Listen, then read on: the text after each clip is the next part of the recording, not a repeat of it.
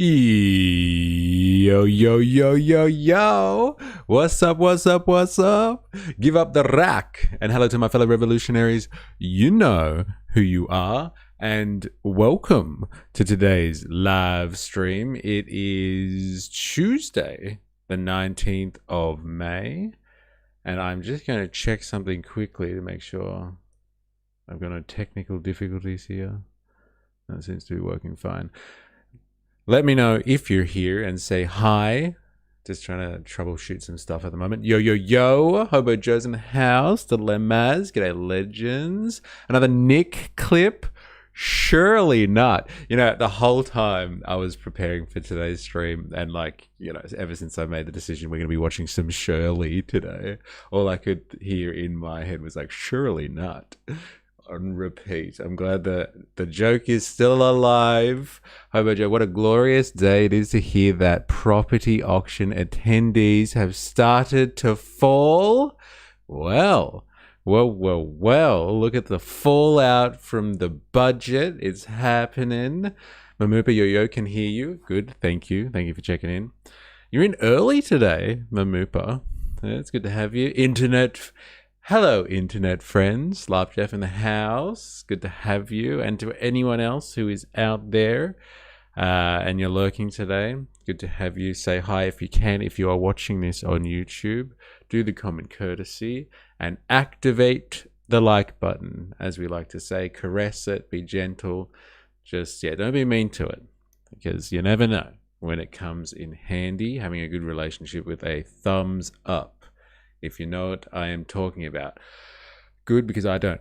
Now, today we're going to be getting into a investigation, I guess, a further investigation into the whole Cuba situation. Cuba. When investors are upset, you know you're on to a good policy. That's pretty fucking funny, isn't it, eh?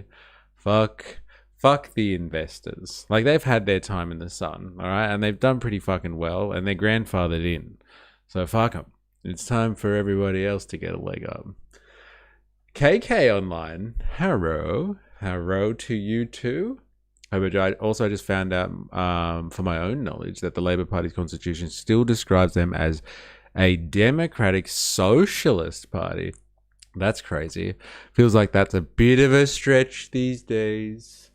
Oh, it's fucking raining, right? So no going out, no site work today, I'm assuming.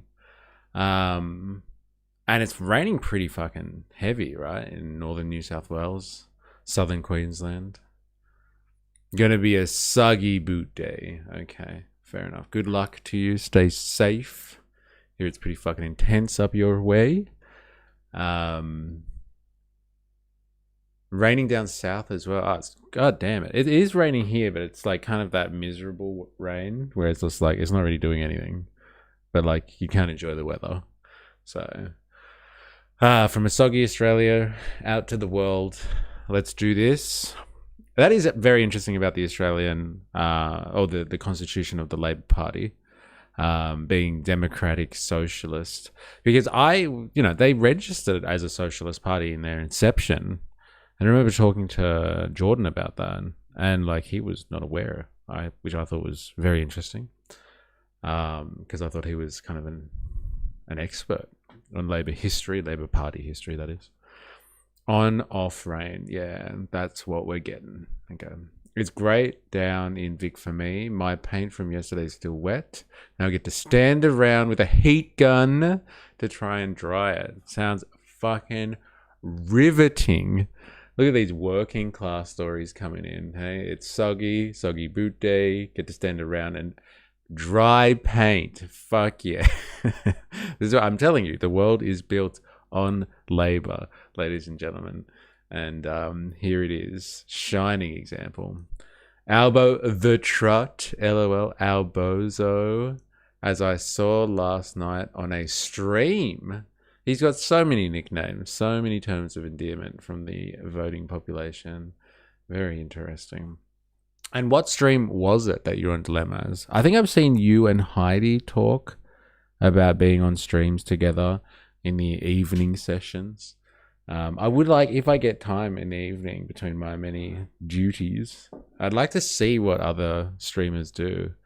Oh, the Oddcast. I actually think I have seen the Oddcast before. I thought there was another one that you guys had frequented. But yeah, Oddcast. Does Topher do the Oddcast as well? I'm not sure. Maybe I'm mixing things up. But yeah, there's like a dude and a gal. But me and Heidi are often on Tony Tonkin. Okay, that's one that I think I've heard you talk about. I might have to have a look at this. It'd be interesting to see what like other live streamers, I'm assuming these people are Australian, do. Yeah, Topher and Carls. G'day, Carls. Top of the morning, all Wookie in the house. Hope you're well. Hope you're not hanging out of the hospital today, but if you are, we are here for solidarity and to keep you entertained. Yeah, as I was saying before, we're going to be looking at the whole Cuba situation. As you may or may not be aware, maybe you're not, and you've kind of missed our coverage of it over the last few weeks, but actually longer than that. We've been talking about this for a while now, haven't we? What is up with the Carl rebrand? Haven't left hospital yet? Fuck. Damn. Oh, well, yeah, fingers crossed for today. My God. What is with the Carl rebrand? What's the Carl rebrand? Are we talking about everyone's favorite, Mr. Stefanovic? And he's doing something new. Tony's in SA, Carl's in Melbourne, Toffer's in Albury, hence his coverage of the Farah elections. Right, okay. Yeah, where was I going? Oh yeah, Cuba. We've been covering how, like, basically the US for ages, I think it's the longest embargo in history, apparently, or modern history, maybe. Cuba and America have been duking it out, which basically means that America has been trying to use economic strangulation to crush communist Cuba, but they've actually ramped it up recently. It's not just like, hey, everyone don't trade with them. Like, they're ramping up sanctions and they're tightening their economic control over Cuba by cutting them off from energy, which is rather interesting. They've basically shut down anyone trying to get oil into Cuba. So that, like, they put pressure on Mexico a few months ago and said, you got to stop this, stop giving them oil. Venezuela's gone and been taken offline, so Cuba's kind of fucked in that regard as well. Cuba was getting a lot of oil from Venezuela, and now, like, no one else is allowed to get oil into Cuba at all, or else you get sanctions. So I'm pretty sure Brazil might have been providing some assistance to Cuba. I know Russia has tried, but like that's it. Cuba is now officially and supposedly out. Like, we were watching it like over the last few months, and we've been watching them talk consistently about how Cuba is running on fucking fumes, basically. And now it's gone. The oil is gone. And so I don't know what that means for the society at large, in the sense that we were watching what a crisis this causes, like, just in the health sector, right? And like the hospitals start shutting down. They're using generators if they can. But if they can't, if they don't have oil, I'm assuming the rolling blackouts turn to just the end to electrification in Cuba. And so today, in the spirit of continuing our view from afar of watching America destroy another segment of the world's population and a sovereign nation, we're going to get a Nick Shirley take on these events, because Shirley surely has access to this, and he seems to be on the forefront of American foreign policy. Like, he goes somewhere, and even domestic policy too, right? Like, he uncovered the fraud in Minnesota, and then like that became a real political agenda item. Like, he covered Greenland. He goes out to Cuba and watches Cuba collapse from the inside.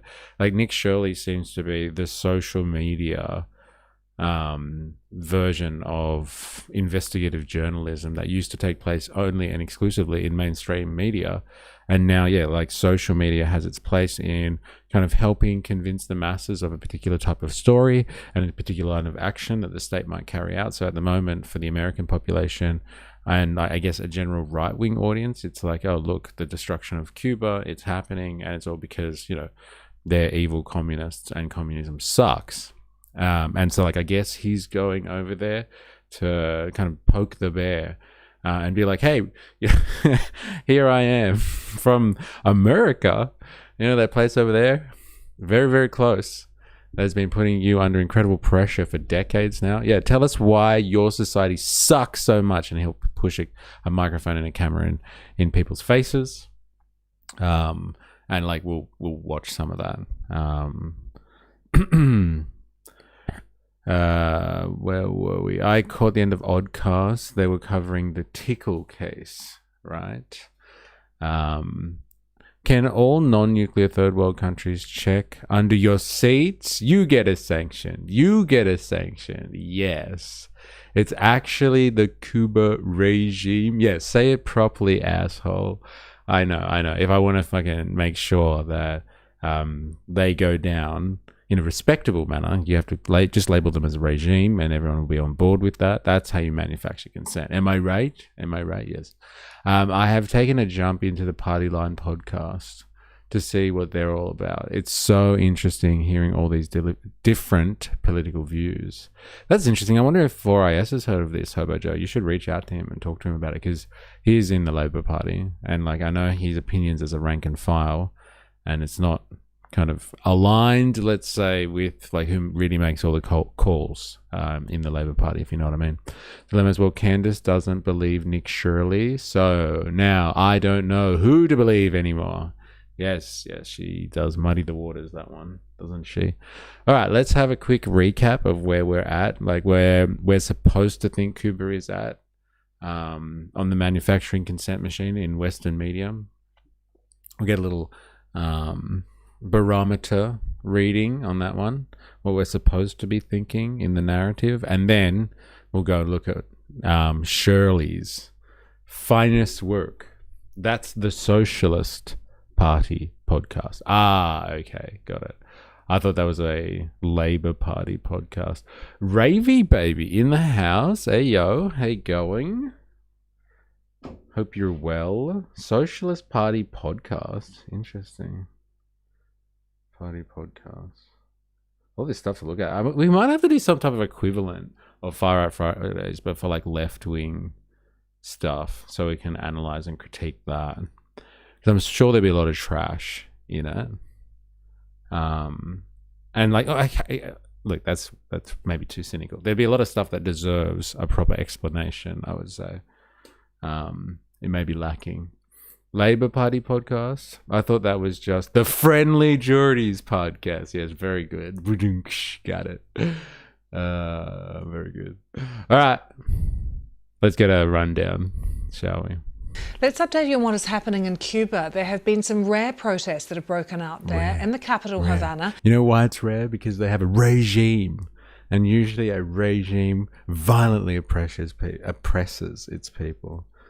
It's so rare.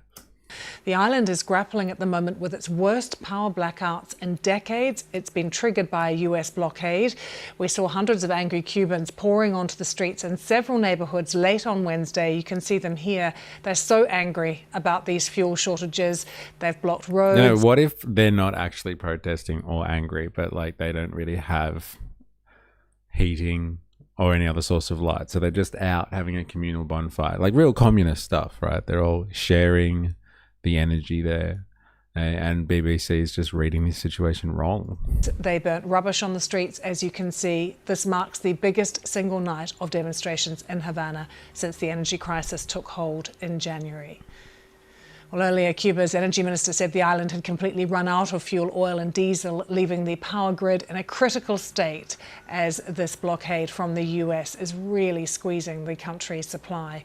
Our global affairs reporter Mimi Swaby is with me, who's been looking into this and covering it for weeks. It was moving to this point, wasn't it, Mimi? There's rubbish on the streets because they can't fund it anymore. They can't fund what? Waste collection? Been reporting on the shortages for a long time, and now they've run out of fuel. Exactly. The energy minister, Vicente de la Olive, has finally said the island has no diesel, it has no oil, and has very limited gas. He said the power grid was in a critical state. This has been exacerbated, this fuel shortage, by... Do you remember how we've been watching like Cuban content over the last like few months, and they always show the same Bowser? It's like the most famous Bowser in Cuba. It's got to be the most famous Bowser in the fucking world. Like, goddamn, they show the same one every time. Have they got the same stock footage that's just thrown around the West? It's like when we were watching the stuff unfold in Iran, like all of the protests against the evil regime, and they just showed the same footage again and again and again. The manufacturing consent machine is in fucking overdrive. They can barely run their hospitals. It's so horrible due to all the sanctions. But they're an evil regime. And so all the people in hospitals are just collateral damage. Like girls' schools in Iran. Okay, who wants to take a trip that Cuba just to get a photo with that servo? Yeah, I know, right? Like, could you imagine all of us group shot around the Bowser? This is the one, guys. This is the one. All right, thanks. We're going home now. The US blockade, threatening tariffs to any country selling oil to Cuba. So it's once very kind of prominent suppliers, Venezuela and Mexico, haven't sent any fuel to the island. Only one oil tanker, a Russian oil tanker, has praised leftist Cubans burning rubbish. So much for caring for the environment. Yeah, douchebags. Out of permitted control. To pass through this blockade. But according to the energy minister, the delivery from that oil tanker has now run out, leaving the island in complete darkness, so to speak. So complete darkness, this seems maybe like an obvious question, but what has it meant for life there? How are people getting Big question. Geordie's explained it well. Rupert owns most small retail journalists, newspapers. Most networks get their information directly from these sources, meaning the big networks really rely heavily on right-wing sources. So we get the same images from these small retail producers, which is scaled by the networks, copy-pasting stories with slight twists. That is, if that's what Jordan has explained to you at some point, that is manufacturing consent. That is what Herman and Chomsky talked about in their seminal work, Manufacturing Consent. That's exactly how it works. There's a few big dogs that get to decide what the story is for the day, and everybody else is almost obliged to get on that story because you don't want to not be talking about what everyone else is talking about. Jag in the house. We need to starve them so they can become immigrants for us to deport.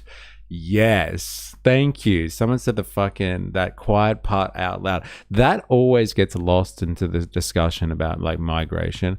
And like many people have, I think, successfully argued and convinced people that migration is like an economic policy kind of thing for the domestic population. It's like, but we can't afford to have migrants here. So like, at the end of the day, it's not about like, it's not a racial thing. Okay? We don't care about these migrants. I don't care what color they are. Don't worry about it. We just can't have them here because we don't have the infrastructure to support them.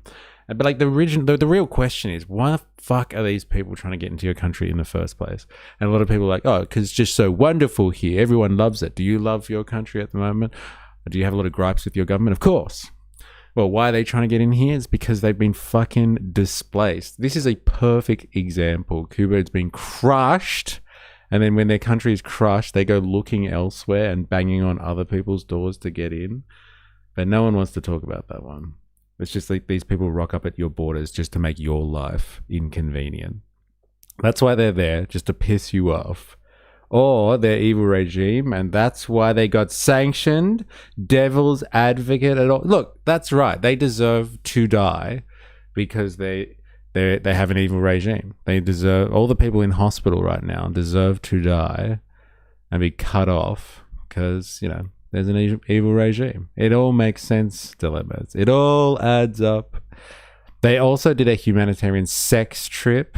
Harlot lefties. What, on the sex flotilla? That's right. Don't you forget it. Children are dying. Collective punishment is a crime. No, it's not. It's fully justified. It's an evil regime. Rupert wants to redirect people to his new based Liberal Party, but the horse has already bolted. Is this that Sky News thing that you put in the reaction recommendations, maybe? And you were like, yeah, check out the comment section on this one. It's another land resource grab for Trumpy. Well, yeah, what is his version of the Monroe Doctrine, the Trump Roe Doctrine or something like that?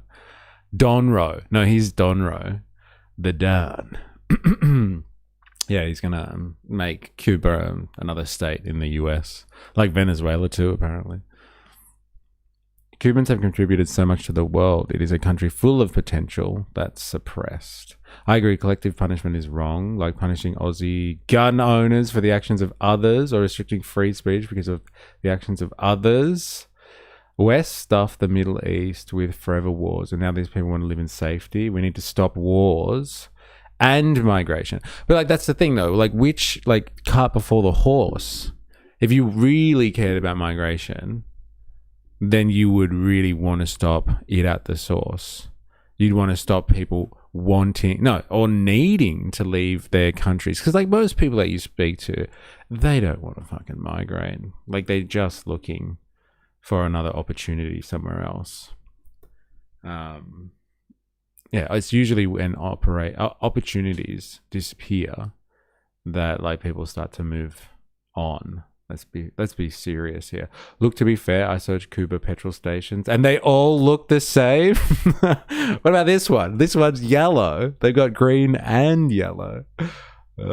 True, if ever wasn't such a lefty harlot biting the apple, we would be in paradise now. If Eve wasn't such a lefty harlot, that's fucking hilarious. Yes, this is true. Just like the Bible says, women are responsible for all bad things, original sin included. And where is America going to print all the new American flags with 51 stars? China? Yes, of course. Of course. Solar Bear in the house. Hey fam, how you going? How you going? The snake was capitalism. Biting the apple was consumerism, right? Right? Yeah, I guess. Why not? It's a very interesting little analogy that's taking shape here. Hi to the sausage in the house, gang. Hope you're well. Bro is so uncultured he doesn't even know the Bible. Hello. It's a little book. You may have read it. Are really struggling. For months now, the situation has been deteriorating at a quite rapid rate. I've heard from residents that they're waking up in the early hours of the night, 2 a.m., 3 a.m., when there is a brief moment of electricity to do their daily tasks, be that cooking for the next day, washing clothes. People are enduring prolonged blackouts. These can last up to 22 hours, commonly in Havana and the neighboring, the outskirts of the neighborhoods there.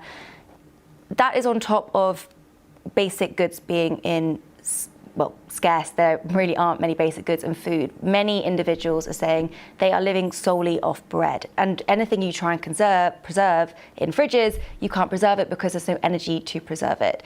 Solar panel has been something that many people have been talking about. We've had a few humanitarian aid deliveries from Mexico. The energy minister has also said from China has delivered some solar power equipment.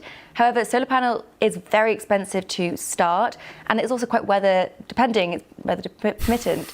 So that is a source of... No way did she just say that. Did you hear it? Everyone heard it here first. Hey, if the sun don't shine, solar panels don't work. That's so good. Spandog in the house. Womp womp. Hope you're well. What are you talking about? Jesus is cool. They had to write his story 4 times in one book. Boy delivered solar panels, I think. What, to Cuba? Really? That's crazy. Dilemmas. Women build nests. I can't fault them for it. My house would just have a mattress and a TV otherwise. of potential energy, but at the moment people are really just struggling to live their daily lives. And that desperation, Mimi, has turned into anger as well. How unusual is it to see protests like we saw last week? Way they went to Cuba on a humanitarian trip. That's crazy. Well, I take it back. I thought Nick Shirley was the only content creator out there going to provide aid to Cuba. I'd take it all back. These protests are really unusual. They mark the biggest single demonstration since this crisis was exacerbated in January. Any political dissent is largely quashed by the authoritarian regime in Cuba, and we've seen many political prisoners detained now for months, years, some of them, without being charged with anything. So the majority of challenges to the Cuban government come from outside the island. And people just Jesus. I bought a RoboVac dilemmas. If I was flexible enough, I wouldn't need a missus. Jesus Christ. Fuck. I hope you're not talking about what I think you're talking about there. There is an operation called rib removal, if you're fucking acquainted with that. Nick is a Shirley. Well, you're about to get a bit of Shirley in your life, so fucking strap yourself in, please. The humanitarian trip that had heaps of people, the one that got the backlash with Kneecap, Hassan, etc., there was like 100 or something of them delivering aid. I don't know about this one. I haven't heard about it. Interesting. Why did it get backlash with Kneecap and Hassan? What's wrong with a sex flotilla? Yeah, there was a bunch of streamers content, not a humanitarian trip. Interesting. Fucking streamers. Dirty bastards. Change. They're really hungry for change. And it comes off the back of the US renewing its offer for $100 million humanitarian aid if Cuba makes some meaningful changes to its communist system. So humanitarian aid is being offered, but at a large cost to the island. But people are desperate. They are urging their government to end their daily struggles and speak and make a deal with the US, who is exacerbating the crisis. You see, this is where the manufacturing consent machine is just so fucked, isn't it? Like, these people could be protesting because they're upset. It might not actually have anything to do with like some type of, I don't know, revolutionary movement to overthrow their government. And like, let's just take it on what she said in the following up with that like they're trying to get their government to talk to the US to relieve the situation. Hello, they've been doing that ever since this fresh round of sanctions has started. They have said repeatedly, Cuba is saying constantly that they want to speak to the US, and the US has absolutely no intentions of speaking to them. It's exactly what happened with Maduro and Venezuela. They, like, Maduro said, look, we're open to business. You can come and take our fucking oil. Can we just talk about this? Like, rational players on the world stage, instead of you guys gearing up for war, which they were doing non-stop, and they consistently said that they wanted to speak, and they weren't interested. Like, she's making it out like Cuba's like, no, fuck you. All our people, like, we don't care if they don't have power and they're dying in hospitals. We're not talking to the Americans. La la la la la. I don't want to hear it. Like, what is she talking about? Cuba are trying. Yeah, that's what we have heard. Fucking BBC, man. Heard that Nick, Clarice in the house, how you going? Heard that Nick smoked a lot of pot before he was 18, and now his whole situation makes a lot of sense. I don't know, man. Some people are just gifted like that. You know what I mean? I don't speak Spanish. I don't know the reference. But like, maybe that's why they're not speaking to Cuba, because I don't speak Spanish. Let's just go with that one. They got backlash because they called it a sex trip to party, LMA. That's not a joke. Oh, it's not like a sex flotilla joke thing. It's actually, right, a sex trip to party. Lovely. I mean, props to those who were there to actually help. But that was not most of them. It was a fucking party. Right. They delivered 30 tons of humanitarian aid. Okay. Fair enough then. That's not bad for a sex trip. 30 tons of aid. All right. America wants to wait until all of the waste systems have been rendered inoperable so they can blast their way in and document the garbage piles to show the evils of communism. Yeah. It's just worth 1,000 words. The party you're talking about was a local festival they held using generators and solar panels featuring local artists. Okay, so you can do that without filming yourself getting drunk and making fun of the locals. Ooh, there's a battle going on here. You gotta leave it. Duke it out, you two. All right, let's look at fucking Shirley Knott's take on this whole situation. I'm sure it's gonna be love. Aid or AIDS? Why would you tell people that? That I have AIDS. Unless humanitarian activism has changed since I last checked. They didn't do that. Her son was interviewing surgeons and visiting medical facilities.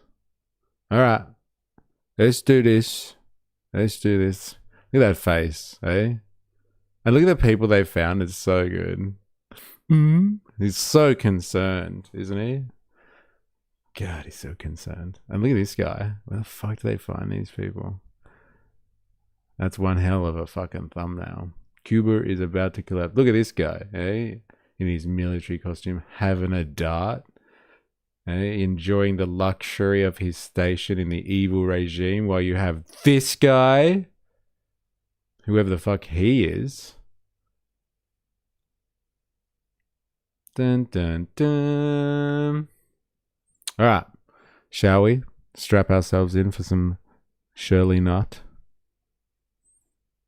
See what he has to say. They want to know what's happening and what people are saying. That's why people are not talking to us much. They're asking why are we trying to leave the hotel early. They want to talk to us. Cuba right now is facing one of the largest humanitarian crises in the world. Cuba's government is a one-party communist-ruled country, and they are facing massive food shortages, daily blackouts, and a lack of medicine. And why? I wonder if he'll say it. Right now, a US blockade is restricting oil and gas from coming inside of the country. With communism and socialism on the rise in the West, I wanted to see what life in communism Mum Donnie is so good. Oh my god, they're coming to get ya. They're coming to get ya. is really like firsthand, as Cuba has been living underneath communism for over 60 years. Upon arrival, I completed all required documents and had received a visa for journalistic activity. However, once I landed, all my camera gear was... Do we really need to watch this? I think we know the script. I don't know, man. It may be very insightful stuff here from Shirley Knott. Come on. Motherfucker thinks he's playing Call of Duty Cold War. Honestly, if Nick did a show called Shirley Knott, it would be a banger title. We need to get onto his social media team, bro. Me and you. We'll change the game. And within 24 hours, I was planning my escape out of Cuba after their intelligence followed me all day and a 2-star general came searching for me at the hotel. Now let's go see the reality of Cuba and eventually plan our escape out of Cuba. Where are the people at? ¿Dónde está la gente? No hay nadie aquí en la calle, no hay nadie aquí en estas casas. ¿Dónde está la gente? The problem is that there's no gasoline. It's not easy to move. Anyway, we have a lot of limitation for work. None of the gas stations are even in operation. This is the one, right? Can we all like constantly on the manufacturing cassette machines, one roll of footage from Cuba, we see the same fucking petrol station again and again. And fucking Shirley Knott found it, bro. It's a historical landmark, really. I don't know if you're here for this part of the stream, Jag, but we're all going to Cuba, not for humanitarian aid purposes. We're just going to get on a sex flotilla and go and take a picture with this. And then I'll put it up on my wall of fame underneath the specter of Mao. Right now, because there's quite literally no gas. When the United States captured Maduro, their main supplier of gas and oil was... Did you hear his pathetic speech at the London protests? No. I've only seen his like that video of his pop up in my feed. It's like him like saying the revolution is about to happen in London or something, and he was there with like Tommy Robinson or something. But like, I would love to see. Did you see that Mum Darnie thing I put in the general chat the other day? No, negative. I did not. Let's have a look.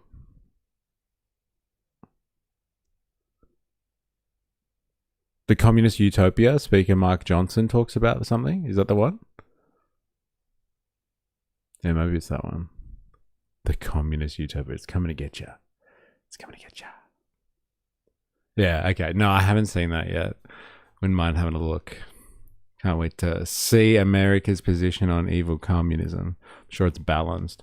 Why does it sound like someone trained speech impediment into AI? That's a savage take, that is. Someone made me laugh saying bro is way too white and dumb to get told any actual info from anyone serious. Savage. But it's kind of true, isn't it? He's the type of guy that does do good propaganda work. He's like, he probably doesn't ask the hard questions to people that want to see him go out. Like, hey, Nick, maybe you should go to Cuba. Oh, okay. I can do that.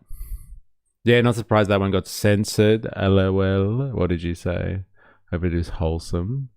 Too white and dumb. Yeah, I heard the same thing about Ernie Dingo and his Welcome to Country addition to the culture. Too black and dumb to understand anything of importance. Did you actually hear that, or are you just like making a comment there, being like, "See, racism goes both ways." The Cubans seeing Nick at this time probably felt the way US Americans would feel seeing some Slavic dude with a fur hat in the 80s. Like, are you even trying, bro? Cons in the house. Hello. How's it going? Shut off. So the country right now has hardly any gas, and if you do want to get gas, you have to wait in a line from the government. The guy that we're in our taxi with right now, he said his position to get gas is $1,200 in line, and gas from the government costs around $1. But gas, if you were to buy it on the black market, costs $10 per liter. That's $40 per gallon if you're to buy gas here in Cuba. Before, I don't know, is the point of this script is just to say, like, to show how bad like communism is, like, kind of thing. He's like, and you know, if you want gas, you have to buy it from the government. It's fucking evil communism.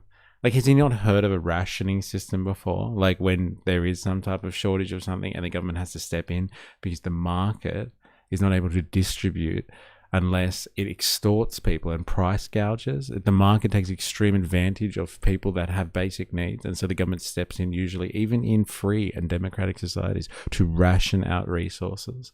I think the insinuation that was there was like, fuck, the government's taking control of the gas problem. Who would have thought? Evil government.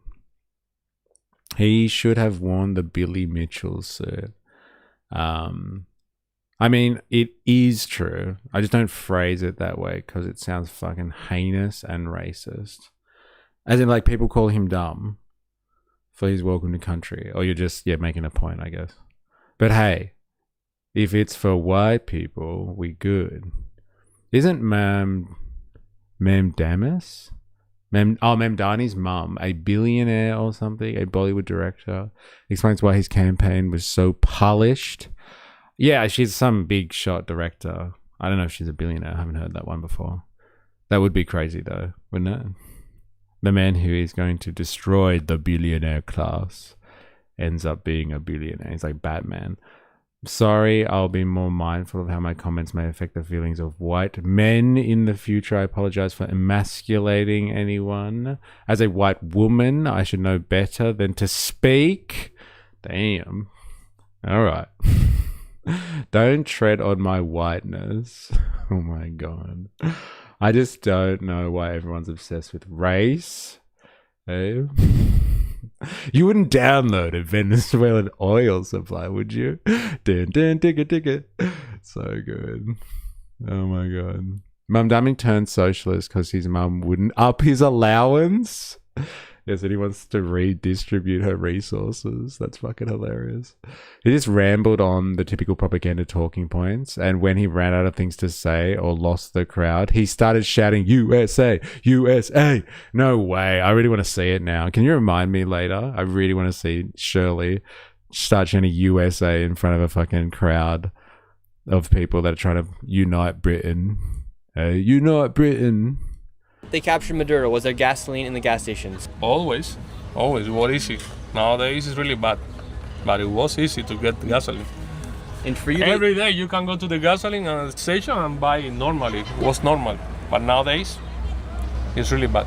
¿Y cómo está sobreviviendo la gente aquí en Cuba? Just imagine the reality of it. With 1,000 sacrifices and 1,000 daily struggles, the average Cuban citizen is the one really going through absolute hell here in this country. It's so interesting being here in Cuba because That was a mad translation. Whoever the voice actor is for that guy, it's so good. One more take.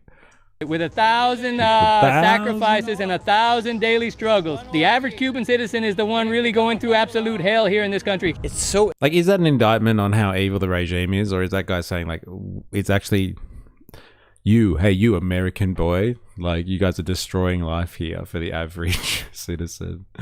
I don't know. interesting being here in Cuba because everything is just like empty. It's almost very Never really understood the gotcha of socialists coming from rich backgrounds. Like, if anything, that makes them more sincere. No. Yes. Until you find out their ultimate agenda, which is, I don't know, something evil. Like being an evil communist regime and just wanting power for yourself. But yeah, I know what you mean. If you're a socialist and you're not poor, like, is there a problem with that? Champagne socialists, I think they like to call those people. like North Korea like. It's not a gotcha, it's just funny. When you come into a massive plaza, and there's not even cars. Like, listen, right now you can't even hear a car in sight. And they have all of this other portraits of people and past leaders of Cuba. Rich Yet people are socialites. Close enough. They are actually the mega wealthy, the people that really control the economy. They are real socialists. They don't mind redistributing resources for their own benefit and using the state to serve their interests. That's for sure. No cars sounds amazing. Hardly anyone even here. It's very strange here. They're saying that this is even more quiet than during COVID, during the pandemic. Less people are even leaving the streets than during the pandemic. That's how bad the crisis is right now. And the Cuban people simply just don't have money, and they also just do not have the resources like gasoline to be able to go out and continue their normal lives right now. We headed to a nearby hospital, and from this It's like you don't know what it is to be really poor, to not know where your next meal is coming from, etc., etc. Coming from money doesn't necessarily mean you're out of touch. Depends who you surround yourself with quite a bit, in my opinion. moment on, we noticed we were being followed by Cuban police and their intelligence after the word got out I was asking people about communism. Inside of a communist country, there's no such thing as freedom of speech or freedom of the press. In fact, if you speak out against the current regime or against communism, your neighbor can then report you to an area inside of the neighborhood where the government or the police will then come after you, and you have the risk of being imprisoned for speaking out against the regime. And what's the reality? So good, isn't it? It's just like, did you know that if you speak against the regime, they might arrest you in evil communist Cuba? Hey? Like, free speech is so valued and important in the West. Eh? Very interesting. I think we talk about it all the time here, how much we undermine free speech and how much we're surveilled by our governments. Very interesting. But fair enough. Can't say bad stuff about the government. They'll come and get you. Like, I think everyone understands the concept of champagne socialists, but wouldn't rich people being socialists remove the potential over-emotional factor? Ooh, I'm not sure I understand what you mean by that. I think everyone understands the concept of champagne socialists, but wouldn't rich people being socialists remove the potential over-emotional factor? Can you reword that one for me? I don't know if I'm following. The over-emotional factor. Being poor, you invested emotionally in not being poor. Oh, right. So like people that are like struggling and socialists are over emotional because they're struggling to get out of a bad situation. But people that are well off, let's say, and socialists, like they don't have to be socialists. It's an ideological choice.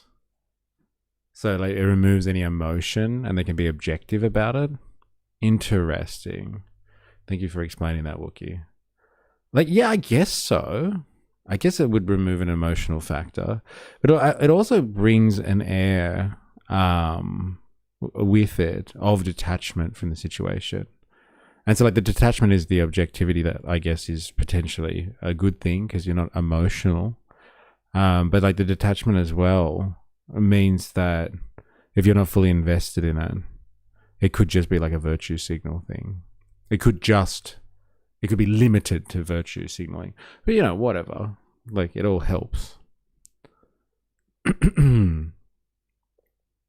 It all helps, I guess. Wookie, as a champagne socialist, you're not as emotionally invested. I don't completely agree, but I understand. Yeah, fair enough. Champagne socialist is... Alright, back to it. Of living inside of communism. ¿Qué es la realidad de vivir en comunismo? Son presidente todos. Son jefe todos. And what's the reality of living inside of communism? He's like, if you're lurking and you can't see, he's speaking to some, like, I don't know, teenager with a blurred out face, I guess. En comunismo. Son presidente todos. They are presidents of everything. They are bosses of everything. The communists, I guess, the evil regime. El gobierno. The government is. Así que funciona. Yes, that's how it works. Hay mucha gente que está muriendo. Are there lots of people dying por el comunismo? Because of communism? Por eso mismo. Porque no, exactly, there is no medicine to give to the people. No hay pastilla, no hay nada para darle a la gente. And what would be your last message to the people about living life in communism? Bueno. My last message is that the worst thing in Cuba is communism. El último mensaje que daré es que lo más malo que hay aquí en Cuba es el comunismo, que viven todo en comunismo. To live in communism is the worst thing now in Cuba. Eso es lo más malo que hay aquí en Cuba ahora mismo, el comunismo. ¿Y qué piensa ahora de su propio presidente, Canal? What do you think about your president, Canal? Bueno, yo pienso que no tiene... I don't think he's capable to be president. La capacidad para ser presidente. Porque nos estamos muriendo de hambre. Si no trabajamos, nos morimos de hambre. If we don't work, we die of hunger. And do you believe that it's the responsibility of the government to give food to the people? ¿Crees que es la responsabilidad del gobierno para dar comida a la gente? Sí. Yes, they are the bosses. They need to support the people. Porque son los jefes, tienen que abastecer al pueblo. ¿Qué piensa de... Look, I'm just putting it out there. like at the same time, like he's obviously upset about his government, but like he does expect them to be helping the people out and giving them food. I don't know, man. That sounds like some dirty communism to me. They should just get it on the market.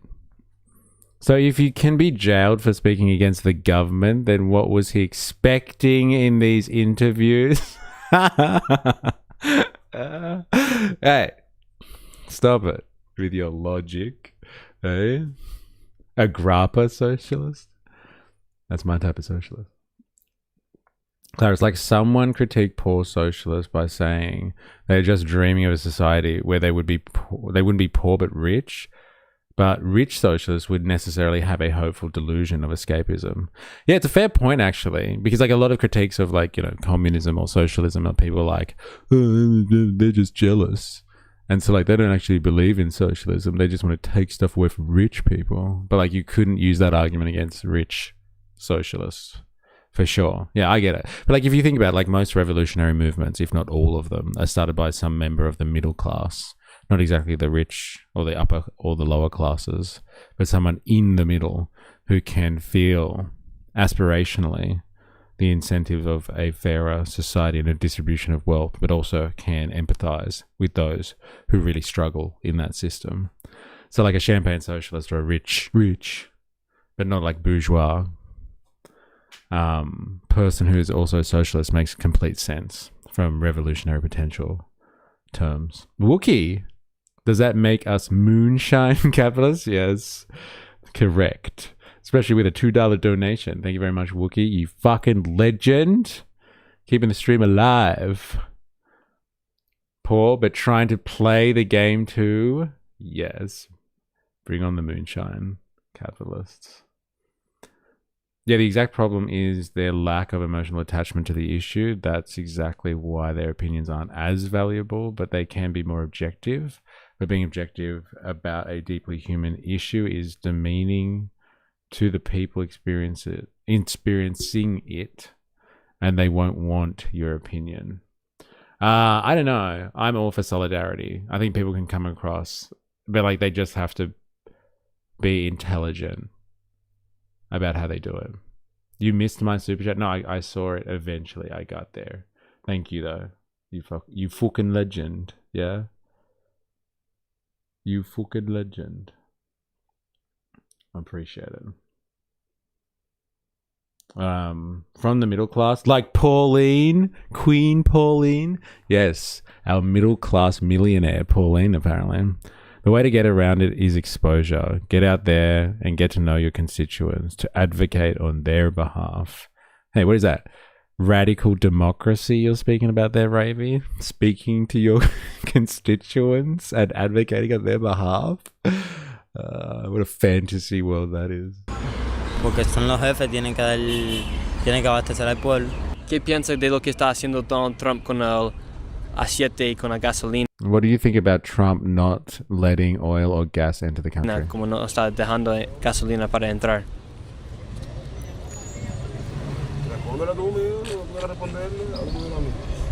See, like people are very scared to answer and even give questions and responses here because of communism, and because when you say communism, when they say that they control the food or they control the jobs, they also control the freedom of press here. So a lot of people aren't used to talking on camera.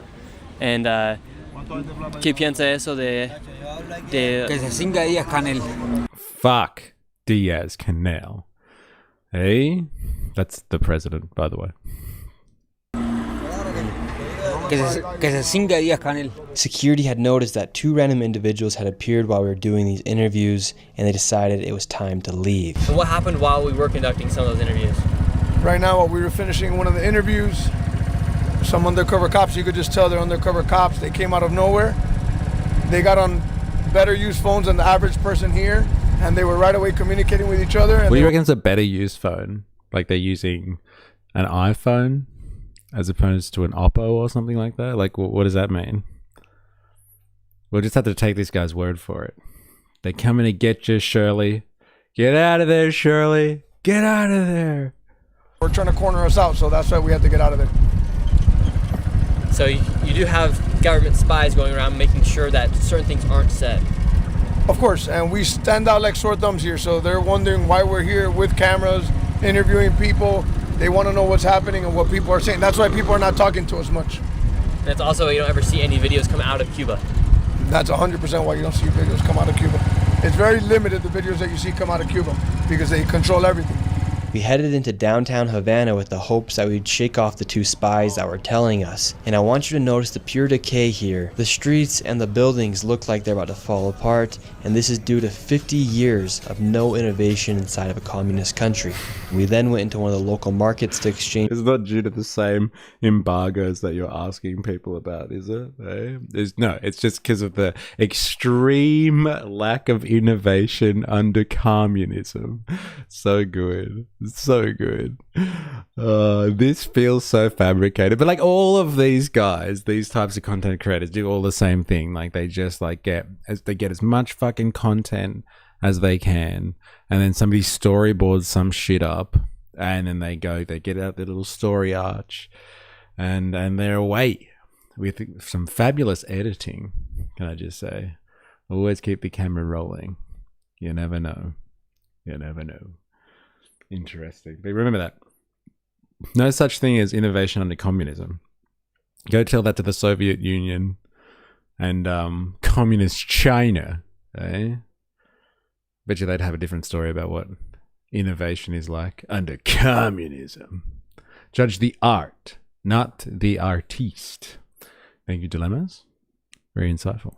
Some cash for some Cuban pesos. And here in Cuba, their inflation has hit really hard here, so their peso does not really go that far, so the dollar does go a lot farther here. In fact, the average salary of someone here for the month is $14 USD. So right now we're exchanging here on the streets of Cuba, and you get a lot better price for your dollar versus if you were to do it at the airport here in Cuba. How would you say life is here in Cuba? La situación está mala. What do you think? The situation is bad. Oh my God. In a way, that critique is valid for everyone. Like a peasant isn't an industrial worker. A part of praxis is adjusting the theory to your specific position. Yes. Cuba literally creating cancer vaccines unavailable to the rest of the world, but no innovation, LOL, under communism. What's going to happen with the future of Cuba? What's going to happen to the future of Cuba? What did he say? What do you think is going to happen with the future of Cuba? You are going to come here. Do you think the US is going to take Cuba? Van a tomar Cuba? Yeah, of course, yes. You come here. Would you like the USA to take Cuba? ¿Te gustaría que los Estados Unidos toman Cuba? Yeah, of course, yes. ¿Y por qué? Why? Why not? It's bad here, man. We could work with you guys. What's your opinion about communism? Communism is bad. Why is it bad? ¿Por qué está mal? It's bad. There is no food here. Can you not see? Hey? When we label ourselves communists, it also comes with a fucking target. And now our population is being starved out. What's wrong with you, man? ¿Qué fue el cambio después de Maduro? What's been the change since Maduro was captured? Fue capturado. No comment. No. Yeah, they can't talk about it. It's kind of interesting asking about these political situations that you could talk about in the United States completely freely, but a lot of people are timid, and you can speak to people on the street in the United States about politics and such, but these people are too scared to talk about it. No comment. No comment. Cuba literally... Oh, no, I read that one. I mean, to be fair, did they ever reform post-Soviet? I know they were still standing strong in the 90s. Well, that's the aim. Anyone who is suffering will blame the current people in charge. It's not surprising. Yeah, pretty much. Necessity is the mother of invention, not political ideology. Oh, well. Calm down, dilemmas. All right, if you're watching this on YouTube and you haven't already, hit the like button. You know what to do. Activate the like button. You know what to do. If you're new here, subscribe for more. Follow for more on Twitch. You have to respect that because you don't want to put them in a bad situation. But people are very timid to talk about stuff politically here in the streets of Cuba. I mean, look at this one. You have coming down the street right here. This is just normal here in Cuba. It's kind of weird. The reason for the old cars here in Cuba is because in 1959 is when communism took effect, and the United States then later put an embargo on Cuba, which stopped new companies from working with Cuba. So all they had left was cars from the 1950s and earlier. Innovation tends not to take place in communism because... Oh, this will be good insight. He's going to tell us why there's no innovation under communism. He's speaking a lot better in this video, not gonna lie. Yeah, he's probably having elocution lessons, I guess. Articulation. Maybe he's reading a thesaurus. Who knows? Oh, okay, they mostly privatized in the 90s. It's just not completely, so we can't lift the sanctions. I blame myself for not being in charge. I should have been a dictator already. Yes. Yes, 100%. And it wouldn't even be called a regime if Wookiee were dictator. Hell no. Yeah, lift your game, man. There's no incentive for an entrepreneur to go out and create something. Place in communism because there's no incentive for an entrepreneur to go out and create something because he'll receive no benefit because the state or the country, the government controls what goes in and out, and also how much money you take from that underneath communism. So it completely kills entrepreneurship, which then kills innovation, and then you come up with a stagnant society like this one here in Cuba, where they have not developed any much further than since around the 1950s. All these buildings... Isn't it fucking amazing, though? Like, he's saying this, like, he's just given a really good fucking political analysis as to why innovation doesn't happen under communism, because you don't have entrepreneurship, and so like nobody has any benefit for creating anything because you can't make any money off it. And like this has just magically happened since like the 60s, the same time that they had a revolution and then they were cut off from the Western Hemisphere. It's fucking incredible that those two things very coincidentally happened around the same time.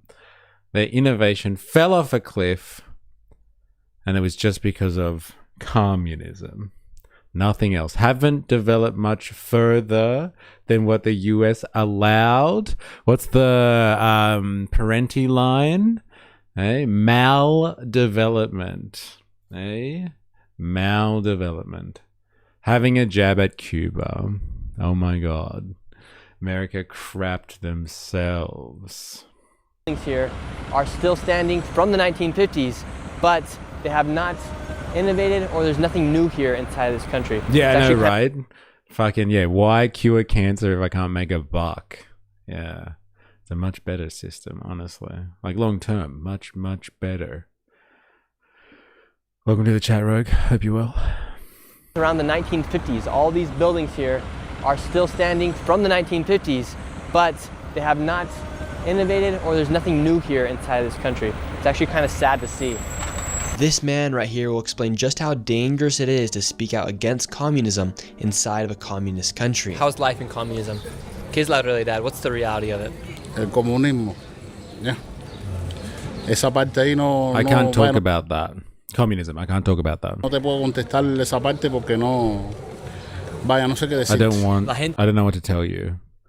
The people here can't speak against communism or the government. This is a question. Aquí, the people here no pueden hablar sobre el comunismo o hablar en contra del gobierno. Aquí tú hablas Here, if you speak against communism, they will put you in contra jail. del comunismo y te meten preso. Te desaparecen. You will Lo que pasa es que la gente tiene miedo People are afraid to speak. If you speak, you de disappear. hablar. ¿Me entiendes? Pero aquí tú hablas y te desapareces. So if you speak bad about communism here in Cuba, you'll be taken into prison and you'll just disappear. Te pueden meter They put you in jail for days. días preso. ¿Me entiendes? Te dan golpe y todo. Es imposible. Now he's talking to someone else. Is it? It's impossible to speak about communism? Question mark. Para hablar sobre comunismo? No tengo nada que decir. I don't have anything to say. Okay. Yeah, this is what's super interesting about talking about communism. They cannot speak bad about communism here inside of Cuba. And because of the lack of oil inside the country, there's constant blackouts that are taking place each and every single day inside of Cuba. It's even affecting the education of the children. In fact, right now, inside of Cuba, the main university, the university that Fidel Castro attended, is currently shut down. And so right now, the children and the university students of Cuba are having a hard time getting education. This is the National University of Cuba. I mean, this is a huge stadium they have, tons of seats, a track, and a football pitch, but it's all just has not been maintained whatsoever. Just the vents are all rusting and eroding. ¿Qué tal la vida aquí en Cuba? I don't know. I don't know if I can keep on saying the same thing on fucking repeat.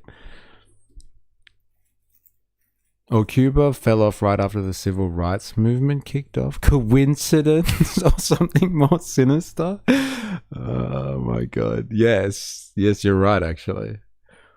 Yeah, the civil rights movement really fucked everything up, didn't it? Gonna have a jab at Cuba. I wouldn't mind a lung cancer vaccine myself. Yeah, so I can stay on the darts. Fuck yeah. Spanned on communism/capitalism are both fascism. If you're on the exclusion list, interesting. What was that in response to?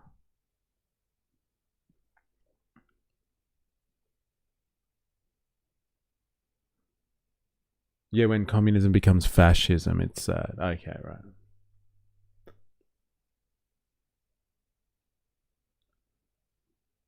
%. Too far either way, and you hit authoritarianism. All right. How's life here in Cuba? Más o menos. It's alright. There are problems with the transportation. Hay problemas de transporte y eso, pero. What would you say the biggest problem is? ¿Qué diría que es el problema más grande What's the biggest problem for the youth? para un joven? El problema grande que hay en Cuba aquí es la, The biggest problem is the lights. la luz. ¿Cuántas veces al How many times a day do they cut out the lights? día se cortan la luz? How many times a day do they cut out the lights? Casi todos los días. Almost every day. Can be any hour. Like, wouldn't you think that this guy, fucking surely not over here, would have some point put two and two together, fucking interviewing a child and just been like, wow, this kid just, I asked him what his problems are and he's upset that they turned the lights out. Like, wouldn't this guy put two and two together and be like, you know what? Maybe we are the evil empire. we are the reason why this kid can't fucking have lights on all the time. Because for some reason, in our infinite wisdom, we've decided to cut them off from the global energy supply chain. Like, do you reckon that ever crosses this guy's mind? Like, are we the baddies? Yes! Yes, thank you. I fucking get the reference. Oh my god. Yes. Yes. Like, do you reckon he ever fucking, like, sat in front of this kid and was just like, this poor kid just wants to fucking have lights on. Are we the baddies? For some reason, we cut them off? Yeah, for some reason. Like, what's a real justified purpose for cutting them off? Like, because they have an evil regime? Like, let's just say that's true. Okay, the government is an evil regime. Is that still a justification for cutting kids off from having fucking lights? Like, come on. Because they went to war against us? Like, what? Historically, so did Britain. So did the English. And they seem to be okay with the English. Like, historically. Are we on the same planet? Like, fucking, oh, man. Surely has to have put two and two together. Yeah, then they reform. Yeah, they changed their ways. Surely has put two and two together with this one. He can't be that thick. Cuba never did? Cuba never did what? Like, they kicked out the Russians at one point. They got rid of the missiles. They've done plenty to try and smooth over relations. Like, seriously, you can't be that ignorant, right? Like, come on. Like, he must have figured this one out.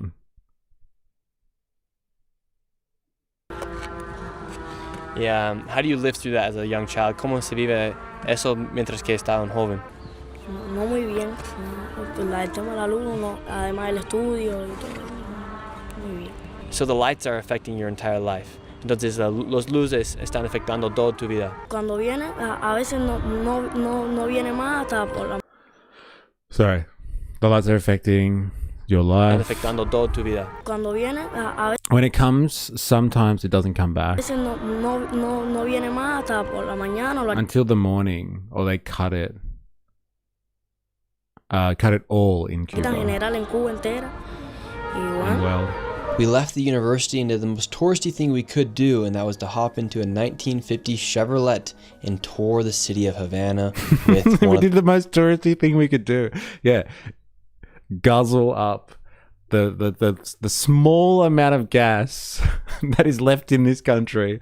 We thought we would just burn through that as fast as possible. Fucking tourists. So good. They've done semi-privatization. They were on the right track, but no, they didn't reform, and so they deserve to die. Like, I just want to make sure I'm interpreting what you're saying properly. They did semi-privatization. They were on the right track, but now they deserve to be starved out and constricted. Someone called him a fash baby, and I mean, look, can't imagine being a kid waiting for the lights to turn off and never turn back on. Yes. Yeah, holy shit. Yeah, I was fucking terrified when I was a kid of like going into places in the house where it was like pitch black. Can you imagine these kids? You'd probably just get used to it after a while, I guess.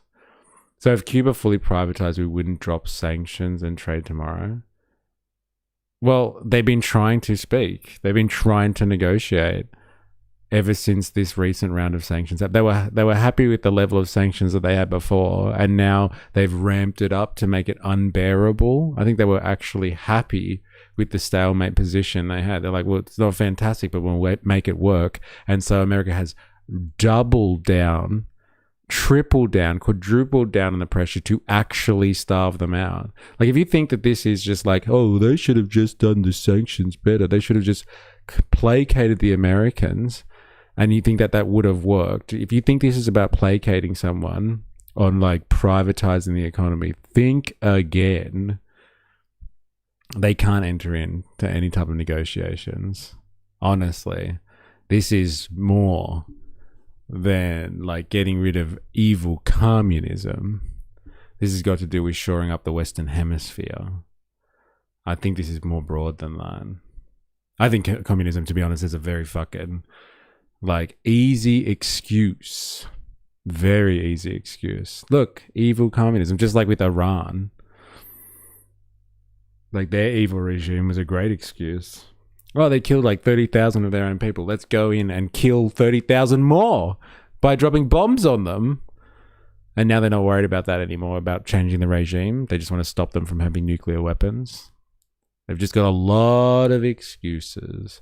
Yeah, well, being happy with sanctions is what brought this pain on them, isn't it? Like, you make it sound like they had a choice. They were just like, yes, sanctions.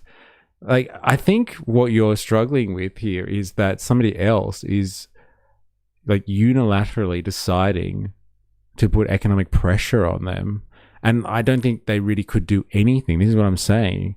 They could have fucking capitulated to the max, and the Americans would have found an excuse to fucking do this exact same thing to them.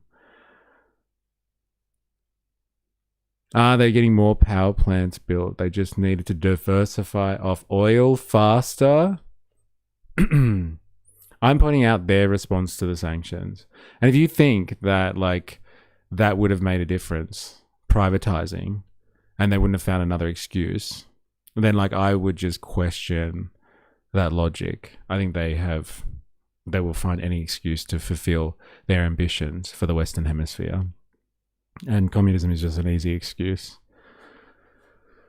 It is, honestly. Cuba has significantly increased its solar power generation from 5.8% to over 20% of total electricity in just 1 year, largely due to Chinese support. Cuba is aiming for energy independence by 2028.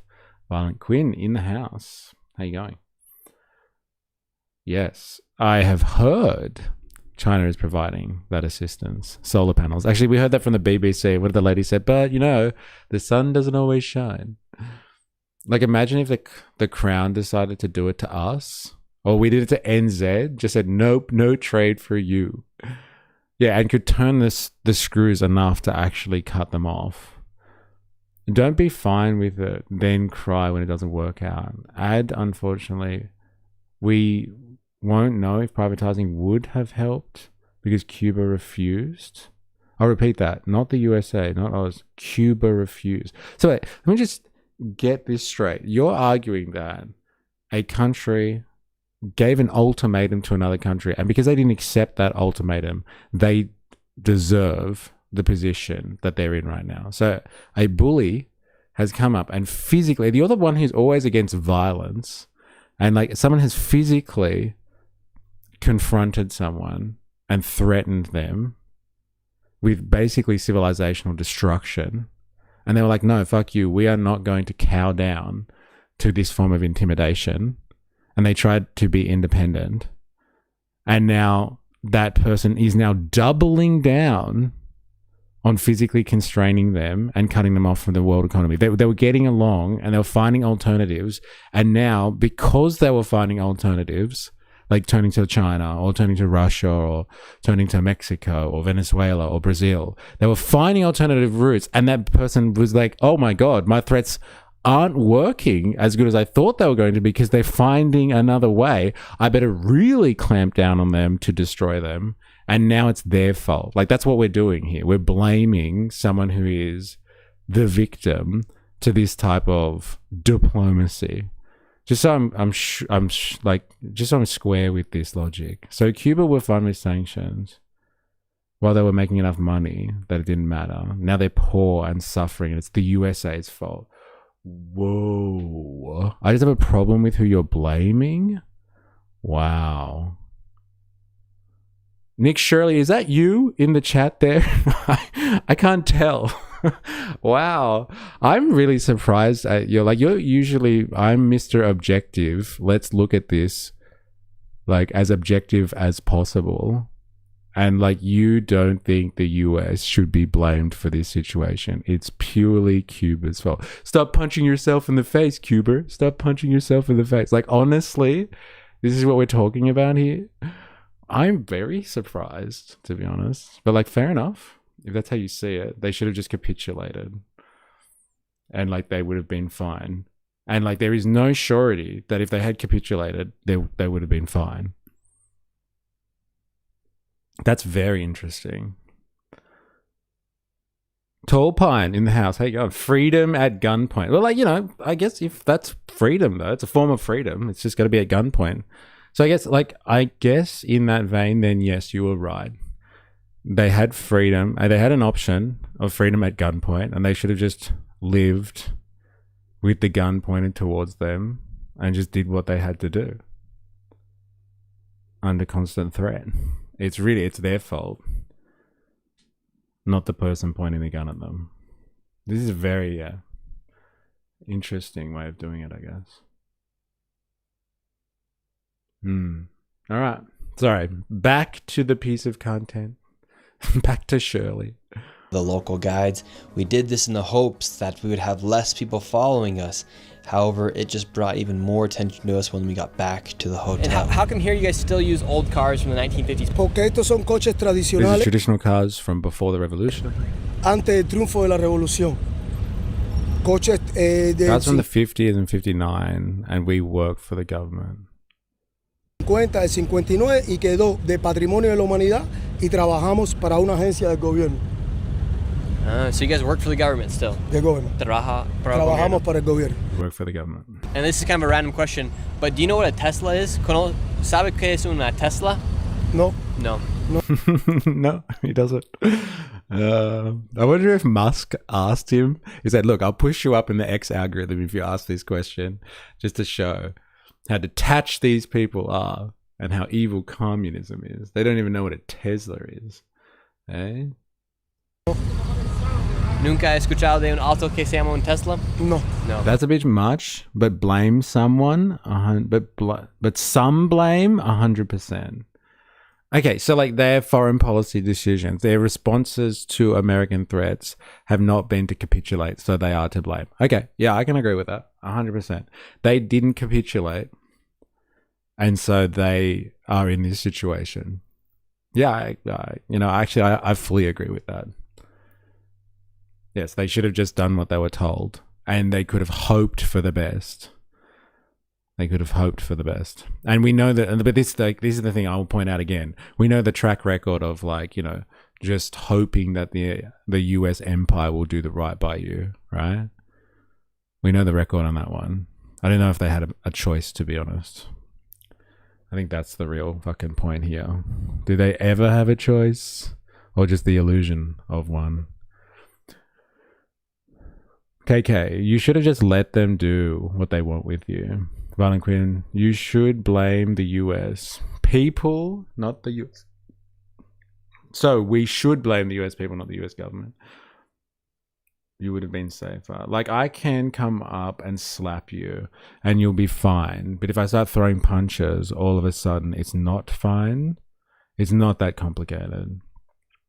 We all live at gunpoint. If you don't follow the rules, guns get pointed at and you get thrown in a box. Well, we all know Trump wants the Don Roe doctrine. He hasn't been secret about his goals. Living at gunpoint is the future dilemmas wants. Oh my God. I'm just saying why Nick won't make the connection with sanctions, because he's American. Dilemmas, not if you take the gun, not if I take the gun off you. I don't like people pointing guns at me. Living at gunpoint is now, not just the future. The government is pointing the guns, not me. That's my whole point. Yeah, they got bullied because they didn't hand over their lunch money. Unfortunately, might make right still, unless there's something new, doesn't make right. Just makes it true. If they had capitulated, they would look like Haiti instead. Yeah, very interesting. And like, they still get fucking walked all over anyway. It's not a free market paradise, exactly, is it? Yeah, because giving your abuser what they want works out every time. Just lay down and take it when a foreign government takes over your country and starves your people. Have you ever fought someone bigger than you and gotten trounced? sucks. So like what's the like if okay, let's just follow that analogy then. Let's just say someone wants to fight you and they're bigger than you. And like, do you have the option of getting out of that scenario by saying, no, I don't want to fight. I'll just do whatever you want. Is that the option there? The first half of the comment got censored. Oh, okay. Because if there is no option and they're just going to beat the shit out of you anyway, I'm assuming you would have to fight in that situation and resist. I think I fully understand Peacemaker. I cherish peace with all my heart. We're all Spider-Man pointing guns at each other. I got the reference, Ravy, if you're wondering. YouTube, not me. I'm approving everything. Sanctions means the US government freezes your bank account, and if you trade with them in Oz run banking system, it really has very little to do with Cuba. Bro said he'd suck the big guy's toes so he doesn't have to fight. Yeah, I am.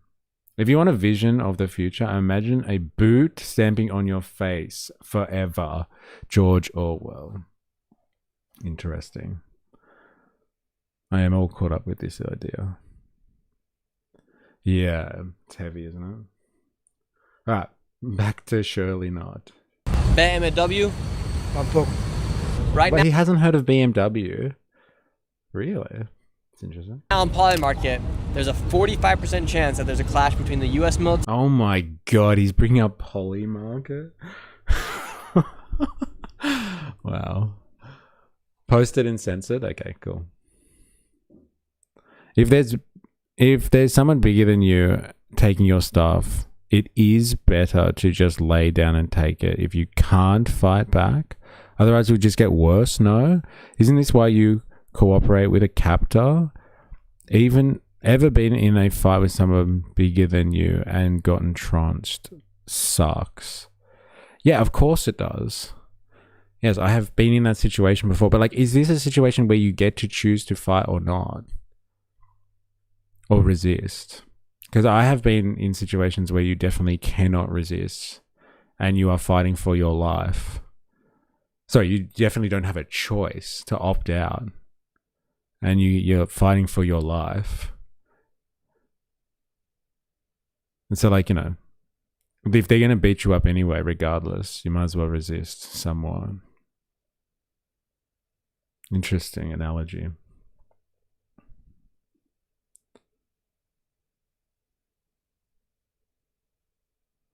Orwell also said the young female will be the most bigoted and susceptible to propagandists, to paraphrase. You see it big time in 35-year lady HR corporate reps. I've never been in that situation. Like a situation of being a captor or being in a fight like that. Human rights is the right to shut the fuck up and do as you're told as far as the system is concerned. I chose to fight, got pinned down by someone twice the size of me and was forced to give in. It would have been easier if I just took a punch at the start. Got it worse because I tried to fight.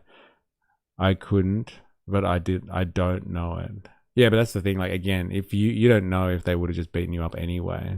This is the thing. Like, I don't know if it's safe to say that if they had completely capitulated to everything that the US wanted, America wouldn't have just destroyed them anyway. Like, Iran is a perfect example of that. Venezuela too. Perfect example. He's also saying that if you just take it, the pain won't be as bad as if you resist, which is a straw man. Bro's using personal experience around fighting. If you can size your enemy up, though, and you know you can't win, fighting is dumb. How big a boy are you? Yeah, how big was this person you were fighting as well? Twice your size. My God. Well, I've beat up 2 men, double my size. I don't like fighting, but I can if I need to. God damn.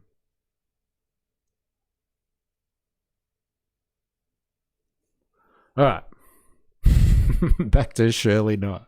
Shirley not. And the Cuban military. Do you think there will be a clash with the two militaries in 2026? Bueno, eso es lo que pensamos muchos cubanos. That's what a lot of Cubans think. Eso es lo que pensamos muchos cubanos porque queremos la mejoría Because we want the best for our country. de nuestro país. Para los niños en For las the kids, the escuelas, schools, the los hospitals, houses, humble las neighborhoods. casas, los barrios humildes, que tengan Feel una better. mejoría, ¿me entiendes?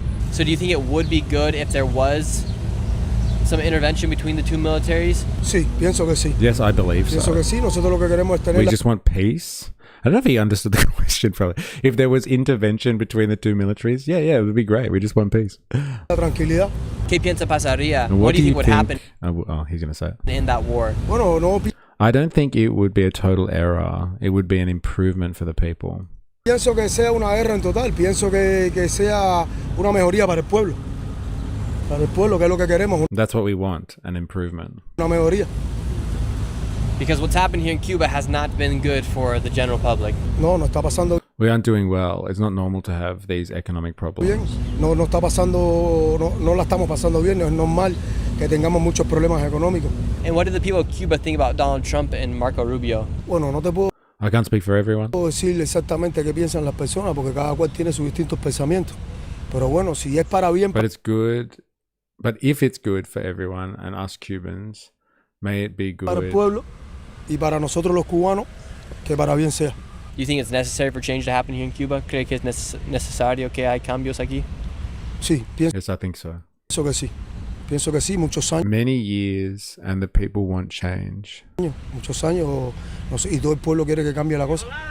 And what would you say the reality of communism is? Bueno, la realidad del The comunismo, reality of communism is one is high and the other isn't. unos sí, otros no. Y pienso que But communism should make everyone equal. el comunismo sea todos iguales. It's so good, isn't it? Eh? Very interesting. No unos sí y otros no. Tiene que ser Not todo one rich and the other not. It all needs to be equal. parejo. And it's not like that. No, es así. Y no es así. No, it's Right not. now they say So good. So good. What, there are rich people and those who are not? Eh? Sounds like every other system around the world. Oh my God. 7 out of 10 people here in Cuba are going without their necessary meals here. Would you say that's true? Es real, es real. It's real. Ahora mismo tenemos muchos Right now we have a problem with the problemas con el food, alimento. El aceite, el arroz, los the oil, the rice, the beans, the meat, the chicken. frijoles, la carne, el pollo. Muchos problemas. Todo eso A está lot of yendo para las problems. pymes. Y todo el mundo no Not everyone can buy the food to support themselves. tiene la misma posibilidad de presupuesto para poder comprar los alimentos. And was this happening before the blockade or is this just now happening? Sí, pienso que sí. So it's not new that this is happening. No es nuevo, no es nuevo. It's not new. For how many years have the people of Cuba been suffering? Bueno, pienso que hace rato ya. For a while the people have been Pienso que hace suffering tiempo ya que el pueblo está sufriendo por el tema del alimento y with food and other things, but they don't express it. muchas cosas que el pueblo sufre que no se We suffer because we fear the freedom of expression. I think that's like the main theme of Shirley's piece so far. It's just like, did you know in communist Cuba, they'll take you away if you say bad stuff about the government. I wonder if this guy got arrested as soon as Shirley is going around Cuba getting people arrested, basically. Hey, he's like, can I talk to you, please? Can I get you to incriminate yourself so I have a good piece of content? Yeah, sure, man. Sure. What would you like me to say? I don't mind going to prison for a while. Thank you, Shirley. expresa porque tenemos miedo de la libertad de expresión. Porque algunas veces podemos expresarla Because because we can express how we feel, then be judged. algo que no nos puedan entender y nos perjudica, ¿me entiendes? Por For eso that reason, a lot of people don't talk. hay muchas personas que no hablan. And that's something I have noticed when we have been talking to people is a lot of people are scared to talk about the current situation here in Cuba because of communism, essentially. Hay muchas personas que no People don't want to express how they feel because they are scared. quieren expresar lo que sienten porque tienen miedo a cualquier tipo They could go to jail or have their de house taken. situación, a que puedan ir presos, a que le puedan quitar las casas, a muchas cosas como ha A lot pasado. of things can happen. Que hay personas que han expresado There are lo que people who have tried in the past but have problems with the government. sienten y han tenido problemas con el gobierno.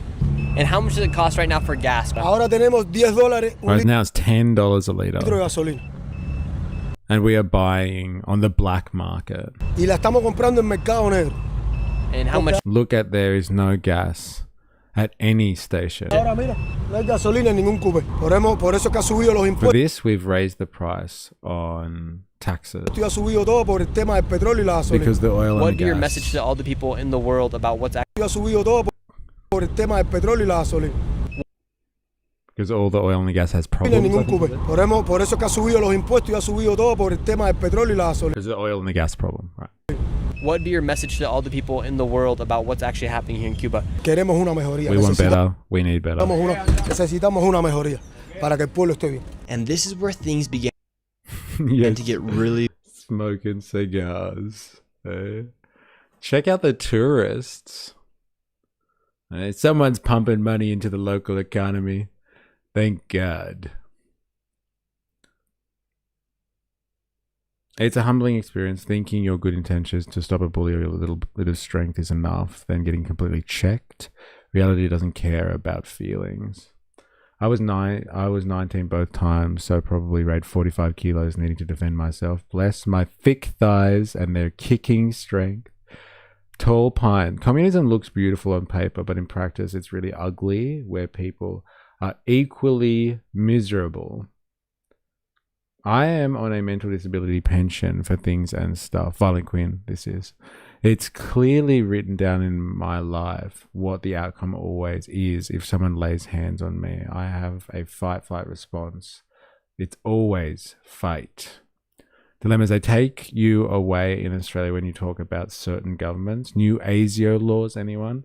No, that's ridiculous, Dilemmas. That only happens in communist Cuba, not in the free world. I haven't seen them. Wouldn't surprise me though. Deal, it's about time. About time of the season. No one wants to fight me. Everybody loves me. And you would too if you met me in real life. This guy is just the Isaac Butterfield of Cuba. Rather communist government. You can't do that if you're American though. You'll get sanctioned. You can't do that if you're American though. You'll get sanctioned and the account's shut down. LOL. You have to support American owned and run businesses while in Cuba as a SEPO. Yes, I've heard. I think we heard that on a stream recently. Like if you go there as an American, you must only go to American aligned businesses. Or you're in big trouble. When Asio is making me question what I write, I think I'm fucked. It's the time of the season. Who's your daddy? Who's your daddy? weird. As we arrived back to the hotel, this man began following us. He was all alone and he kept moving as we moved. Security noticed him telling us. We played it cool and left the hotel a few hours later, and after one interview on the street, we caught the web of spies following and monitoring everything I was doing as this man exposed the raw reality of Cuba unfiltered. What happens at nighttime here in Cuba? ¿Qué pasa aquí en la noche? En la noche tú la ves vacía, que no hay At night time, nada. there's nothing. No hay nada. Nothing. There's nothing. No hay diversión. There's nothing, no power, no water, no nothing. No hay nada, no hay luz, no hay agua, no hay nada. No hay comida, no hay There's no medicamentos. food, no medicine, there's No hay nothing. nada. Yo no sé hasta cuándo vamos a Look at him wearing his Cuban bag flag. So good. I don't know how much longer we're going to get on like this. ir así. Would you like the United States to come in and have military intervention here? Claro, para salir de esta situación. Clearly to leave this situation. Of Por supuesto. course. To leave from this history. Para salir de esta historia. What is the situation right now? Que no hay nada. There is No nothing. tenemos luz, We have no power, no food, no medicine. no tenemos comida, no tenemos medicamentos, no tenemos We lack even the most basic hospital necessities. la primera necesidad de un hospital. No hay nada, no tenemos There's nada. No hay un ser humano que pueda vivir. No human can live like this. It's too Así. much. Es demasiado. And what would be your message to the rest of the world about the realities of what's happening here in Cuba? ¿Cuál sería su mensaje a todo el mundo de la realidad de lo que está pasando aquí en Cuba? Te estoy diciendo cuál es la verdad. I'm telling the truth. el que te diga Those that algo say que no sea different are lo too que yo te scared. estoy diciendo es porque tiene miedo. Pero es lo que está pasando Look at what this lady begging for food with her dog. Look at this lady, sorry. todo el mundo. Mira esa vieja, mira. ¿Dónde está? Con el perro pidiendo comida. Mírala ahí. A todo el mundo. Que no tiene acá, mírala ahí, Look at her. Talk to Mírala her. ahí. Dile ahí. Mira. Ven, mírala ahí. Pregúntale ahí. Hola, señora. Explícale. Tell him what you're going todo lo que tú through. estás pasando. No, not with the camera. Sí, la gente no quiere. People don't want to be on video. The people do not want to be Pero on video. ese es el problema, que la gente no quiere en video. This is the problem because they will put you in jail. Porque la meten presa. Ese es el problema. El problema es That's the problem. They will put you in que jail. nos meten preso cuando salten por video. Si ahora tú publicas If you post this video, I'm going ese to jail. video, ahora si tú publicas ese video, yo voy preso. We will go to jail. Preso. Vamos por eso. What's your thoughts on communism? ¿Qué piensas What's your thoughts on communism? de comunismo? Lo más malo que existió The worst thing to exist in life. en la vida. De lo más malo que existió en la vida es The worst thing to exist in life is el communism. comunismo. Porque realmente Because in reality, none of Ni- them is a communist. uno es comunista.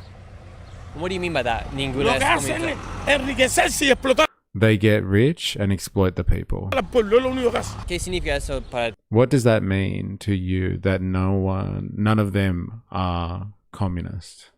ti? Como no hay ninguna comunista. Como que No. Porque Because it doesn't no hay, exist. eso no existe. El comunismo es la igualdad del hombre por el hombre. Communism, the equality of man and man, that doesn't exist here.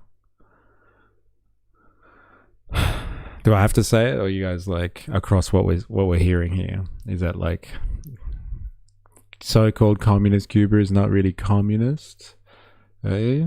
Who would have thought? Aquí eso no existe. Aquí eso no existe. Todos ellos son los que tienen todo.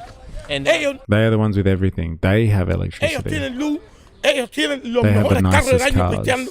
Ellos tienen They have que oil, they el have petróleo, gas, ellos they tienen have gasolina, everything. ellos tienen todo. Y el And people pueblo no have tiene nothing. nada. Y las The majority of the companies are theirs. mayores BPMI son de ellos. ¿Y por qué piensa que gente defiende el comunismo What do you think? Why do you think people defend communism cuando hemos visto que no funciona? No funciona. when it doesn't work? It El doesn't. que defiende The only ones who defend communism are the Castro family. Are with the Castro el family. comunismo, nada más que tiene que ser la familia Castro o alguien que le Or tenga someone miedo who's afraid of them, or someone who lives off the government. o alguien que vive del gobierno, que se enriquece Who gets rich from the dictatorship. de esa dictadura. And right now in the United States, a lot of people think that communism and socialism is the way to go. What would be your message to them? Because they think capitalism has failed them. Mucha gente en los Estados Unidos ahora creen que comunismo y socialismo es la manera de donde deberíamos ir. Y No. ¿Por qué? Eso es lo peor. ¿Qué sería su mensaje a ellos? Lo The worst thing you can have happen in life is socialism and communism. peor que existieran, lo peor que tú puedas hacer en la vida es pasar al socialismo, al comunismo, porque es la gran Because mierda. it's the great lie. No existe el que te vea la It doesn't exist. It just leads you to misery, harassment, hunger, and anguish. miseria, a la obstinación, al hambre, a la hostigación, a todo. Fíjate que nada Imagine your salary can't even buy you cooking oil. de lo que tú puedas, nada del salario, nada más te alcanza para comprar una botella de aceite. ¿Cómo tú crees que tú puedes vivir así? Yeah, how can you live like that? Imagine not. No, this isn't what he's saying. I'm just saying, like, imagine living in a society where more and more you can't afford to live in that society anymore and buy basic necessities or support your existence. Imagine living in a society like that. I bet some of us could only imagine what that would be like. Guess that only happens in Cuba. ¿Cómo tú puedes vivir con How can you live with a ration book that gives you 3 pounds of una libreta de sugar razonamiento que nada más que te dan 3 libras de azúcar y una de sal? and 1 of salt?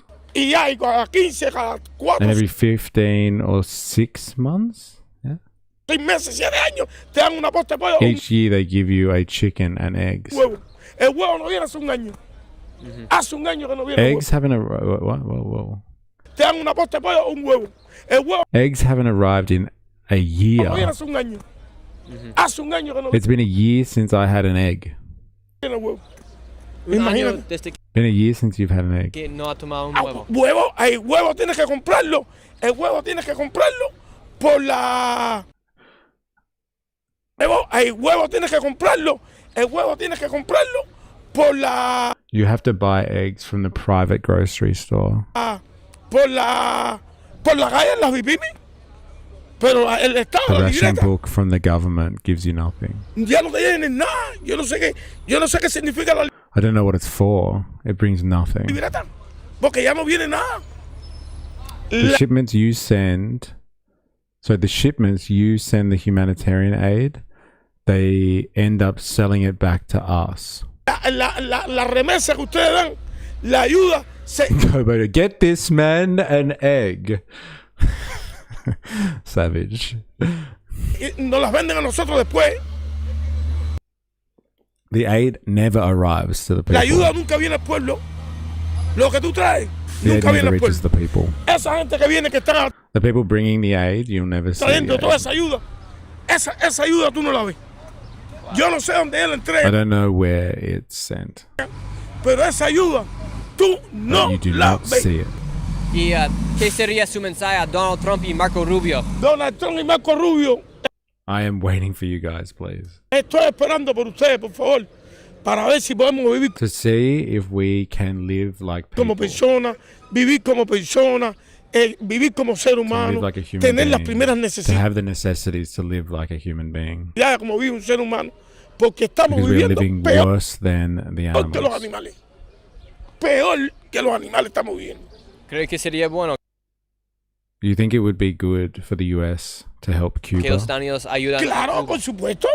Of course, the whole world is waiting the intervention.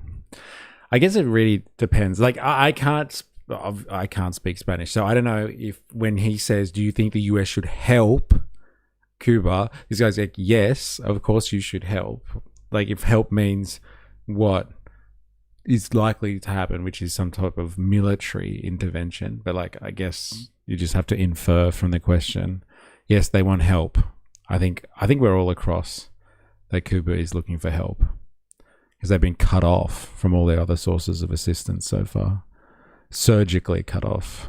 El mundo está esperando la intervención porque la gente piensa People que la think that the intervención que van a matar a la gente, no. the intervention will. Sorry. La intervención, People think that the intervention will kill people, but no. porque la gente piensa que la intervención que van a matar a la gente, no. Ya ellos saben los puntos claves que They already know saben the que hay key comité central, points. They know the center committee, que hay the punto point cero, que zero. sabe, todo el mundo sabe dónde The world knows where the Castros are. ellos saben dónde están los Castros. ¿Qué es un buen sueldo aquí en Cuba? Begins to notice someone filming us. Y este, déjame tirar foto. Are you taking photos? Security, she's recording us. Ahí está. ¿Estás tirando foto?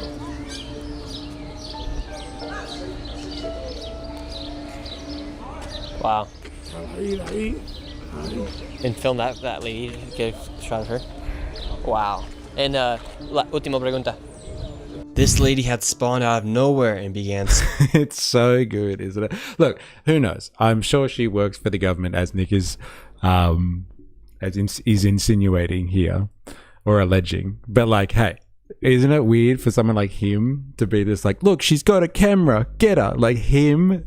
And like from the US, like every time he goes somewhere and he's filming someone, like there's always people with their cameras out being like, holy shit, it's Nick Shirley, or like just filming what he's up to. And he's like, look at this one rogue woman here filming us. Must be a new phenomenon for this guy. Hey? Spying on us. For instance, look at it. She comes into frame right here, and then she hides behind the lamppost, and then all of a sudden she starts filming us, and then when she goes to the other side of the lamppost, she then begins to act like she's on a phone call. Like again, this guy must be used to people doing that, but like obviously she's a government agent. However, she continues to point her camera towards our direction. The guy I'm interviewing then notices that she's filming us, he goes and confronts her, and she runs to the other side of the street. She then turns the corner and my security guard follows her to see where she goes, and who does she meet up with? She meets up with the man who was following us inside of the hotel. And after we had confirmed that we were being followed by Cuban intelligence and their spies were spying on us, we hurried back up to our hotel room and made a plan to escape Cuba. She makes her way through the woods to him, and then he goes, no, like saying, don't sit here. Boom, sits there. So they're together, 100%. Come back to the hotel, buddy's there. They're 100% watching us. Option 2 is, there's no more flights out today. They're 100% on to us. So you think we gotta leave tomorrow morning? If we're gonna deal with the pressure at one point, which I think we're going to anyways, we do it trying to leave early at the airport where there's public eyes. We're in Cuba, we're in Comitown, so this is a different ballgame for all of us. We're in Cuba. We're in Comitown. So good. Hey? The dramatic. We've hit the peak of the story arch here. It's like, what do the heroes do now? Do they stay and fight for the Cuban people by incriminating them constantly on camera? Or do they get the fuck out and save themselves? Tune in. We'll be right back with more. Get that man his egg. Fuck, I missed heaps. 90% of the Cuban immigrants in Florida, USA say the same thing as this man. Their attempts at changing Cuba's government will go as well as changing Iran, though. I don't know, so many more resources at their disposal and like massive population. Like, I don't know if Cuba can put up the same fight. Invades Iran. Hey, why aren't the people overtaking the government? It's so good. Come on. Damn, the egg shortage is real everywhere. Yeah, not even Woolworths can deliver eggs. But yeah, they don't have food and fuel for humans, let alone animals. Why didn't the chicken lay eggs? Communism. You can also purchase stuff on the free market, but the ration book guarantees some basic food. It's hard to generate an income, so you close to us, although with sanctions on you. Maybe because there's not enough aid, and that's why this country is in crisis. See, there it is. Please invade us, even though you could lift the sanctions tomorrow and help us. No, please invade us. If only these Cubans were more educated to understand it was all Americans' fault. Dumb people are slowing our progressiveness, LOL. A lot of the ration book is substituted by aid these days. It is a tropical island. You can only grow so much stuff there. Eh? A lot of sugar. That's why he gets 3 pounds of sugar to every 1 pound of salt. Yeah, do people not understand that's not every country can produce every resource? Without global trade, any country will suffer. Oh, the guy's face is blacked out. I'm pretty sure he's a plant. They haven't bothered to blank anyone else's or his ID tag. That's pretty funny. There was a couple other people that were blurred out before, but yes, his ID tag. That's pretty funny, actually. Yeah, the ID tag is still unblurred. Got me. Busted making Hollywood. Tall Pine. There won't be a US military intervention into Cuba. Cuba will be choked out until it capitulates. This will have to be the Cuban people who will have to change their government. Same with Iran. Yeah. Yeah, why send in people when you could just choke them out, right? All this talk of the gas tax, if we pulled out from the US, there is nothing stopping them from sanctioning us. We would be forced to rely on China. Oh no. Watch out, Nick. It's the CIA. Or drop the gas tax. Well, that's it. If you want cooperation, it goes both ways. Damn. Sarsaparilla Jane's in the house. How you going? Hope you're well. And if Nick had hired these people to make it look like they were being followed, yeah, could you imagine? You guys are great with the story arch, though. Well, if we want to maintain good relations and we've been asked to drop renewables, we should do so in 1 second flat. It costs me 10 cents a day to run my household electricity. You'll have to pay renewables from my cold, dead, cummy hands.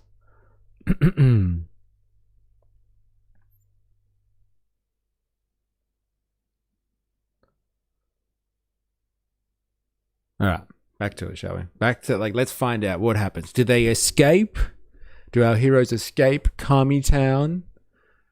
Or do they go out incriminating more locals in Cuba who definitely can't escape? Think we can get a boat tonight? I was thinking about making a call to see if we were to do that. How far would the U.S. Coast Guard need us to be? They're 1,000%. Yeah. So it needs a better U.S. call to see. You think that we can get a boat tonight? Were to do that. How far would the U.S. Coast Guard need us to be? They're 1,000%. Yeah. So it needs a better system. This is literally the North Korea of Latin America, and we have spies on us. They're 100%. 100%. We're not paranoid. I'm 100% convinced. But if we grab our bags right now and make an escape, they're going to say, hey, they just took off. They're going to shut this whole bitch down looking for us. And to make things even worse, Cuba was having their May Day march just outside our hotel in the morning. So all around the hotel, military... I was wondering if they would bring out May Day. Isn't that funny? After everything that we've heard, they've used their story arc and their editing and to show that everyone is basically upset and hates Cuban society and they're ready for American intervention and all that sort of stuff. But when you looked at the May Day celebrations that were coming out of Cuba and listening to evil lefty media coverage, I guess you would say, of the event, people showed out in overwhelming support of Cuban independence and were upset with the sanctions and the aggression towards them as a nation state or a sovereign people, I guess. I wonder why he showed this, because he kind of makes it look like the people that have been, so upset about the situation may not be the only voice in the Cuban population. And there may be, in any society, differences of opinion out there. I'm sure he thought about that. Just outside our hotel in the morning, so all around the hotel, military and Cuba government was surrounding the hotel, protecting the streets for the march the next morning. My thoughts. So tomorrow, they're going to have the march for the May 1st march. Yeah. It's a big march. So it starts at 6. They're either going to come for us by 3 or 4. Facts. So we have to be out of here by then. Yes. And whether that's us bouncing around the city in a pair of 2 and one off on their own, and maybe I'll meet back up. But we have to distract them enough by the time it's our time to board on the airport at 8 a.m. They're too occupied doing this march thing. We took a bit of a risky move and headed down to the lobby to act as if we had no idea they were spying on us and act very casual. So security puffed on some Cuban cigars, I drank some water, security chatted up with some of the people working at the hotel, and then we went back upstairs and barricaded ourselves into the hotel room for the night. And then at 4 a.m. we made our attempt to escape the hotel. Alright, 4 a.m. now, we're in the elevator, we're heading down to the bottom lobby, and we're making our way out. Right now, the people are gathering out on the streets. We have one of the security guards down the bottom making sure that it's clear for us to walk out of the lobby right now. And now we're heading out, getting on a taxi and making our way to the airport as fast as possible. One of the security guards was stopped by someone at the hotel as she asked why we are leaving the hotel early, and she would not let us leave. They were stalling for some reason, and then when we did try to make it out to go get a taxi... Shirley has sunk to new lows. Yeah, the editing. Did you see, the... Yeah... It's so scripted, isn't it? They're look, just get footage of him checking out and we'll add it to the story. Just talk over the top. They won't let us leave. But him talking into the camera. Okay, we've got a plan, guys. Oh my God, this is what we're gonna do. Does it feel like you're in the room with us? Let's make the great escape. Oh man. See, the guy barely let us out the door, and then when we got out to get a taxi, they called us back in. We're running into some complications here, just trying to get out. They're asking why are we trying to leave the hotel early. They want to talk to immigration police.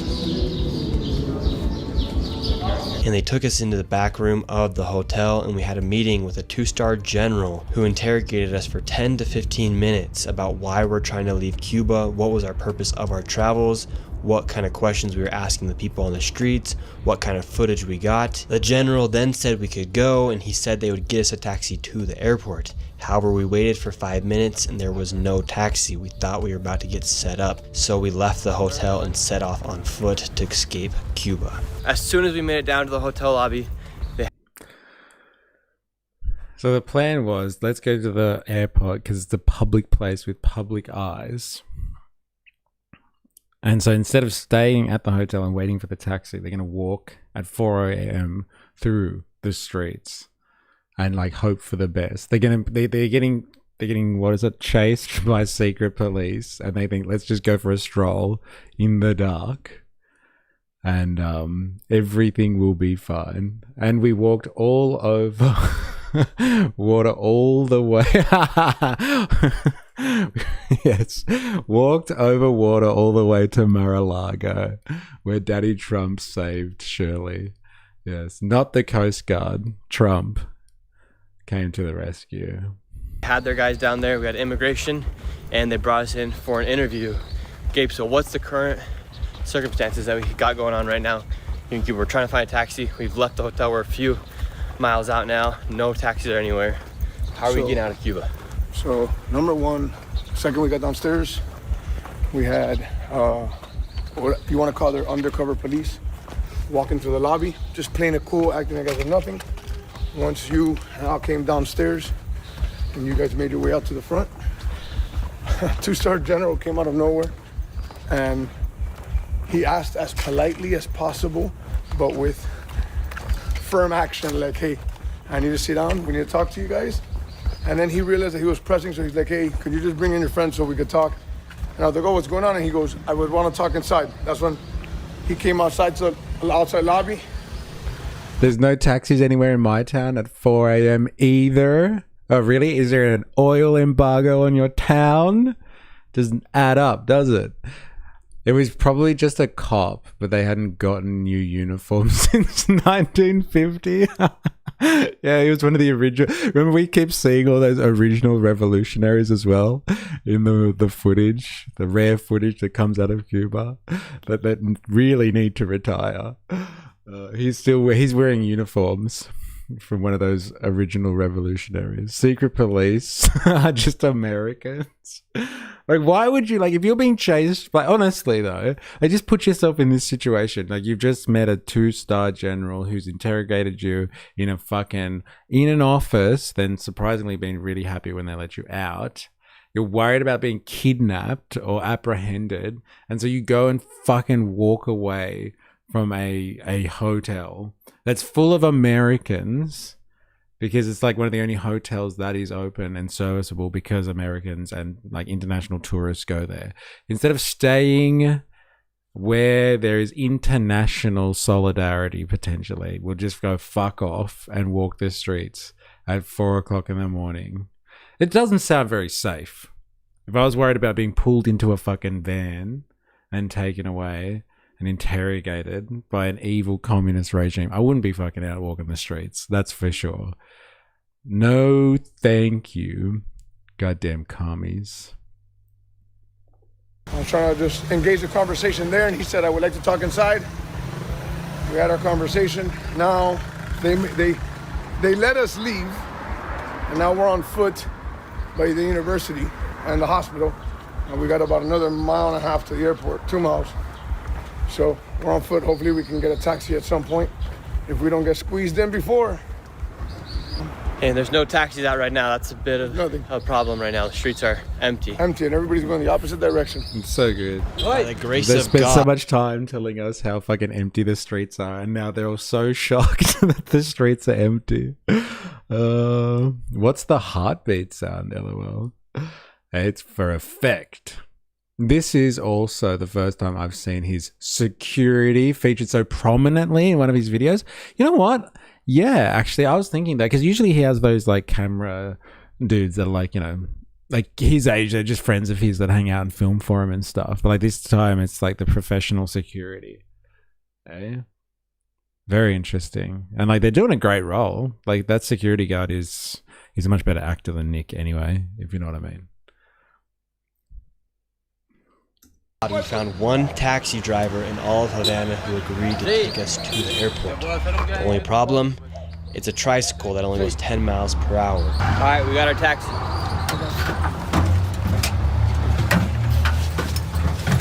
All right, so our taxi to the airport.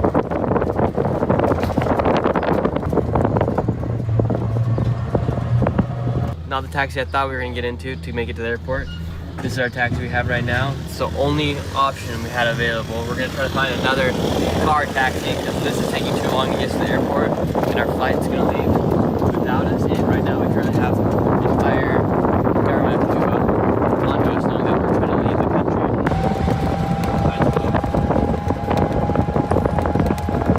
I thought they said it was like 1 or 2 miles walk. And now it's just like, we need to find another car. We're not going to make it. It's interesting how they put all of this together.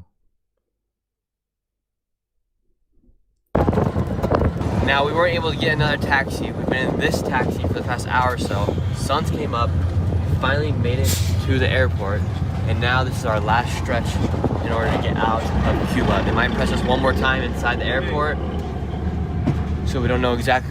We're not out of here for certain, for good. They might make one last push at the airport. They could either ask us some more questions or not let us board our flight. They do have all my camera gear inside the airport right now, so we have to get all of that. And everyone's on the know that we're trying to leave Cuba right now. We'll see if they let us board our commercial flight. We made it to the airport, and now I had to go get my camera gear that they had seized just 24 hours before. They questioned me for another 30 minutes. They then took one of my security guards, questioned him as well, and then they ended up letting us get onto our Oh my gosh. Muchas gracias. Gracias. Oh, we're making it onto the plane right now. I've never been so happy to make it onto a plane.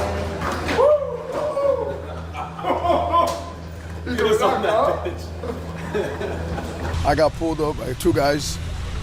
They wanted to do the smooth approach, like, hey, what's going on? Why are you guys here? Why are you guys leaving so soon? You guys got here yesterday. After going back and forth, and I was done with the small talk already. I was like, bro, if something's gonna happen, let it happen already. And he's like, I'm like, listen, we had a 2-star general at our hotel at 5 in the morning. You guys are here now. We were pressed all day yesterday. What's up? And he's like, even the president knows that you guys are here. The president of Communist Cuba knew that we were here. He knows that we were here. Facts. They know. They've been watching us all day. They know that we're here. So You might not see 3 more happier men in the world right now. feels like Christmas morning. How are you? Made it out. Oh my gosh. Be grateful for the freedom of speech because some people don't have it. Oh man. This was actually, you know what? This is his finest work, I must say. The Minnesota one was trash as fuck. Like going after the Leering Center. That was just trash as fuck. But like this one, hey? This is dedicated to all the victims of free speech out there.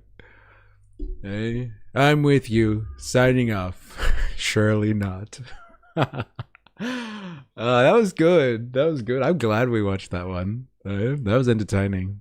It was very entertaining. The security guard deserves a fucking Oscar as well. He's good. He should get his own channel. Wow. One more thing on Cuba I wanted to check. Just to be across global events. I've heard that there's some talk about the CIA being in Cuba. I just wanted to check that out. I wonder what that's about. Let's have a look-sees. Shall we? If you're watching this on YouTube and you haven't already, make sure you hit the like button. Do yourself a favor. Activate, the like button. Do yourself a favor. CIA in Havana. Secret talks. Not so secret now. Dun, dun, dun. Why is the CIA chief meeting Cuba's government right now? This was 3 days ago, apparently. It was probably the same time that Shirley was there, right? No, he was there around May Day, he said. So no, not 3 days ago. Shirley rocks up in in Cuba, and then the CIA. Coincidence? I think not. Cuba has confirmed that John Ratcliffe, the head of the U.S. Central Intelligence Agency, has held a meeting with government officials in Havana. His visit comes amid a deepening crisis between Washington and the communist-run island. Cuba has endured frequent power outages prompted by a U.S. fuel blockade and has now declared that its oil provisions have run out. A Cuban government statement confirmed by the CIA says both sides expressed willingness to strengthen cooperation and law enforcement, and also said Cuba poses no threat to U.S. national security and should not be regarded as a sponsor of terrorism. Well, let's... And like, is it though? Like, is that the classification of Cuba? That is a sponsor of terrorism? I wonder why. Because they support and provide, like, what? Aid, doctors, support, solidarity with other Latin American countries. Cross straight over to Cecily Shea. She's a senior non-resident fellow for global security and diplomacy. Nope, no Oscar. Didn't have enough diversity. I counted 0 trans, therefore no Oscar. I don't make the rules. Why do you think Elliot Page is playing Achilles in the Odyssey? Nolan wants that Oscar. Manufacturing consent. Very interesting. Hey, how do you know there was no trans? Because they blurred out a lot of people's faces. So maybe they did. Maybe they did dilemmas. And we'll just never know. Like they sent Nick in before sending ice into Minnesota. I'm telling you, yes. This is what I'm saying. Like the manufacturing consent is fucking very interesting in the age of social media. When you have someone like him shaping public opinion, and then you have like the state and government doing their usual stuff, the deep state doing its usual stuff after that. Fucking crazy. Censored. Fair enough though. Boom. Censored. But fair enough. Dodging American bullets is terrorism. Savage. Not fucking wrong though either. Are ya? At the Chicago Council on Global Affairs. Welcome to the program. Cecilia, what does John Ratcliffe's trip to Havana tell us about the current state of U.S.-Cuban relations? Well, first of all, the director of the CIA visiting countries is extremely common. And in particular, all directors of Central Intelligence tend to spend a lot of time visiting authoritarian countries because those countries tend to have fairly powerful internal intelligence apparatuses. And by meeting with the heads of the intelligence agencies, the US government is very often able to get messages to the leadership of the country that would be difficult to get to them in using another means. What is different about this visit is the CIA director's travel is usually extremely secretive. During my 26-year career in diplomacy, there were many times until I was at the senior levels that the CIA director would be in town and most of the people in the embassy didn't know. I mean, it was that Nick was secretive. Shouted out by Vance? Like, what's the context of that one? Vance doesn't like Shirley? Surely not. That's an outrageous claim. Hope Nick's okay. So the fact that it is public from both sides now, from the Cuban side and the U.S. side is not denying that he was there, is unusual. I think that the U.S. wanted to send a message. Isn't that a nice little piece of information as well? Like, look, CIA directors go all around the globe all the fucking time talking to other deep state affiliates. We just never hear about it. But like this one we're hearing about, wonder what's going on there. Very interesting, if you ask me. Very interesting. Are aware of the situation and of the dire situation there, and hopefully try to calm down some of the criticism against the U.S. that is occurring domestically here because of Cuba's fuel, not just shortage anymore. They apparently are virtually out of fuel. And also to send a message to the Cuban people that the U.S. is aware of their struggle. It may also be part of a effort to continue pressure on the Yes, we are aware of our actions causing you fucking problems. Like, what a fucking strange statement. Cuban leadership. The U.S. has been engaged in various threats, both subtle and not so subtle recently, that Cuba needs to make concessions or the U.S. may take even more drastic action against the government. Oh, right. Okay. No, Vance boosted Nick's Minnesota video. So did Muskie Boy, eh? It's the most viewed clip. Most viewed something on X. You know, like only rivaled by someone like Mr. Beast or something like that. Yeah, it helps when the entire apparatus, the entire administration, and all of its cronies are pushing your content. Well, as you mentioned, this visit takes place as Cuba faces a severe energy crisis, and that crisis was triggered by U.S. fuel sanctions. Did you hear that? Who's this fucking outrageous DW journalist, Spandonk? You must hate this guy, saying that the crisis in Cuba right now is started, or is the fault of the U.S. Yeah, this woke douchebag. Let's get it. Energy crisis, and that crisis was triggered by U.S. fuel sanctions. How is... Yo, 4AS in the house. Man, you missed a Shirley special. It was hilarious. It's actually some of his best work, actually. Really creative. Give up your Shirley equipment on a Cuba holiday. Oh, so you saw some of it then? Because he lost his camera.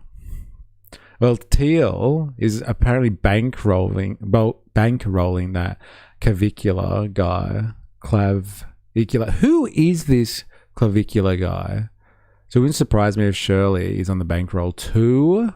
Yeah, who is this clavicular guy? Like he comes up in my feed and it just looks like usual internet drama stuff.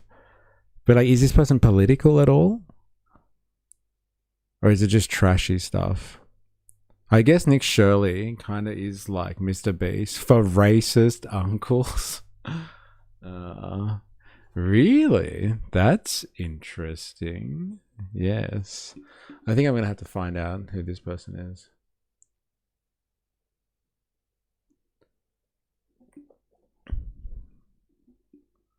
What is this situation? Controversial. American online streamer, internet personality and influencer. Looks maxing influencer. Yeah, so what is this guy's... Why would he be a looks maxing guy being bankrolled by... like by Peter Thiel? He's just a kid. He's not really political, but rose through the whole incel scene. Ah, okay. Right. So I wonder what Thiel's position with him is then. Pseudo-manosphere, the next evolution. Right.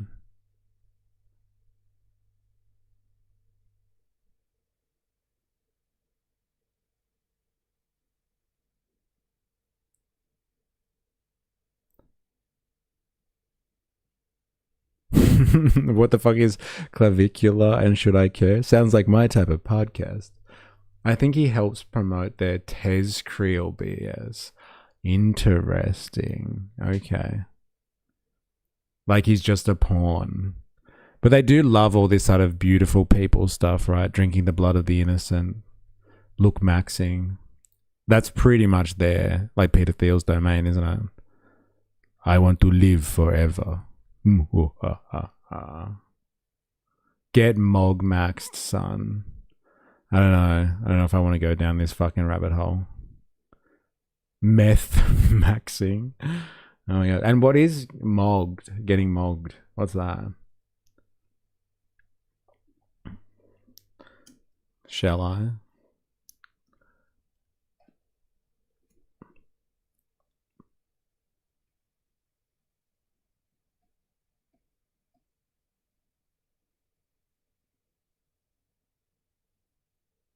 Jamesh, how you going? Look maxing post-human shit, I think. Okay.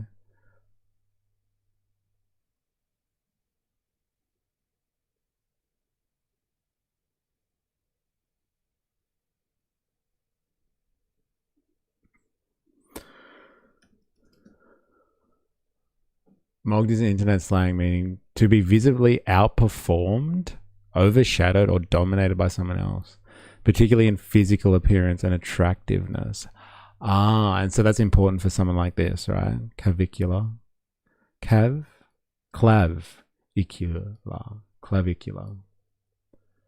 He doesn't want to be outlooked by a judge. Right. Very interesting. I actually feel sorry for him. He's done so much harm to himself at such a young age. He took so much testosterone. He doesn't produce it naturally anymore. Jesus. Useful but useless seems more appropriate. They outnumber us, unfortunately. Okay. He did OD on stream recently. What? Is that another fucking reference I don't understand? Or you're talking about like actual ODing, like overdosing?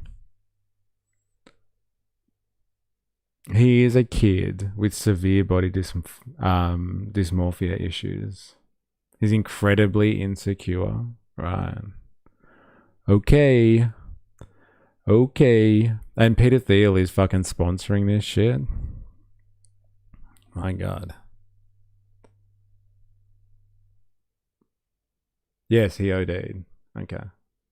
Isn't this the guy whose dick doesn't work anymore because he takes a bit of meth here and there for looks maxing? What? You take meth for looks maxing? Jesus. He maxed out on Ritalin. Soft as can't handle his drugs. Breaking news, local boy becomes reduced to nothing and is the stub of judge's good looks. The judge was hot as fuck. This is what the tabloids have come to. Like, this is just fucking awful. Like, I don't get what the appeal is here. It's just like attractive young man goes to court and like attractive judge deals him sentence. He says he takes meth for the gaunt look. Damn, he should have taken Riddle out. Yes, what is the only known cure for Riddle in? Riddle out. Yeah, actually overdosed live on stream. Jesus Christ. Well, I'm glad I looked this up. Yeah, because Manosphere gets views. Yes, it does, apparently. Oh my God, tell me this is what I think it is for AS. It better not be some fucking clavicular stuff. This better be the good shit, a South Park reference. It's a pirated copy though. Get off me. Oh, Christina. Oh, it's horrible.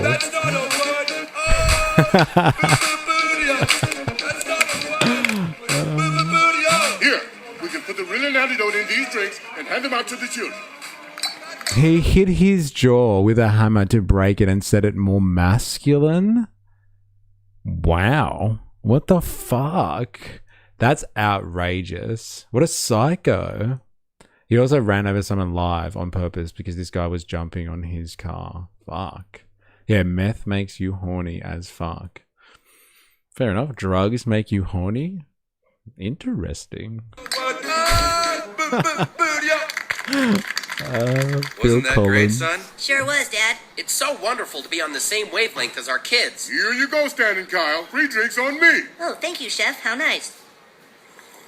And now, I'd like to sing the complex and amazing song that won me the Oscar. A song entitled, You'll Be In Me. Drugs make you horny? I would like to know more. Would you? I speak to Ravy. Maybe Dilemmas too. I know he does a bit of fucking meth sometimes for looks maxing purposes. The best way to increase birth rate of the population is to make all alcohol free of charge. And meth too, apparently. He can't have sex anymore, so he just gets off on knowing someone else wants to have sex with him. Wait. Slow down. Did he also sledgehammer his penis or something? Why can't he have sex anymore? That doesn't make any sense. He's 20 years old. He should be just a fucking walking erection. Yeah, he's like not okay. I don't get it. Like, do I even really want to know this though? Like, come on. Because he can't get hard. But like, he's 20. He should be like, you know, inconvenienced by how much of an erection he gets. Oh, again? Seriously? I just stood up. That's all I did. Well, it's also possible he's a closet gay. Right. But like, I don't understand why he can't get a hard on. He's 20 years old. Mr. A, he wouldn't drive around with a weighted shopping bag tied to his dick. He would. He would. It stretched and stopped working. Plus the drugs. Why would you do that? Why would you drive around with a weighted shopping bag tied to your dick? I'm so detached from the world outside of whatever the fuck it is that I do, apparently. At least I know about what this fucking, why this guy comes up on the news feed and stuff like that all the time. He does punch his penis. You lack I lack culture, man. Ugh. Oh my god. I lack culture. Okay, Miss Marie, are we being taken for a ride? I'm getting suspicious. Yes, I'm getting suspicious too. It's just a joke that I'm not a part of. And everyone's like, yeah, let's just keep telling him outrageous stuff. Hey? And like, he'll believe it because he just doesn't know what we're talking about. Culture. That is the joke though. I am not across all of this stuff. So I am uncultured. I'm thinking of renaming my channel to just uncultured. I'm just not across this stuff. He has no sex drive. He doesn't naturally produce hormones anymore. So this is just a story of someone who's completely ruined themselves. And then someone potentially more attractive than him ruined him in a court situation. And so everyone's like laughing about it. That's actually perfect. Yeah, it's not bad, hey? Uncultured. And it goes with the class war stuff because I'm trying to dismiss the class war. So it actually goes well with the class war stuff. Really well with the class war stuff. No, actually, this is true. This is all true, damn.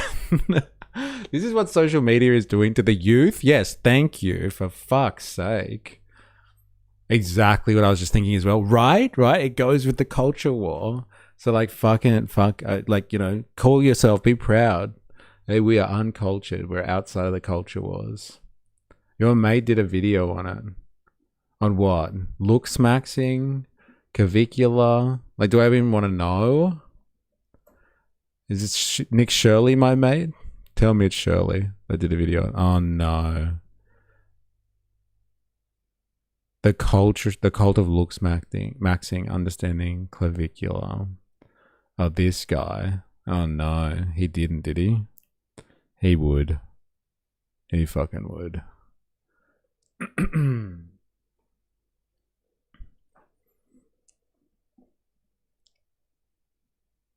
The judges are the funniest shit though. The dready man bun is a little bit 1990s, but I'm jealous because I'm balding. The dready man bun.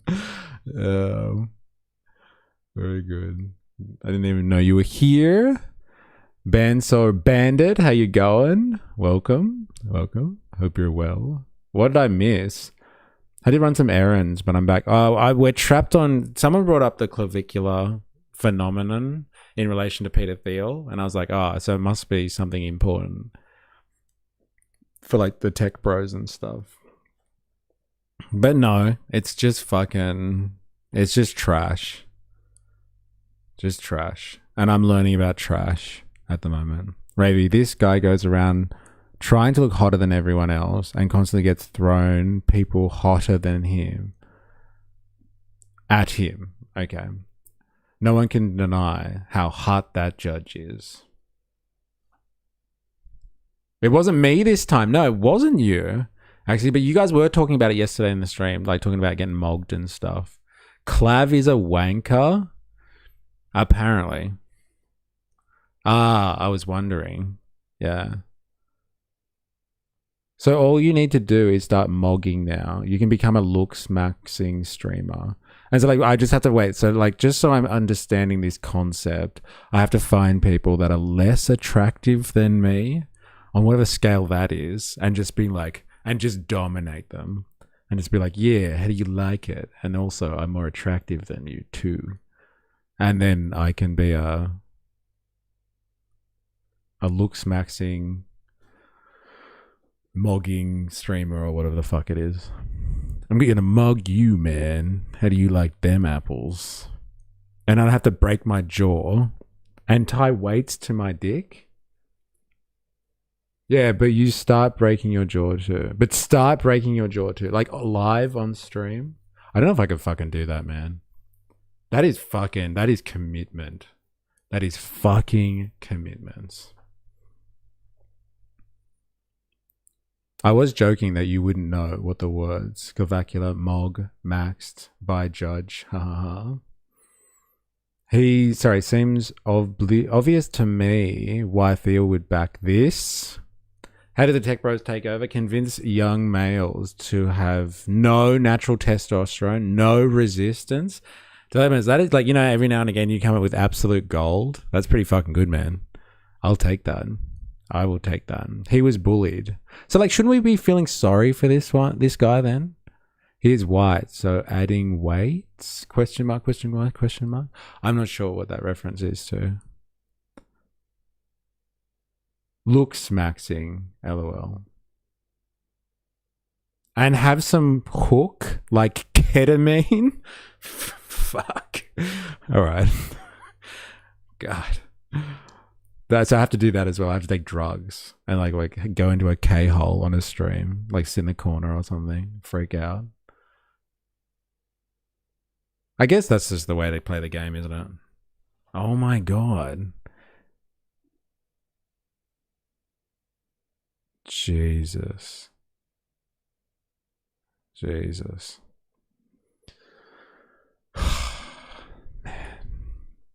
Well, I feel sorry for him in the knowledge that he needs therapy, maybe? Yeah, therapy, but probably won't bother to get it.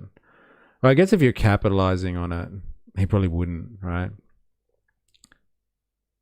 Pretty much you want to look like the sexy Squidward. Yeah, okay. Fair enough. There's got to be a more interesting topic, to be honest. Fair enough. I guess a mogging is what this guy's doing. Dominating someone and then being attractive at the same time. Got it. I'm still not breaking my jaw though. Fuck you guys. Fuck all you guys. That would be sick. I would have so much more respect for you if you were having an out-of-body experience in a K-hole on the stream. Yeah, well, you know, maybe we'll do that one day in like an afters session. We'll all get fucked and it will get fucked together. But everyone else has to do it at the same time. I'm not doing it by myself. This was like a punji trap in Vietnam. We fell into it and now we can't get out. And we are scarred from the experience. Fair enough. Like, look at the scarring that's going on here in the fucking corner. There we go. Dog maxing. That's something we can all appreciate here. Not the fucking mogging guy. I'm getting a lot of gay porn vibes from this. But like, that kind of makes sense with the Theo backing, I guess. Patreon exclusive mystery movement in a K-hole. Oh my god. I gotta work on my marketing. I'm missing out apparently. I gotta do crazy shit when I stream. Do some real crazy shit. A psychological punji pit? I used to make them when I was younger and less responsible. Okay. We go into a hole every Friday already? Yeah, we do a lot of damage to ourselves on Fridays. Don't worry about it. We go into a hole every Friday. Just listen to us. We have great content ideas for you. Yeah, I'm a little bit concerned, I'm not going to lie. But everyone seems to be across this. So I just have to trust you guys. Really. Instead of hitting your jaw with a hammer to make yourself more manly, how about you do some actual hard work and let your body do what it knows to do? Yeah, well, apparently his body, especially, like, if this guy's 20, apparently his body is supposed to at least allow him to have an erection. But that's out of the fucking... That's just off the cards now.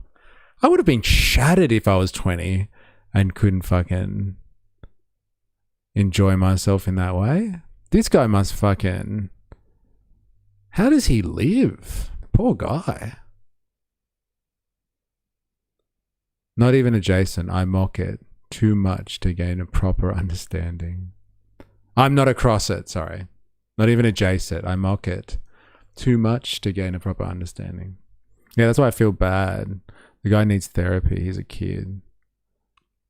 Those are the jawlines of a working man. Yes, that's a fair point, actually. Too sculpted. Obviously, has got too much time on his hands. Jingle jangle jam in the house. There you go. And if everyone's watching this now, if you're watching this and you haven't already, hit the like button. If you're new here, subscribe, etc., etc. If you're on Twitch, fucking, you know, follow. You know what to do. You know what to do.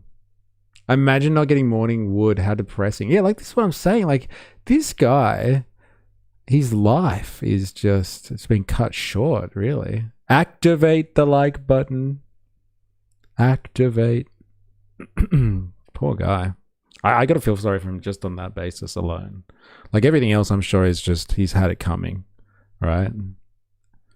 This self-fulfilling prophecy kind of stuff. He's just destroyed himself. But that one, his ploy works. Attention is what he wants for the dollars. Yeah, fair enough. That's a fair point, actually. That's exactly what's going on here. But that's why I said, like, I'm sure everything else is self-inflicted and, like, you know, he completely deserves it. But, like, him at 20 not being able to do that, God, the poor guy. All of his 20s are gone now. In that regard. All right, talking about going down a hole. This one's for all of you Friday loving people. I'm changing topics. I can't do this anymore. I'm sorry. Yes, his philosophy is that you can get everything you want if you're hot. Well, like, he's not wrong, I guess, in a way. Not everything, but, you know.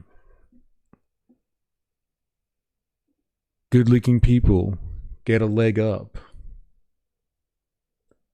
But, like, now in the age of social media, like, people just make their entire worlds about it. Fucking crazy, isn't it?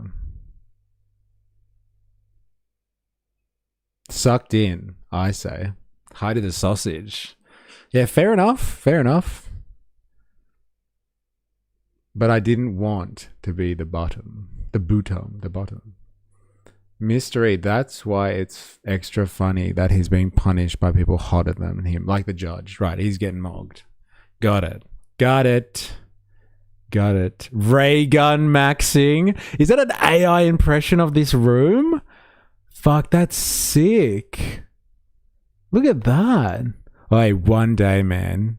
One day. And look, it's got a fucking symbol there. 14 people watching. Team Australia. Ray gun. Your rights at work. Fuck, look at the bookshelf. Holy shit, it looks sick. Oh, hey, bro, one day, man. One day. I don't know about that haircut, though. Look at that. Dude, that's sick. Ray gun maxing. One day, man, we'll have a setup like that. So good. If you're wondering what I'm looking at, it's that little picture over there.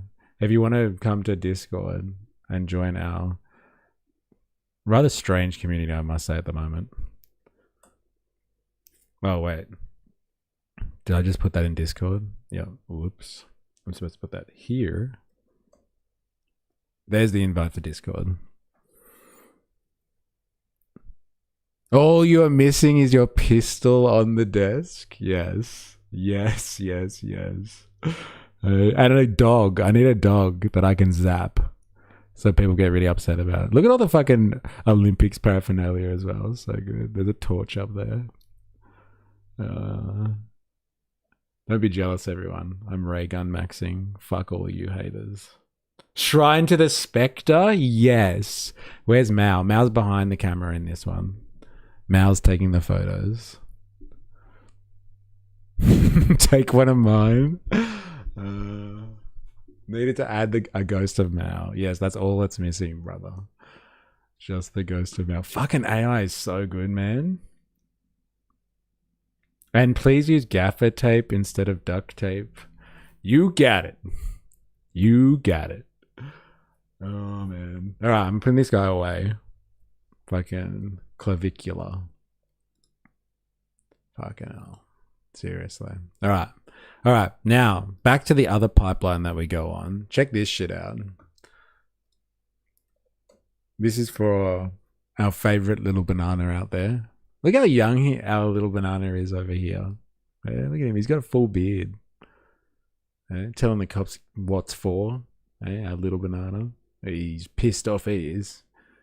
With all of his Teenage Mutant Ninja Turtle friends. Panini just came in with a poo butt. You can shock him. Yeah, let me get my fucking buzzer out. Bzzzt. Every time you use AI, someone dies in the future. That's so good. Every time you clap, every time you use AI, someone dies in the future. Yeah, what is it? A graphic designer dies in the future. Every time you use AI to generate an image, a graphic designer dies in the future. The notorious neo-Nazi group labelled White Australia has officially been outlawed. Let's go live to Emily Francis at State Parliament in Sydney. Good morning, Emily. Participants, they could now face jail time. That's right, Liam. Members of that neo-Nazi group, White Australia. We could ruin Far Right Friday with teaching him about right-wing grifter Jeremy. Look, I'm all happy for suggestions. If this is a true right-wing grifter that we need to know about, please. Only in New South Wales shock collars are illegal. In Vic, I'll ship him to you. Fuck. Australia are waking up as alleged criminals this morning after new federal laws came into effect overnight. The group, formerly known as the National Socialist Network, have become notorious for public demonstrations and provocative rallies, including one here outside New South Wales Parliament, where members held Nazi symbols and anti-Semitic banners. Now, the government says the group has attempted to dodge these. If you think the White Australia Party is the end of this, you ain't seen nothing yet. Okay, oh, fuck, sorry. For context, if anyone wants to know what we're looking at here, I should have said, we've been following the National Socialist Network on here for a while now. I first came across them in person at the March for Australia rally, like last year. They were there. And they probably shouldn't have been, apparently. But like, yeah, they were up there platforming and spreading their ideas, and then they were chased away by the cops. And the NSN has been trying to develop into an actual political party now. And so they've got something called the White Australia Policy. No, White Australia Party. I get it now. The White Australia Party. And they tried to form an official political party to run. I don't even know if it's at the state level or the federal level. Maybe it's both. Who the fuck knows? Anyway, they are forming a party, or they were forming a party, and it was a direct association with the National Socialist Network. And now they've been picked up in the new legislation post the Bondi shooting to criminalize hate groups, and they've been picked up in this legislation, the NSN, but also the party that they were going to produce.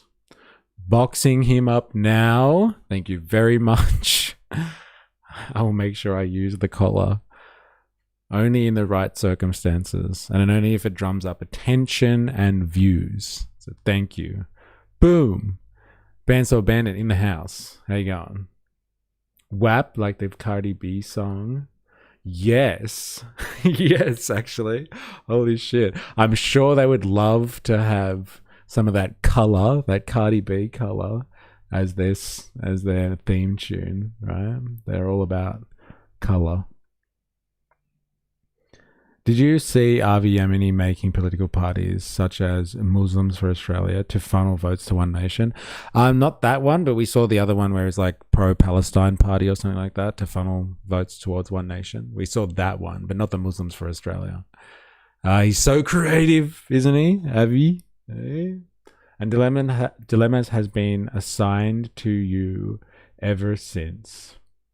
Wouldn't surprise me if Avi is basically Mossad and they can count, at least they can understand how to split a vote. Yeah.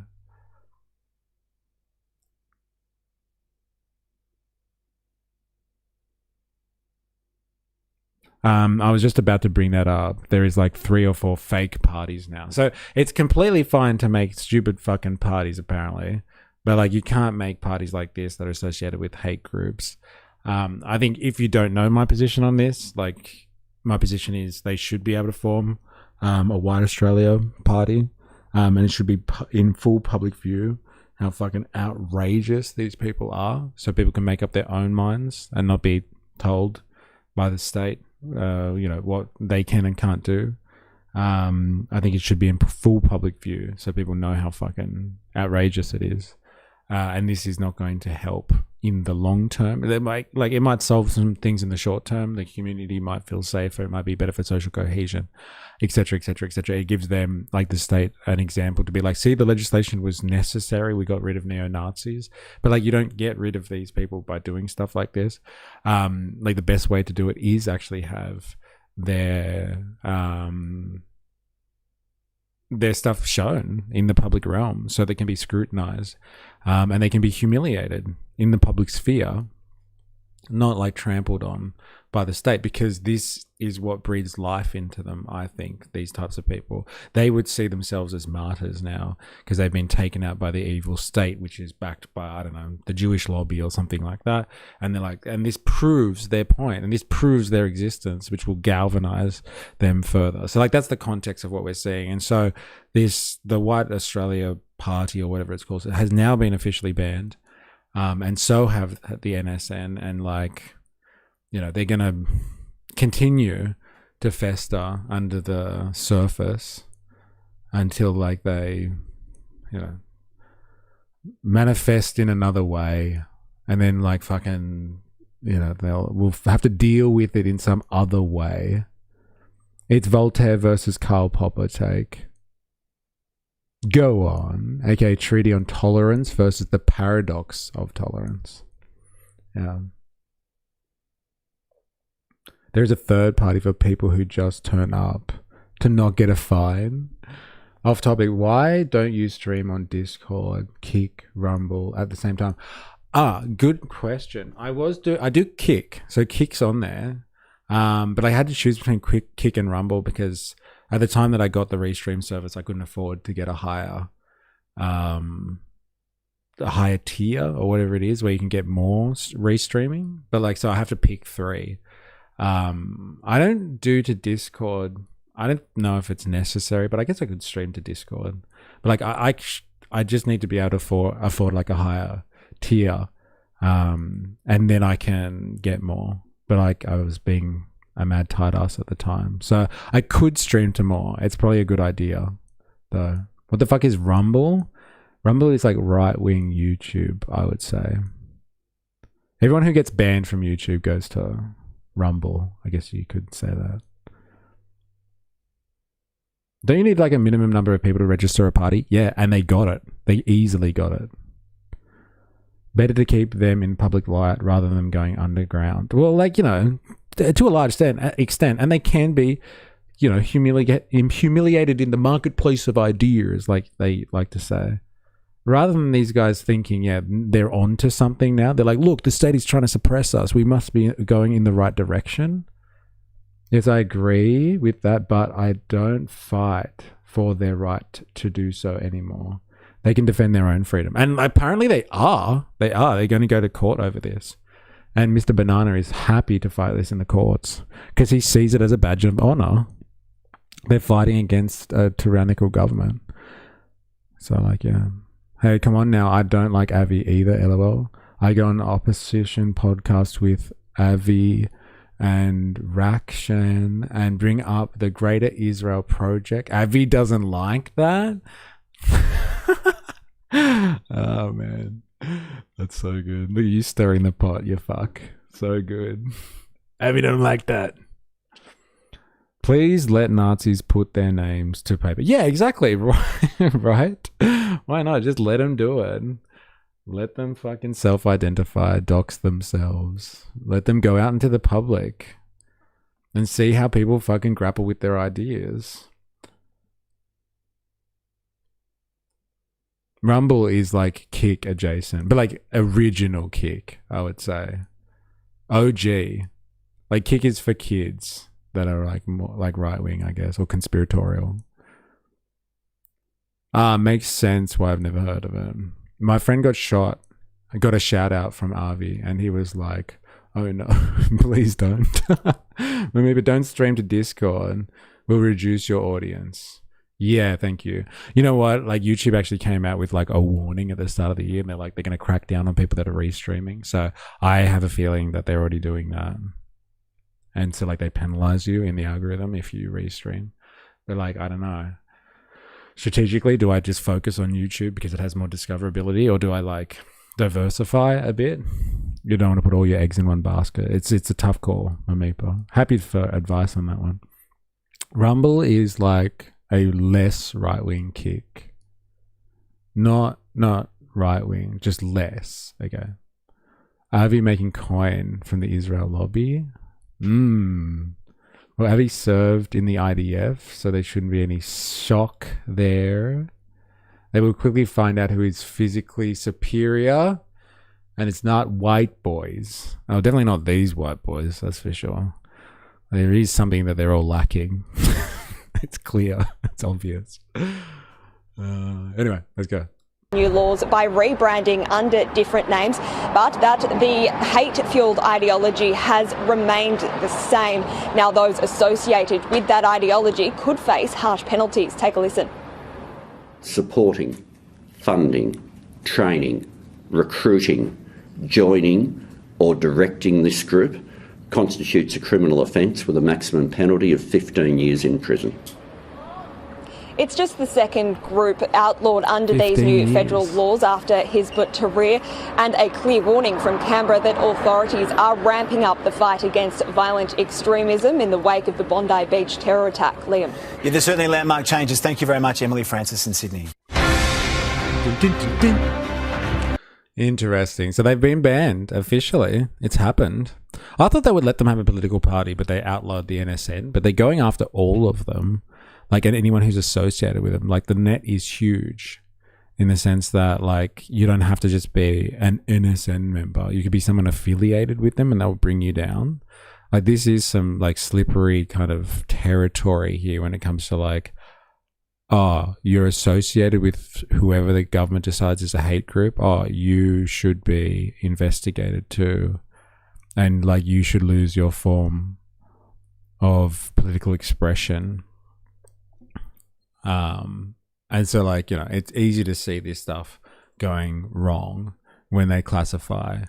Like, I'm all for, like, you know, going after neo-Nazis, but like when someone like Trump, for example, says something like, oh, here's NSPM 7 and anyone who's considered to be Antifa is now a terrorist. Like, it's just a stone's throw away being like, oh, like American security, national security has decided that Antifa types, anyone who's anti-fascist is potentially a domestic terrorist. Oh, in order to keep up our commitments to Five Eyes and our intelligence and security relations with the US, we need to classify anyone who is anti-fascist as a potential domestic terrorist now. Like, you know, this stuff can explode. And like anyone who's caught in the dragnet then gets kind of implicated as well. It starts with the neo-Nazis. I can't believe I'm defending them, but like, you know, it starts with the neo-Nazis and then it's like anti-neo-Nazis as well. And then like anyone who's closely associated with that. And then anyone who's like a little bit more of a degree of separation away from that, et cetera, et cetera. So like if we follow American or Trumpian style security issues, you know, Many people in this stream would be affected by something like that. Fuck yeah. Insufficient bananas. It's just a banana, Michael. What could it cost? 15 years in prison. So good. The anti-spaghetti lobby. Gee, I wonder who's behind that. Next move will be connecting One Nation to the White Australia Party / NSN right before the election, so they won't be on the ballot and no time to contest it. Watch this space. See, this is what I'm talking about. Like, that sort of stuff could happen, Dilemmas. You're right. They should reform under Bananarama. Like, you know what I mean? Like, they could. Dilemmas. They could. Because all the One Nation people that rock up to a fucking, March for Australia rallies and stuff like that, the neo-Nazis hang out at those too. And so, like, by association, then you're now considered to be a hate group, etc. And then you could be used for disenfranchisement. Be pro your own race just seems Nazi adjacent these days. What's this for us?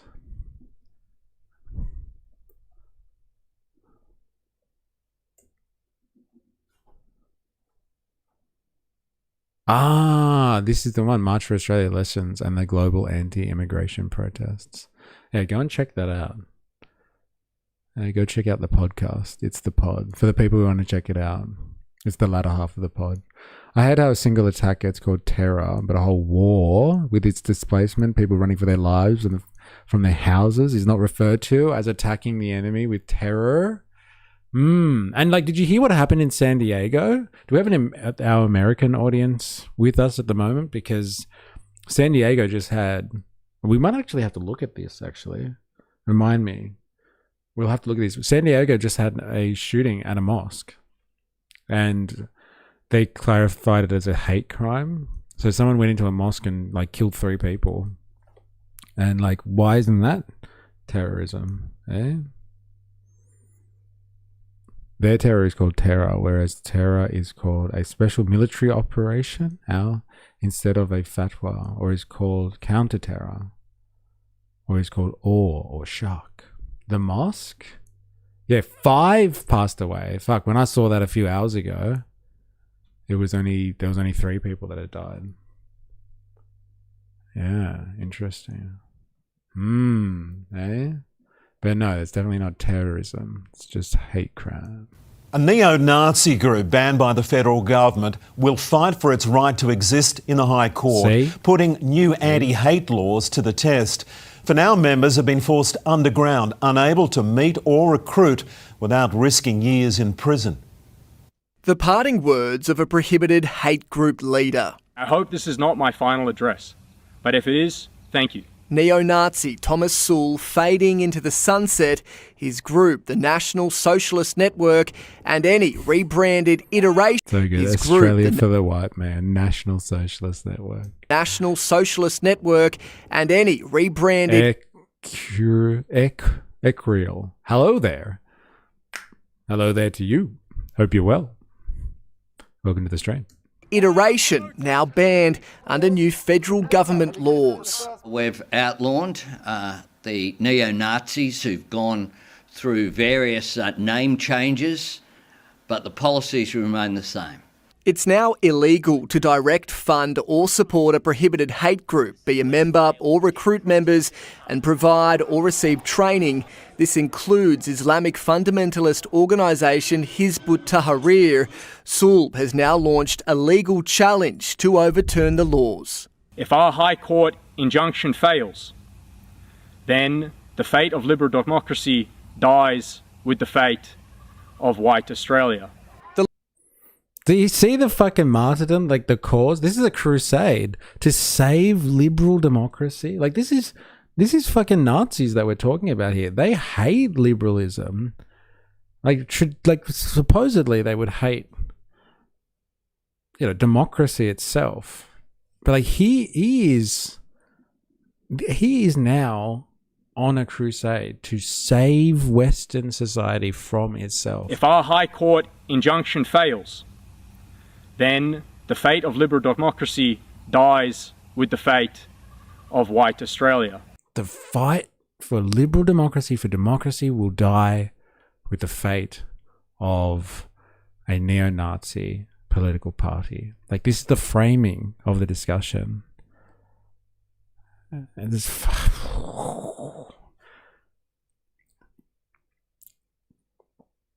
if he was racist, he would increase. If he was a racist, he would increase the exposure.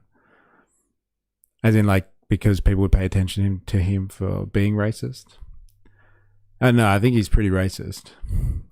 He owns that one, that's for sure. The Nazis would defend the right of anyone else, though.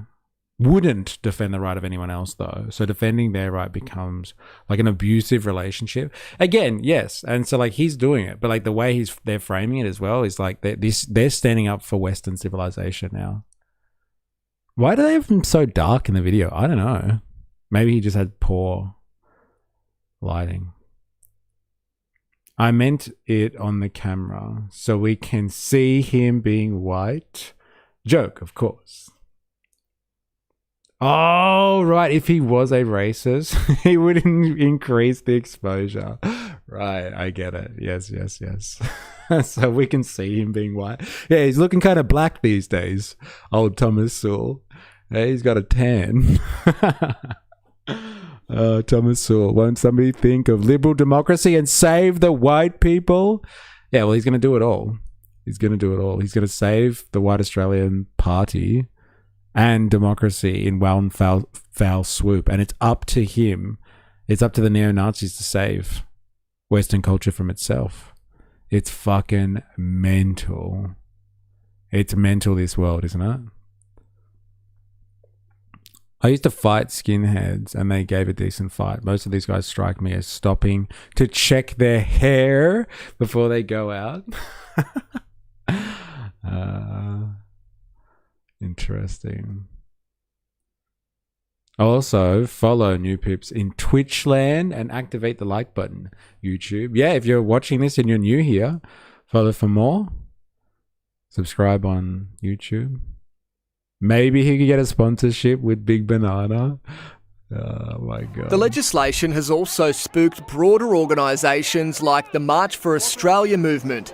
Leader Beck Walker told members she'd be closing their Telegram group. This is for both my protection and yours, posting something as simple as a... Look at the picture they've used of her as well, hey?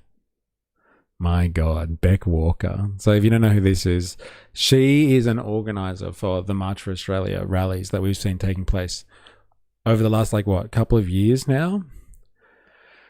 And, like, they adamantly maintain that they're just, like, this is just about pure nationalism and, like, sticking up for Australia and Australian culture and values and stuff. But, like, we saw the footage of her speaking with the NSN and telling them to march up the front of the first one in Sydney.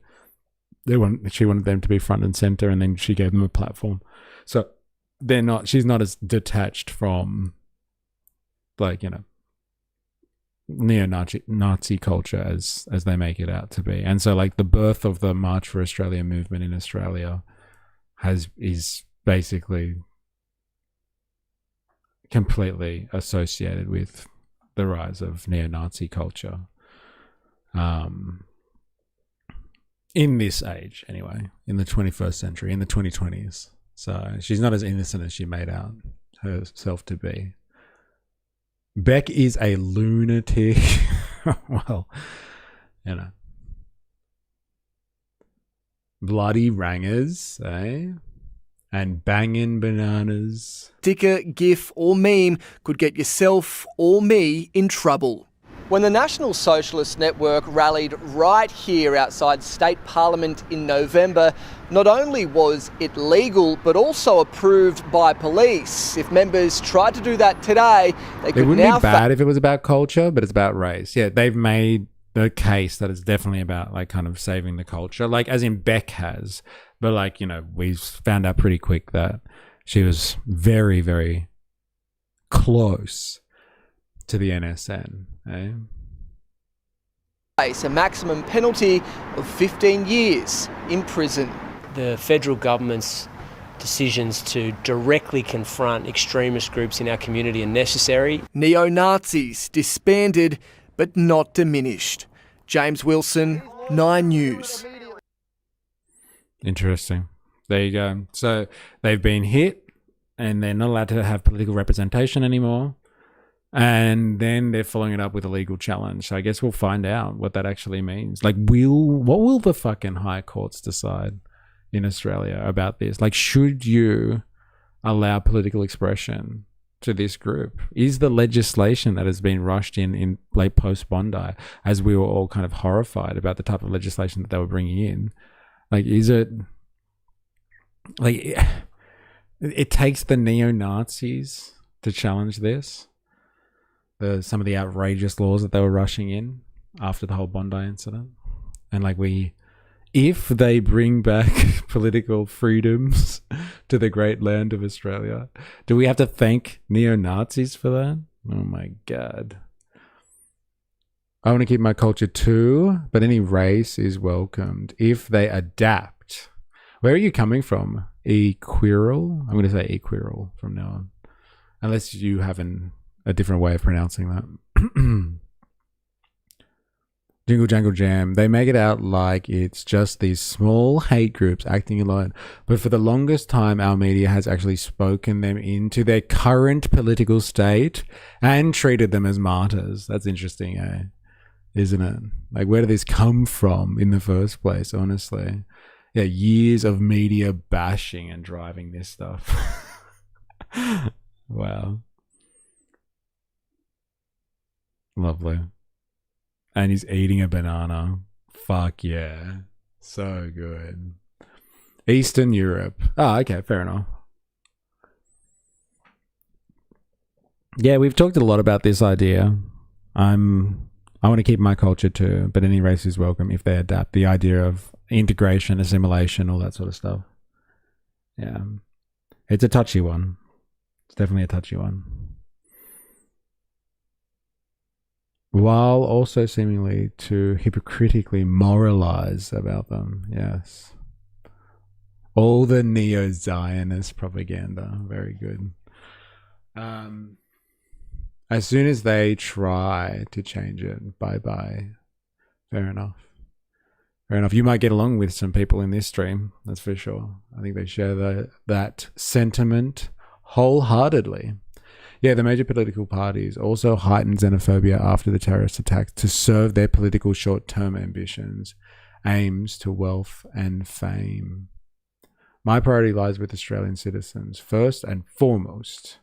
Banter bandit. Keep punching? Fuck, you legend. Thank you. My God.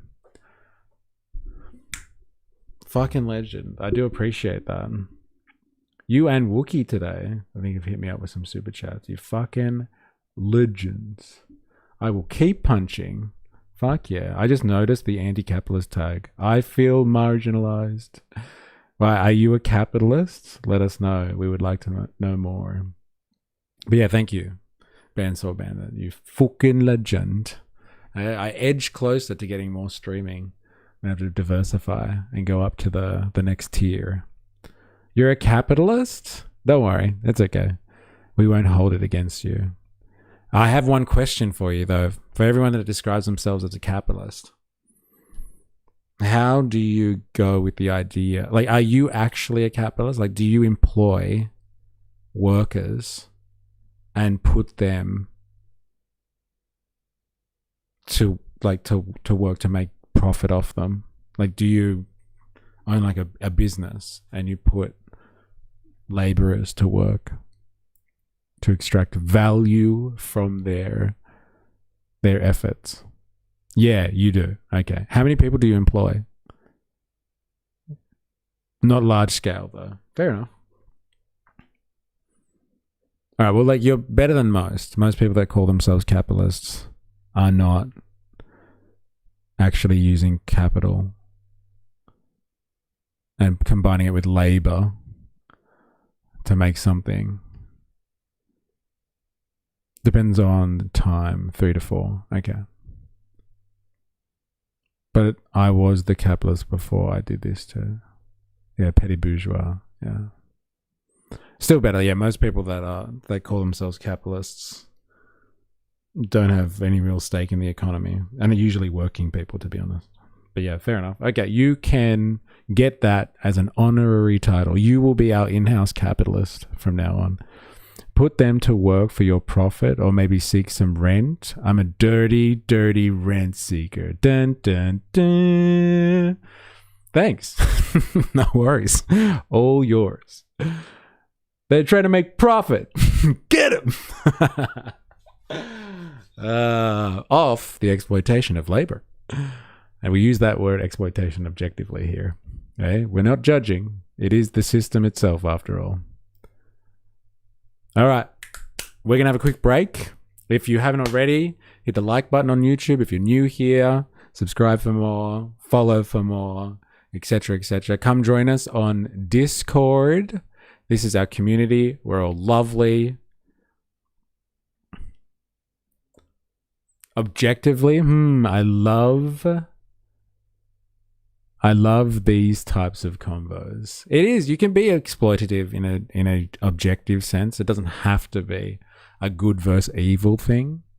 Like if you exploit a resource, you exploit a situation, you could exploit a friendship, doesn't make you a bad person. Because their profit is your loss in the zero-sum game of disaster capitalism. Interesting. Disaster capitalism. I haven't read that book. I'm going to have to get across that. But yes, we'll be back. We're having a quick break and we're going to do some extra stuff, touch some other subjects. I think I want to look at BRICS, actually. There was a BRICS meeting recently. I want to look at that a little bit and then we'll get into some other shit. I can't Discord. Palantir wants my face, but it'll have to do it the old-fashioned way by abducting me and keeping me in a basement. Fair enough. That's okay. It's just if you're, if you're interested, some funny shit goes on down there in the in Discord world. But I understand. They are fucking going after people now. You have to prove yourself before you can join Discord. All right.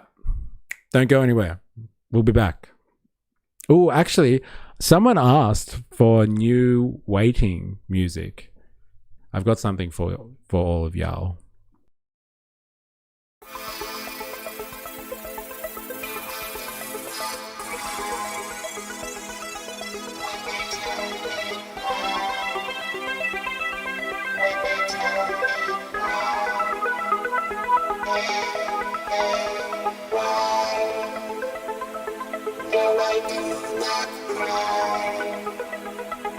When they tell me why, when they tell me why, why.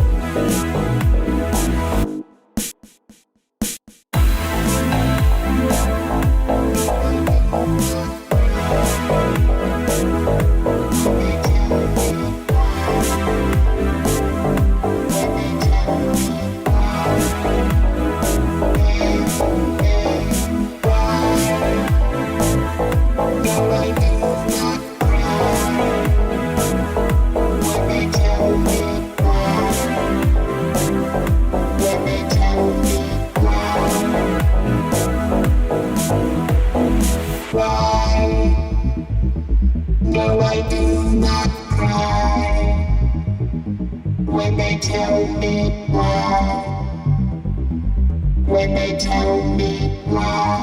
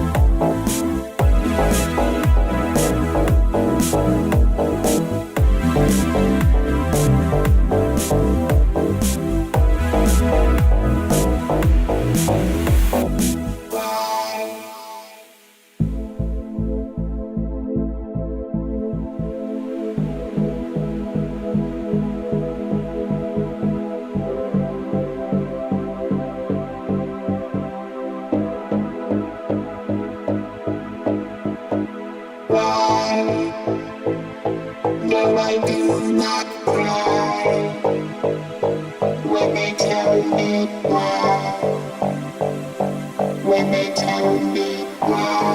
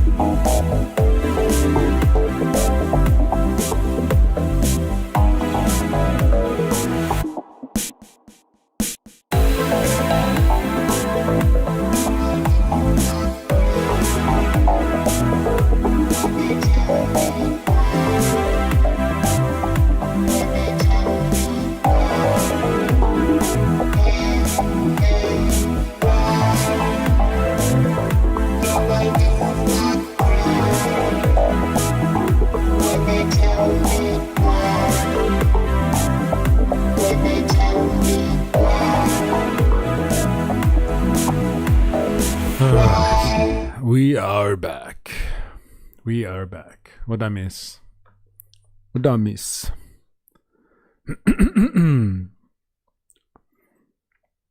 Fuck, the chat's been going off today. Oh, nice. Fuck, I remember this song. Yes, this is OG. This is old school 4AS. Remember this? Good memories of synthwave gigs. Yeah. Yeah, very good. This is old school. Whoa, what is this? This is something that I wrote like years ago when we were making music. That's where Mystery came from. Actually, writing music at the time, political stuff, etc., etc. And this one is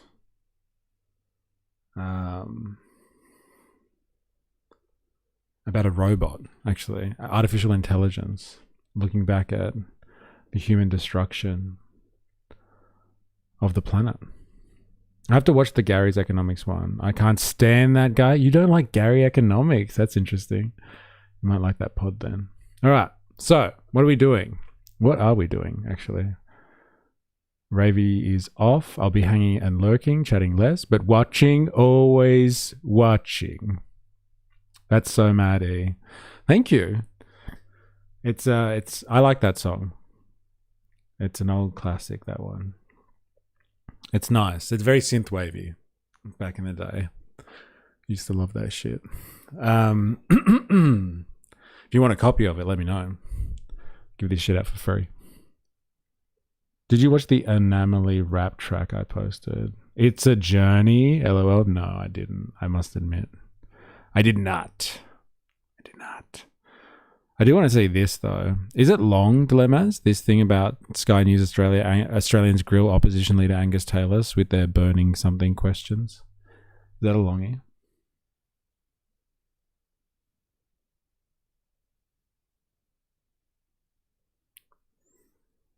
Man, I miss political music. Bring back the good old punk and new metal. We've had some good conversations here about System of a Down.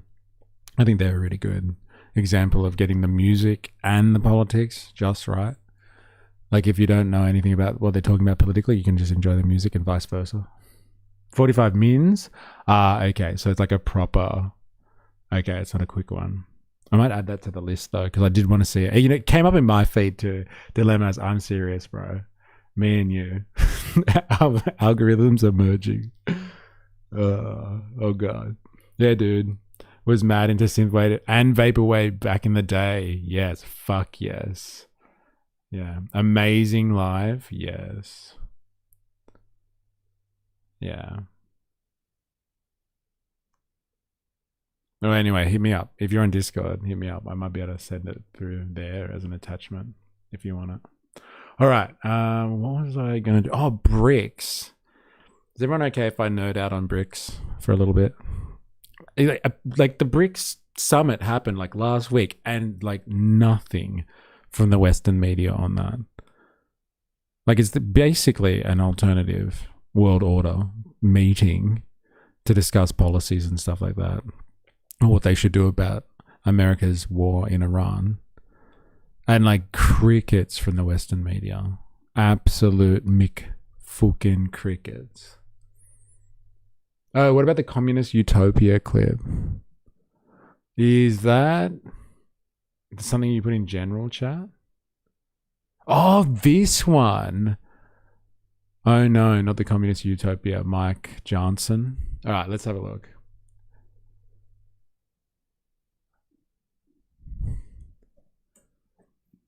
I do want, after all that communism talk or Cuba talk, I do want to know. Any Mamdani's popping up all around. Stop! I can't hear you. Wait. Yeah, I'm Gentleman Turquoise. Ah, so I can't keep up with everyone's aliases. I'm going to add this to my list of things to do. Gentleman Turquoise.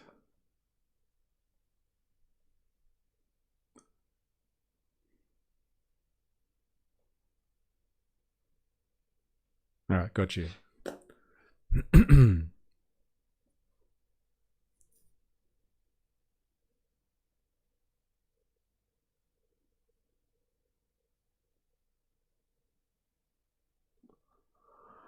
All right, let's do this. Can you see it though? Oh no, you can't. Oh, it's actually from his X account as well. Speaker Mike Johnson. Isn't it one of the best American names as well? Mike Johnson. Speaker of the House, Mike Johnson. Such a good American name. It's as American as apple pie, goddammit. All right, let's have a look. What's the other thing? There are little Mamdanis popping up all around the country, and they're openly avowed socialist Marxist ideology. This is something that we have never seen before in American history. Do these people have such a fucking low understanding of American history that, like, the American socialist movement and working movement at the turn of the last century was so mammoth that it was rivaling the power of the capitalist classes. It was rivaling the Gilded Age. They were fucking scared of the size of the socialist and workers movement in the US. And he's worried about a few Mamdanis popping up asking for fucking free buses and free fucking childcare. Like, what's he on about, this guy? Seriously. This is about moving away from a constitutional republic to a communist utopia ideology. And that's a dangerous thing for the future of the country. My God. Did they forget about the 60s to the 80s? Like, seriously. Your background vibe at the moment, so keep me vibing. You got it. Well, if you want to vibe, Bandsaw Bandit, let's listen to Mike Johnson, Speaker of the House, tell us why the communist utopia through little Mamdanis is going to come destroy America. Oh, my God. All right, let's do this. The way I describe it in summary is that they're little mini Mamdanis popping up all around the country, okay? And they're openly avowed socialist, Marxist ideology. This is something that we have never seen before in American history. The Tea Party reset in the Republican Party was about fiscal responsibility. This is about moving away from a constitutional republic to a communist utopian ideology. And that's a dangerous thing for the future of the country. The problem we have is the insurgent left, the far left, has all the energy and excitement and the money in the Democratic Party. This is not our father's Democratic Party anymore. They're going far, far left, and no one's there to stop it. And that's a dangerous thing. The way I describe. What the fuck is he saying? Like, it's all just words. Like, there is no basis to anything that he just said. Like, this is not our father's Democratic Republican Party. The far left has all of this funding and all of these resources, and they're coming to get ya. Like, what the fuck is this guy on about, honestly?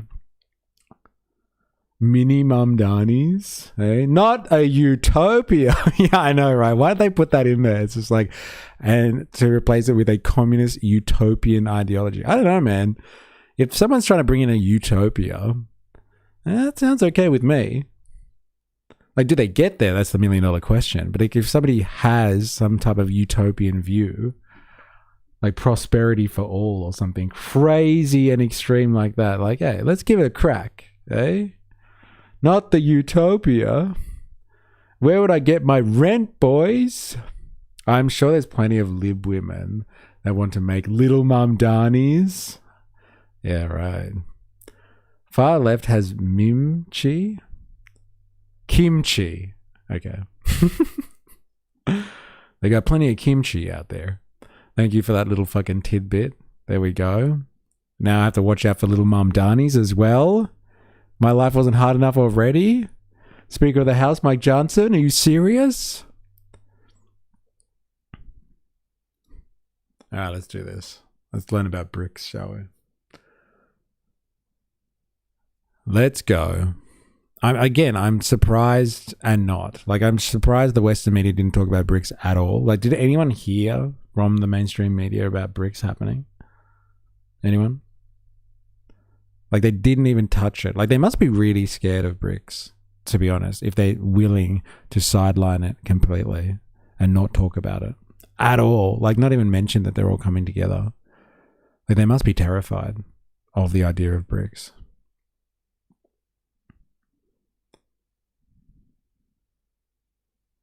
I only saw an Al Jazeera. Interesting. Yes. And I'm going to head back to work. Good streaming.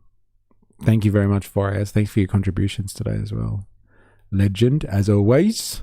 No, this is the first I heard of it was on. Like, we're talking about, like, you know, some of the fucking biggest economies in the world getting together outside of, like, the traditional West. And, like, he's fucking zilch from the mainstream media on this one. Like, come on. Like, they should, like, at least if they just want to critique it, like, you know, just bag it the whole time, but talk about it. Like, this is the one thing about, like, the manufacturing consent machine. Sometimes it's not about, like, how they talk about an issue. It's about omission. And they completely omitted the BRICS story. Now, this channel is dedicated to BRICS, so it's called Think BRICS. So I'm assuming it's fucking full of pro-BRICS propaganda, but, like, it's something on the situation. BRICS News. Why the mainstream media lied about the Delhi FM BRICS summit exposes the truth. The mainstream media narrative-driven outlets desperately want to hide. I wish we even had what their narrative was, because I didn't hear them talk about it. What was the BRICS Delhi Summit 2026 really?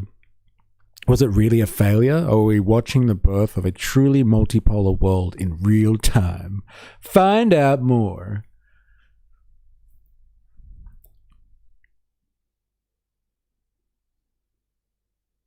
Okay. They are trying to move the Overton window. It's all about making Soros and co.'s constructs seem like the actual far left. That's an interesting point. Yeah, it's 100% manufacturing consent territory. All right, let's do this. The headlines after the latest BRICS foreign ministers meeting followed a predictable pattern. BRICS fails to reach joint statement. Internal divisions exposed. Iran-UAE rift overshadows summit. To the casual observer, the missing consensus looked like proof of a bloc crumbling under the weight of its own expansion.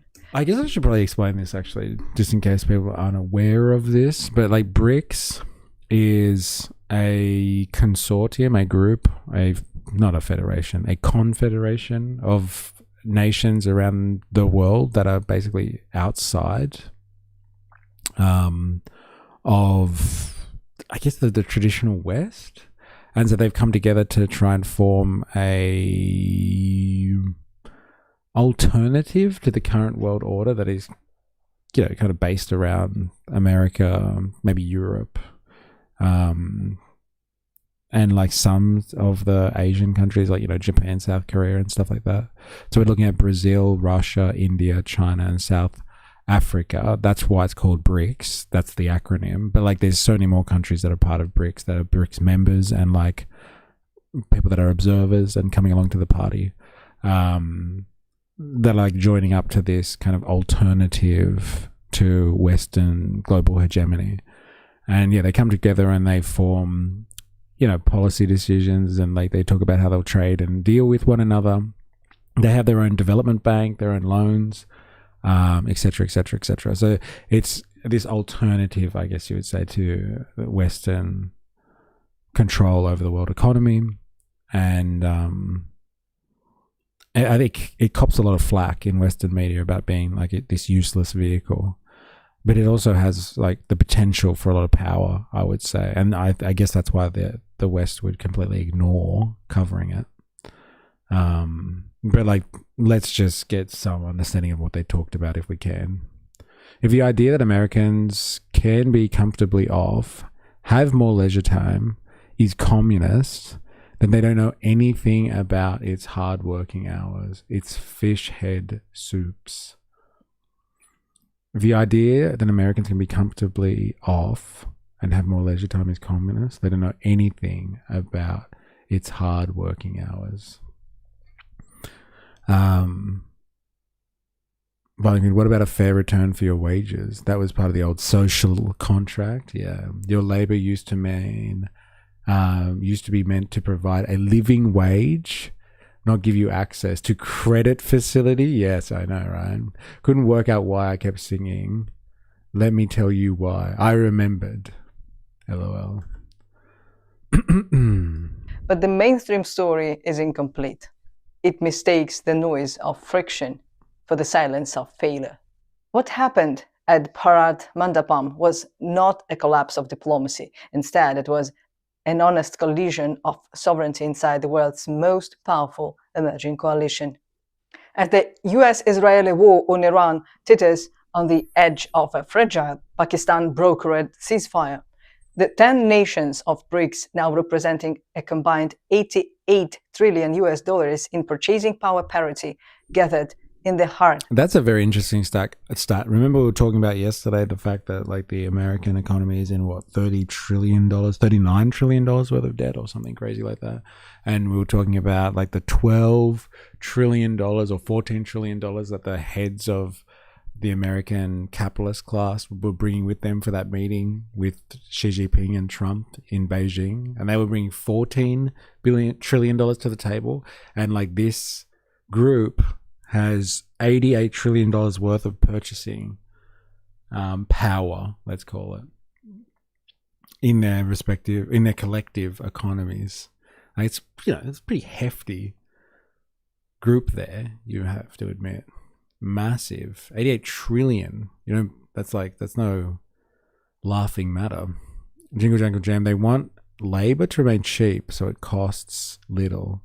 And in communism, labor was also something that was degraded in the community by harder working conditions with little recompense. Well, Soviet Russia had like 1/4 of the world's population, 1/8 of the world's economy, and we cut them off from the rest of the world. Fish head soup was, what's that? Necessary?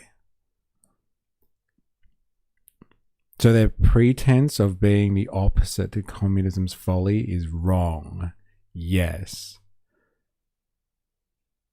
Communism is meant to be a transition state, though. Massey walks around Congress with a debt counter on his suit, just to remind everyone. You know Trump's coming after Massey, right? There's another guy that Trump didn't like, another senator, and like he just lost, and like he's coming after Massey next. 17 trillion, wasn't it? What, the group of Americans or something that went over? Oh, it was 17 people that went with them. His entourage of 17 people. No, it wasn't necessary. The starvation of Ukraine was entirely man-made, not a natural disaster. No, sorry, I was just trying to figure out that word at the end there. Necessary. I was just trying to read something. But no. It was meant to devolve down into local governance mostly over time. That's just not how Stalin saw it. Yeah, I can't spell it. That's how I spell it. Yeah, necessary. Just, yep, got it. The fish head soups were gulag foods because the waste products of good food or for the people go to the convict labourer, like Australian convict labourers, as rations for work. I know, I'm not happy about it. Massey is maybe one of two that refuse APAC money. He's fucking going down. Trump's got a target on him. So, you know, he might not get re-elected, I guess. Of the global south. They came to decide who actually controls the 21st century. While the West focused on the lack of a signed paper, the real story was the $86.8 billion in Indian oil money riding on the Strait of Hormuz, the end of a critical US sanctions waiver, and the quiet construction of a financial infrastructure designed to make the Western rules-based order a relic of the past. For decades, global summits were exercises in enforced consensus, Western-led rituals where the final statement was drafted in Washington or Brussels and rubber-stamped by the rest. BRICS has disrupted this pattern.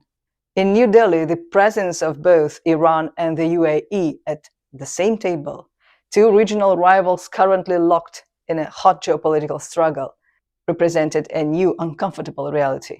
Iran's Foreign Minister Abbas Araghchi sat across from the UAE's Khalifa bin Shaheen al-Marar just days after unconfirmed reports suggested the UAE had conducted military strikes against Iranian refineries. Araghchi used the platform to blast what he called the UAE's direct involvement in US-Israeli aggression, accusing Abu Dhabi of hosting the air bases used to launch strikes against Iranian soil on February 28th. The UAE countered by seeking condemnation of Iranian attacks on energy infrastructure and maritime commerce. To the Western media, this struggle is a sign of weakness. For us at Think BRICS, it is the ultimate proof of identity. Let's be clear and honest as usual. This was no picnic at all. BRICS is not a military alliance like NATO, where one hegemon dictates the security architecture of the many. It is a strategic balance. The fact that these two nations are arguing inside the room while their forces are on high alert outside of it proves that BRICS has become the only platform where the actual stakes of global sovereignty are being negotiated. That's a fucking incredible take, isn't it? You have to give it to this analysis here that like the UAE and Iran are actually in a room together talking and negotiating and asking for people to support their causes within BRICS, and they actually have a chance to say their piece and not be dictated to by a supposed united world, like in the United Nations, which is just controlled by Western influence, let's say. And so she's saying like they're actually coming together negotiating, and there might be a result, a good result as a result of this process, thanks to BRICS. And the fact that they're out there arguing and debating in this type of forum isn't a show of weakness. It's a show of a true international community, which is a good thing for the world. Very different interpretation of what BRICS is all about from what you get from the West anyway. Very interesting. How long are you on for today? I might have to leave for a bit and focus on writing trivia questions. I'm going to be on until 4 p.m. today, so where I am. So that's like another 2.5 hours I should be going for. If you're wondering, good luck with your trivia questions. That sounds sick. Get AI to do it.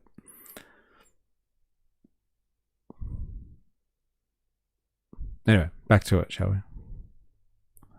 For Ethiopia, Egypt, and Indonesia, the newest members, the dynamic is different but equally significant. They are not here for the theatrics. They are here because BRICS represents an alternative to economic coercion and the strict conditionalities of Western-led institutions. Egypt is already pushing for a grain logistics center in Port Said to protect food supplies from Western-driven market volatility.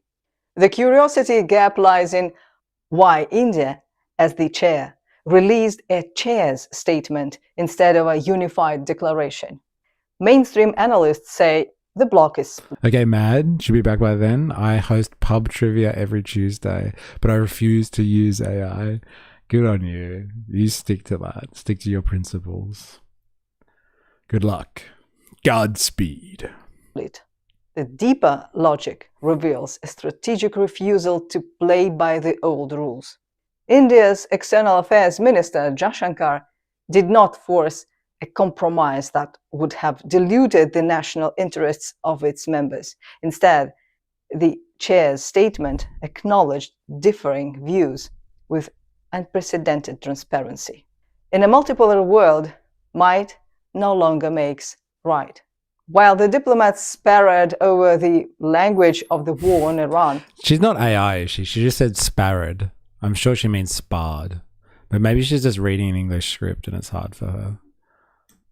While the diplomats sparred over the language of the war on Iran, a parallel and more significant event was unfolding. Just as the Delhi meeting opened, US President Donald Trump and Chinese President Xi Jinping were meeting in Beijing. This was no coincidence. The West is playing divide and rule, attempting to pit Moscow against Beijing and use India as a swing state. The math of the meeting suggests the strategy is failing. I feel like that's just how she says sparred. Okay, fair enough. Maybe sparrowed. Clarice, as an American, there are like 6 congressmen that aren't corrupt and or senile. At this point, it's not even an option about supporting people that represent you. You just have to have you just have to support actual Americans. Wouldn't that be nice, eh? That sounds like some type of communist utopia that you're speaking about there, Clarice. Speaker Mike Johnson wouldn't be happy with you hearing about your utopianism there. Russia now accounts for 1 in every $4 India spends on oil, a 14-fold increase since 2022. The US Treasury deadline for India's oil waiver fell in the exact same week as this BRICS meeting. Washington is attempting to use the dollar as a choke point. In response, Russian Foreign Minister Sergei Lavrov proposed a new BRICS investment platform utilizing digital assets to bypass the Western financial grid entirely. That's a huge one. Russia proposing a digital alternative to the Western financial system. That's fucking huge. Huge. I wonder if that's why Trump took over some bigwigs from Wall Street and the financial sector. Like Visa and MasterCard were there. Like, god damn. What's that about? And Goldman Sachs was represented too. Citigroup, I'm pretty sure, was there. Is it also because there's an alternative currency system being unfolded by these countries like BRICS? Imagine India and Russia getting the oil, like passing oil to one another, and they didn't have to go through like SWIFT or anything like that. They didn't have to transfer money and use an American dollar system. How would America threaten India with sanctions if they trade with Russia on a system that they have no control over? They could still threaten them, but it wouldn't be an avenue that they would have any oversight over, I guess. Yeah, Tim Cook and Elon Musk as well. Very odd.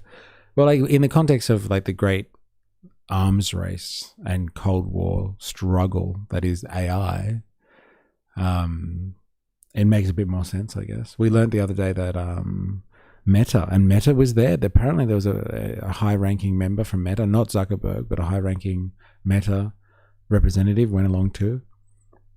And Meta's been trying to buy artificial intelligence technology from China, and China's been blocking Meta's purchase of it. So I wonder what else is happening there. Blueprint for digitalization in real time. The authority of BRICS in 2026 is rooted in a shift from crisis management to structural management. The economic machinery being built right now is the proof. The new development bank is expanding. Foreign ministers formally called for expedited consideration of new membership applications, urging the bank to grow local currency financing, diversify funding sources, and scale infrastructure investment across the global south. Captain Bucket's in the house. How you going? Surprised Elon was there after constantly calling Trump a pedo. I guess money is more important than your values. Well, I think what it shows is like how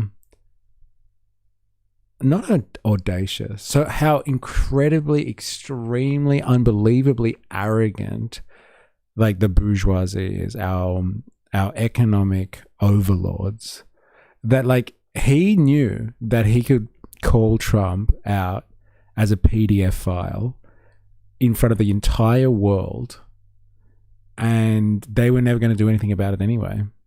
So like maybe it was just like one of those things where he's just like, haha, Trump, you're a PDF file. I know about I know about the Epstein situation. And Trump was like, fuck you, man, don't say it out loud. And he's like, what are they going to do about it? It's all right. And then like he was like, they were dragged, that thing dragged on for a few months. And as they knew the whole time, Elon Musk and Trump, that it was going to amount to nothing. And that they just keep on playing world politics because they control everything anyway. And there was nothing that all the plebs were going to do about it. Yeah, he admitted to ketamine a few times. Yeah, it was just him and Trump just like mucking around for everyone to see. They've always been friends. It never meant anything. It was just all show for the plebs. And we just missed the joke. And they're just joking about being PDF files and stuff. That Elon incident was so weird. I believe in ketamine money system. The thing that came out with the 11th NDB annual meeting ran in Moscow on the same days as the Delhi summit, a deliberate signal of parallel momentum. A new de-risking mechanism is taking shape. The BRICS multilateral guarantees pilot is designed to protect investments in local currencies without relying on Western financial intermediaries. It is not theoretical. It is already in motion. Small businesses are on the agenda. India proposed a new MSME finance framework within BRICS, targeting small and medium enterprises across member countries. The first BRICS SME working group meeting has already convened under the 2026 chairship, focused on fintech ecosystems and expanding access to finance across the global south. The meeting also saw a significant visit by BRICS delegates to Gift City in Gujarat, India's maiden international financial services center. This visit is the shareable insight most commentators missed. While the world watched the friction between Iran and the UAE, the technicians of the Global South were inspecting the integrated smart city infrastructure that will support international currency transactions outside of the SWIFT system. They are building the plumbing for a post-Western world while the West is still arguing about the paint on the front door. The tension inside the room in Delhi reflected a deeper reality. BRICS is now the primary architect of the world's future.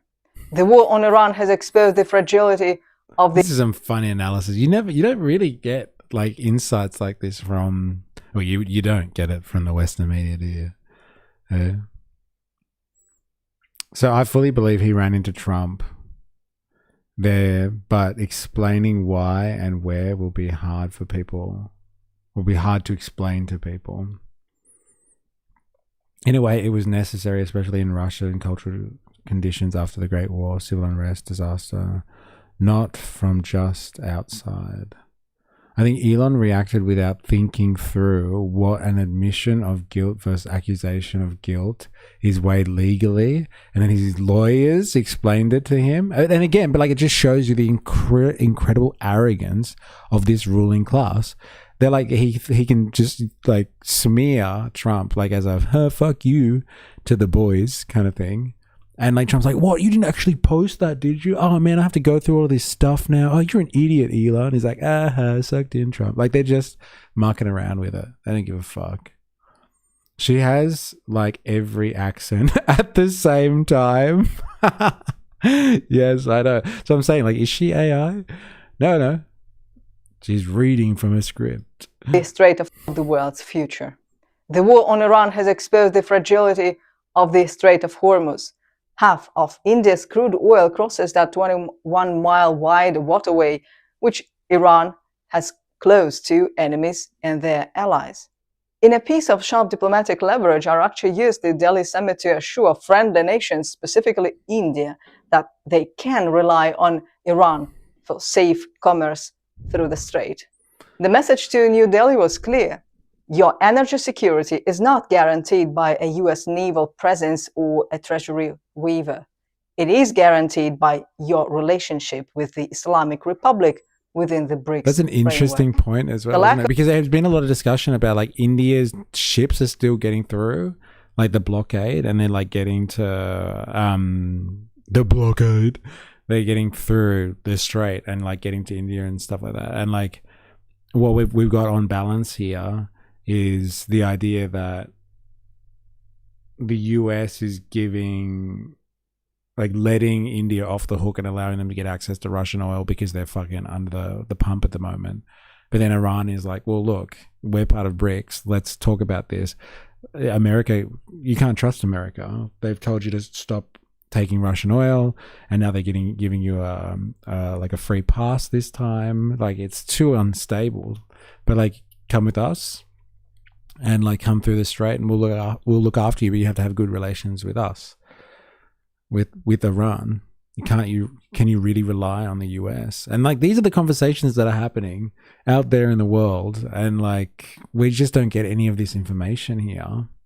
It's strange watching a billionaire have a midlife crisis on daytime TV.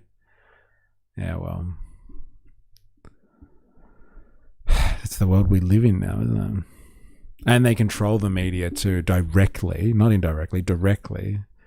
So we get to see it in real time. India and Pakistan have Navy ships. They're escorting their ships out. Interesting. There you go. Puke. What's that in relation to? If the US, say, fires on India or Pakistan ships, their ships will fire back. Will be an international incident. Yeah, could you imagine? Of joint statement is not a sign of weakness. It is a sign of the bloc's maturity. BRICS is a collection. If you watch what's going on in shipping, he covers it. Then he's even if he's ex-Navy and often still works with them and offers advice. Yeah. Negotiating with the Islamic Republic within BRICS, LOL, is puke. Okay. Sovereign powers. Russia, China, India, Iran, and the UAE, who are big enough to disagree on the battlefield but smart enough to cooperate on the infrastructure of power. The mainstream media wants audiences to believe that without a joint statement, the meeting was a diplomatic failure. The real authority in the room was represented by the IMF's April 2026 World Economic Outlook. BRICS has already surpassed the G7. The bloc India hosted this week is, by every big picture measure, already bigger than the West. The war on Iran was intended to reassert Western dominance in West Asia. Instead, it has accelerated the consolidation of the global South. It forced India to deepen its Russia option for oil. It pushed Iran to finalize a smart management plan for the Strait of Hormuz. It led Russia to propose a global investment platform built on digital assets. And it forced the UAE to stay at the table with its regional rival, because the economic logic of the 21st century is being written in Delhi and Beijing, not Washington. The Delhi meeting didn't end with a joint statement because BRICS is not a club for followers. It is a forum for the builders of a multipolar order who are no longer afraid of the friction that comes with true sovereignty. The final insight is not about the war, the oil, or the missing document.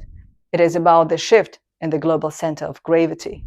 As the shattered empire lashes out, the nations of the global south are constructing the digital, financial, and strategic pillars of a world where might no longer makes right. The era of the rules-based order is over.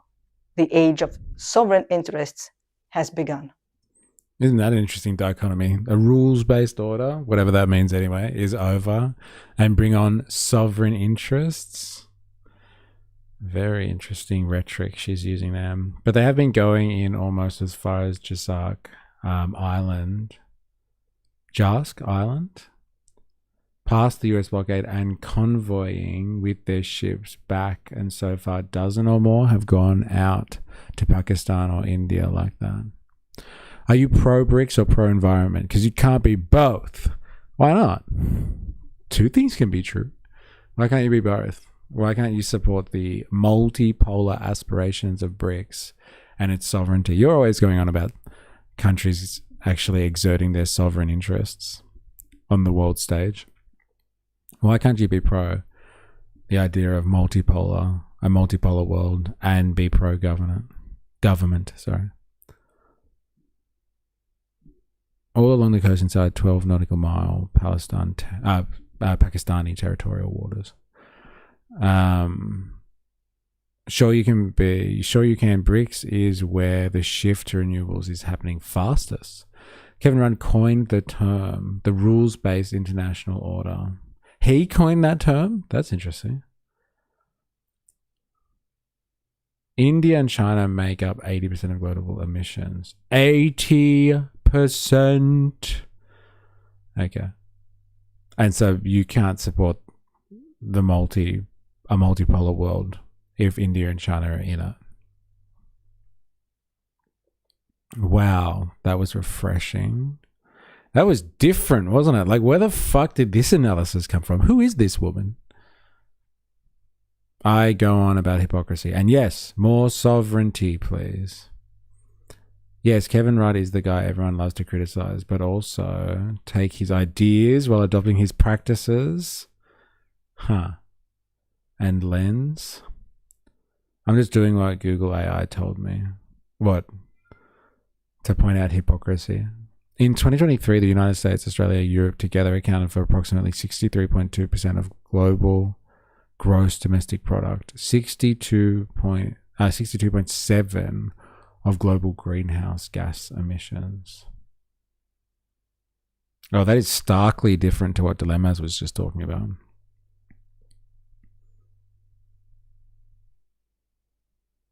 Dilemmas, we all know you're a bot. Watch out, Dilemmas, you're getting called out again, bro. Quickly do the thing again to prove that you're not a bot. They're coming after you, bro. They're coming after you. Alright, so BRICS happened. There's a fucking digital currency, or there's a digital money transfer system on the cards being proposed by Russia. That's an alternative to basically like the SWIFT system. That's interesting. Iran, the UAE coming together to talk about their differences. India, Pakistan, figuring out ways with Iran to get their stuff through the strait. Like, shit's happening outside of the story that we get in the West, it would seem, when it comes to BRICS. But like, we obviously knew this sort of stuff happens, right? Australia pop compared to EU and USA is nothing.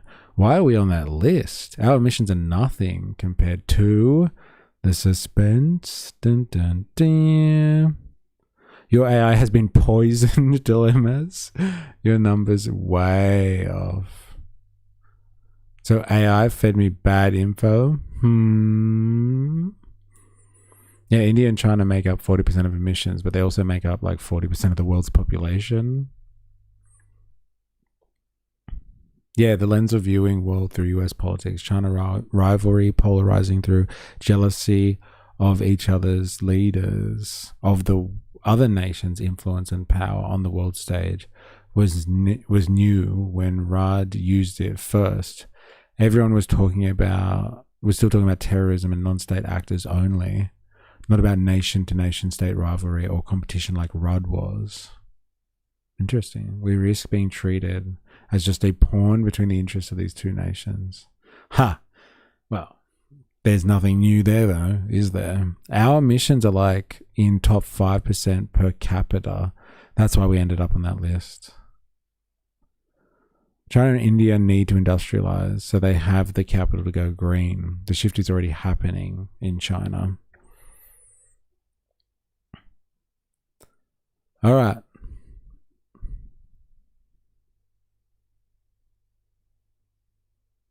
Thanks for that. Wow, we triple the average too per capita. Interesting. Look at this. People having an amicable discussion in the chat. Per capita, it's the new thing. Put it on the board. It's relevant, man. Per capita. I'm telling you, people. Per capita. All right, let's have a look at this bad boy here. This happened like what, over the weekend, I guess?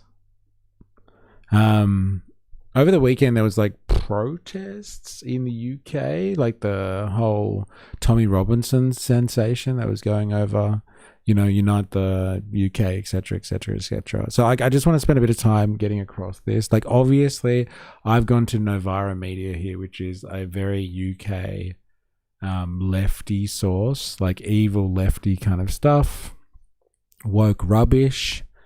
Some of them I think even describe themselves as Marxists, some of the people in Novara Media. But like, I want to kind of get across this position. So if you guys have any clips or anything that you've seen, any videos that you've seen on this topic, let me know. I think who suggested it yesterday? I want to say it was Saint Chi. No, potentially Govan. Govan said yesterday that we should have a look at the Nizam Black show or something. They talk about Tommy Robinson, and it's a good hate watch.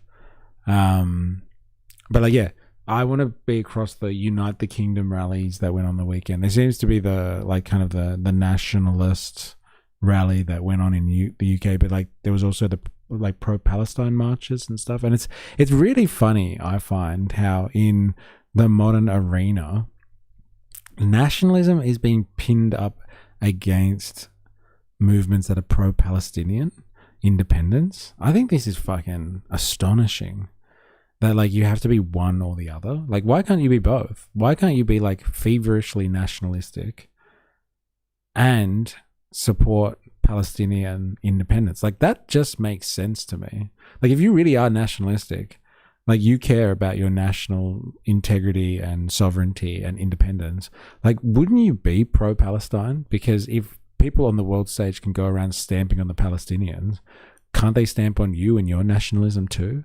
So like, I don't know why it's become this right versus left thing in the culture wars, that like you stand for your nation, putting your nation first, and fuck Palestine kind of thing, and all those Palestinians, because they represent like, I don't know, some type of internationalism that shits on national identity somehow, because like they care about, I don't know, Arabs over there. You like Palestine so much, why don't you go to Palestine? Like why do those things have to be antithetical? Can't you go to a nationalist march in the morning and then a pro-Palestine march in the evening? Why do you have to pick a side there? I think this is beautifully crafted by our overlords and the media to like kind of polarize us massively. But like, I think you could do both. Like, I honestly think if you really cared for your country and you wanted to be all nationalistic and stuff, you could support your country and you could support Palestine. But like, you know, who am I but somebody who tries to descend from the culture wars?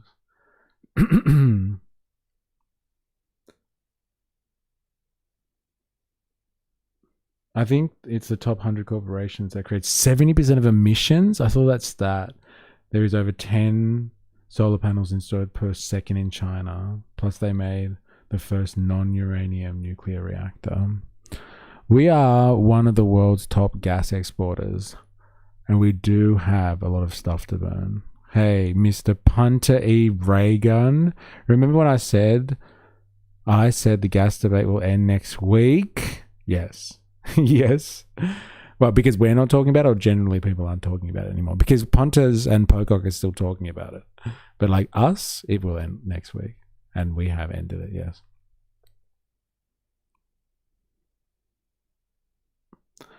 Because Zionism is fascist in nature. Okay. And so what, to be like nationalist and right wing in like the UK or America or Australia or something, you have to like be Zionist? It just doesn't make sense. If the Greens would just focus locally, then crying globally, they would get more support. But like, that's the thing. Like, why can't you support a global cause and support local issues, dilemmas? Why do those things have to be polarizing for you? You can't care about what's happening in the world? Like, do you not live on planet Earth? Like, you do live with other humans, right? We are part of the human race. Always has been. You should go read about some stuff Einstein wrote about Zionism and their collaboration and similarities. And plastic is just another word for oil. Australia has greater resources for the amount of population to all live comfortable lives without poverty ever affecting anyone. Again, Nazis don't support the rights of other people whose actual morals tolerate them. The Greens are a feel-good party so that soccer mums can put that little green triangle in their minivan and act like they care about the environment. God damn. Well, to be fair, the land issue there is huge. The nationalism is based on a claim to the land. Is it legitimate? The people pushing this nationalism is Zios. Yes. But like, does that mean, like, do you reckon this guy, look at this guy with the beard here. Do you reckon he knows that he's being manipulated by a bunch of Zios? Or does he truly believe in his nationalistic cause? I'd say it's the latter. And, you know, it's if you think about it objectively, it doesn't make sense that, like, in order to be nationalistic, you can't think about global issues at all.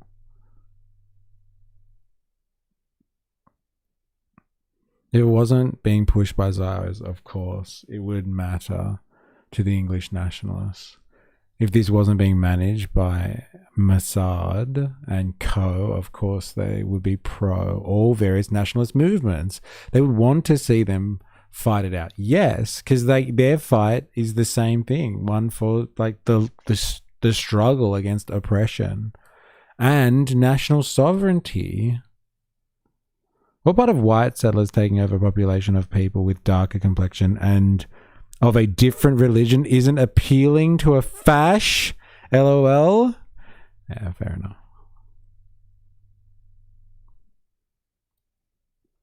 I'm pretty sure he doesn't know the people feeding him are Mossad. But that doesn't mean... Have you actually seen, like, see these flags in the background?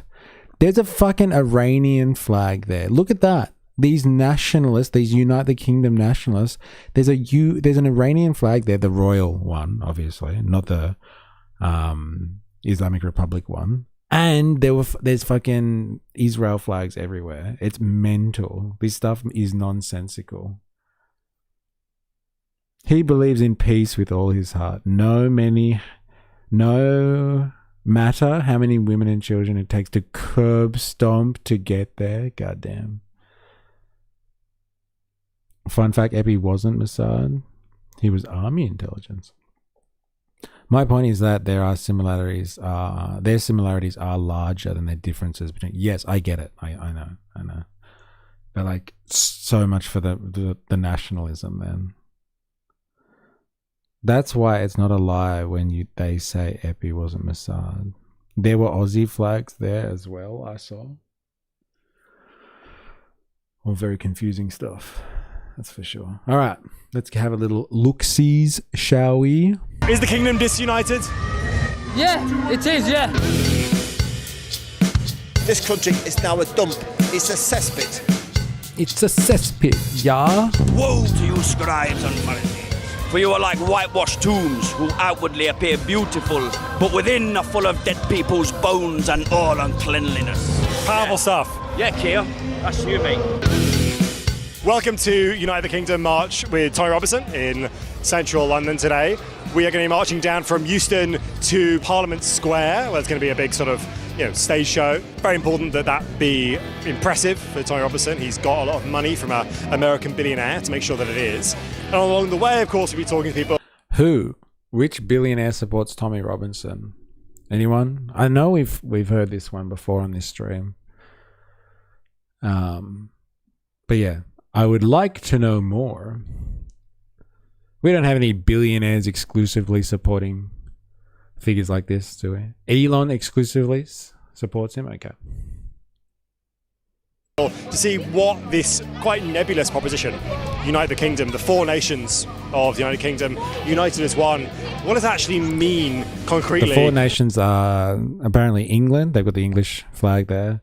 Iran under the Shah, Israel, and Australia, apparently. That's who they're trying to unite. Those are the four flags that I've seen. Oh, and I've heard about the Australian flag. I didn't see it myself.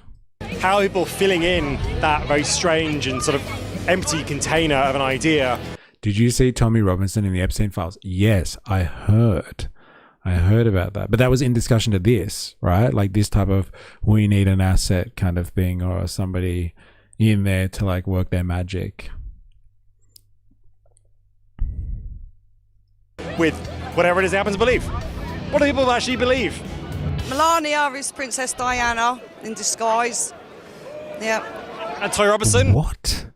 Melania Trump is Princess Diana in disguise. Is that what she just said? Yeah, with whatever it is they happen to believe. What do people actually believe? Melania is Princess Diana in disguise. Oh, she did say that. And Tommy Robinson? Who's he? I don't know. Everyone's in masks at the moment. Everyone you're seeing on the TV. The media has been took over by the white hats, and they're all in masks. I've actually seen Michael Jackson on it. I've got videos of him on Sky News where he's dressed up as a woman. You can't get rid of Michael Jackson. You know who he is. He's clear as day. So he's playing someone as a woman. But I've got it all on my phone. You can see it's Michael. So. Is the storm coming? Oh, the storm is upon us. Whoa, she knows the truth, bro. Fuck. Yes, Heidi. Fuck. Are we all listening to the same thing here? Or did I just trip the fuck out? She's completely lucid. Wow. Tommy, he's just a hooligan who likes to have a propaganda gov. Oh, wow. Wow. Milord. What is this Milord thing that you guys keep talking about? It must be another reference to something. Oh, I saw it. Okay. They have QAnon in Kanzuk. QAnon. My God. They want us to be Australian, but they also want to re-establish the bond to the empire. That was off planet. Michael Jackson is alive and a woman, and Diana is Melania. I knew it. I fucking knew it. It's called group psychosis. That's why dragons exist. Interesting. No, it's just anything UK is me lord. Okay, thank you. Thank you. All right, me lord. What's the banner about? Well, we got two banners. One, we got President Donald Trump. Ali Khamenei is dead. Trump, thank you. Because he's our hero. He's the voice of Iranians who are being oppressed by the Islamic Republic in Iran. Donald Trump has stood with us. Not only that, the murderer of Iranians, Ali Khamenei, the terrorist, he also has killed. Tommy Robinson, as a refugee, I would like to thank... Iranian refugee? What? Iranian refugee message. Oh, okay. Tommy Robinson, thank you for supporting the Iranian people. Thank him. As an Iranian refugee, I would like to thank him because he became our voice. He stood... We found the female version of Dilemmas. Savage. Dilemmas. They're fucking dogpiling on you, bro. Come on. Do you have a response to that? Let me know. I'll help you out, man. That was pretty good, though. For dilemmas.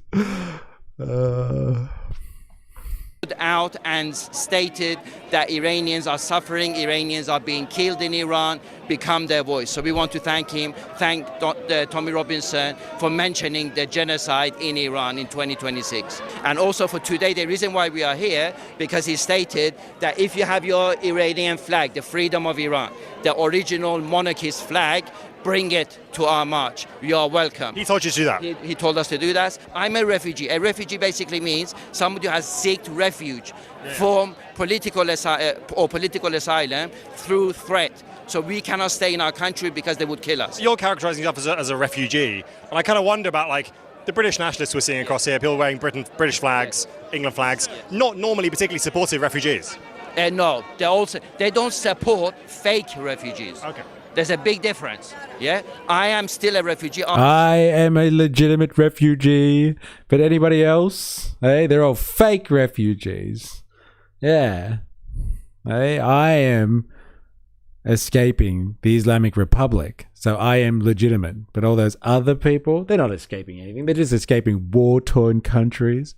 Hey, they've seen their families, their homes, and their communities destroyed.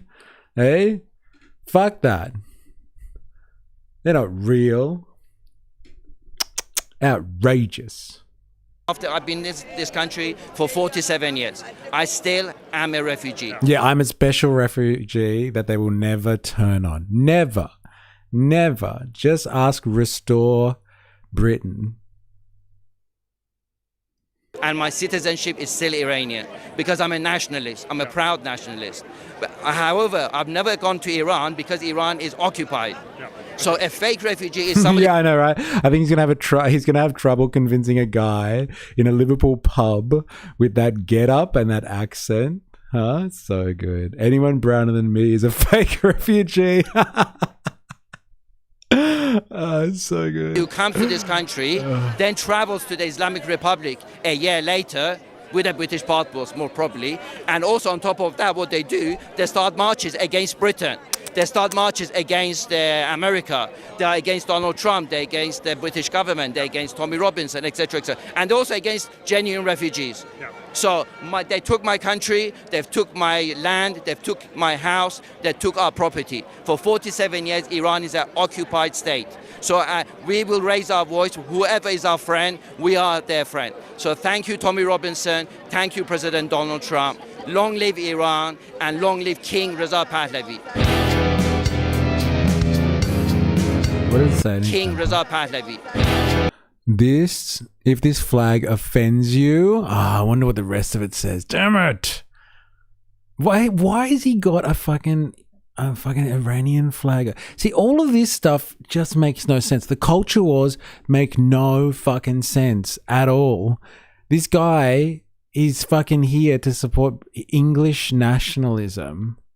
Why has he got a royal Iranian flag on his fucking jumper? This makes no sense. Hobo Joe, what the fuck is this mess? I have been listening but not watching. Okay, we were just listening to an Iranian so-called nationalist who cares more about, I guess, Iran under the Shah, and I guess has escaped political persecution, and so he's a refugee, but he's a legitimate refugee because he's seeking refuge from political persecution, unlike other refugees that are just freeloaders. Oh my god, the next part says, I'll help you pack. Thank you, you fucking legend. If this flag offends you, I'll help you pack. That's so good. Oh man, so good. Is his tie constricting his oxygen? Is he okay? Oh, Govan in the house. How you going? By turns. The Ayatollah was once in exile. That's a fair point. That's a fair point. Get the fuck out. Hey? I hope I'm not having an heart attack now. I've escaped a nursing home in Crewe, right? On 27th of July, I had an heart attack on Trafalgar Square. St Thomas's Angels saved me here. 13th of September, I had an heart attack down by the stage. I still didn't die. And I'm in the nursing home on oxygen and permanent morphine now. I haven't got long to live. I'm sorry, you've been to 3 rallies. This is my third one. And you had a heart attack at both the previous 2 ones. Yeah, right. And, why are you out here? I've got 3 daughters to leave in this world that he's created, yeah? And this is the hill I'll die on, mate. But I'm sure God's keeping me alive to see that knobhead out of number 10, I shouldn't swear, sorry. You know what I mean? But that's why it's important to me. I've got to get down to VIP disabled now, get a taxi because I can't walk very far. But I've had to bring me do not resuscitate format with from my home. That's your do not resuscitate? Do not attempt to resuscitate. I've had 8 heart attacks, right? I've been dead twice. I'm on do not resuscitate for 4 to 5 years. I've got an SR1 at the doctor said I've got less than 12 months to live. And I'm in a nursing home now, and I'm the youngest one in there really, but because I'm on permanent morphine and I can't be prescribed to me flat controlled drugs. With my last breath, I'd drag him out of there myself, right? Because life imprisonment to me is only a few weeks. I don't really care. What the fuck are we watching? What the fuck is this? Goat. 9 lives? Bro, what the fuck is this? I am glad for the subtitles here. Oh my god. I thought these people were going to be talking about, I don't know, nationalist issues, the NHS, hey, the destruction of British culture. Oh man. I don't know, but I like it. Oh man, they found some awesome vox pops. This is something else, man. Fuck, when I've interviewed people at some rallies, there's been some fucking interesting characters. Oh, dude, stop going to rallies. What the fuck? It's okay. He's not going to be a problem because he's got the paperwork. Don't resuscitate. So if he dies, he dies. People will just move on, I guess. The rallies are literally killing this man. Oh my god, imagine if this was your dad. Yes.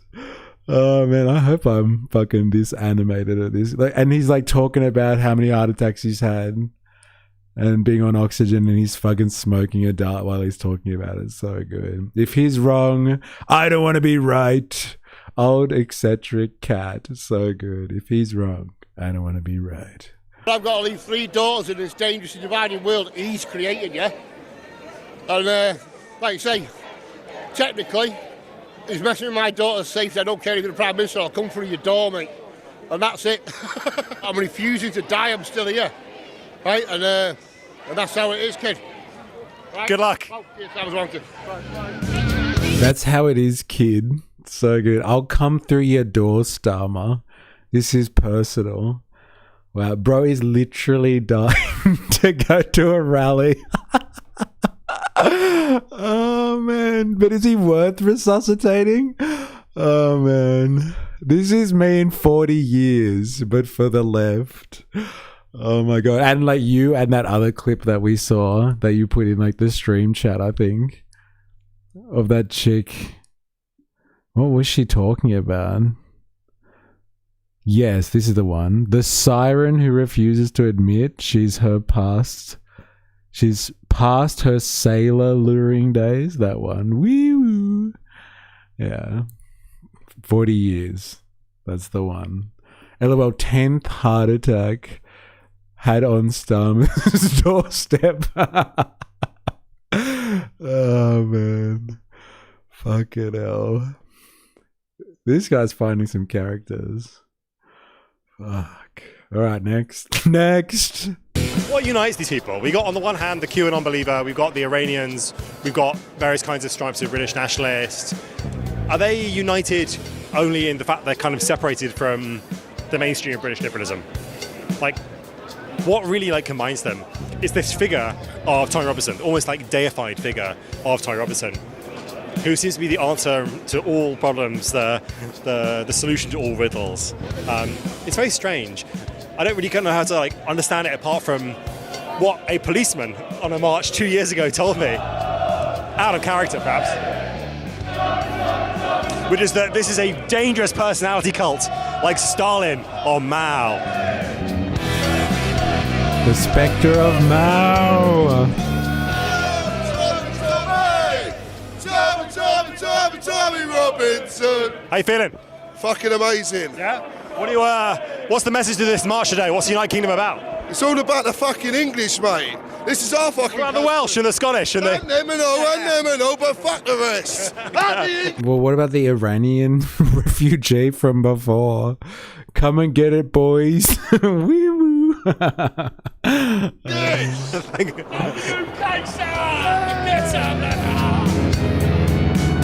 We are the most diverse country in the whole world, yeah? We don't care who comes. Mr. Bossman cutting me hair, you walk down, chicken shop, things like that. We are very diverse. We're a very nice country. What did he say? Something, me boss cut me hair and chicken shop and all that shit? What is he talking about? Country in the whole world, yeah? We don't care who comes. Mr. Bossman cutting me hair. Mr. Bossman cutting me hair, chicken shop and all that shit. Iranian sounds like Irish. Ship him here. Is this like, can you guys culture me up here? Did I miss a fucking reference? Mr. Bossman cut in the air.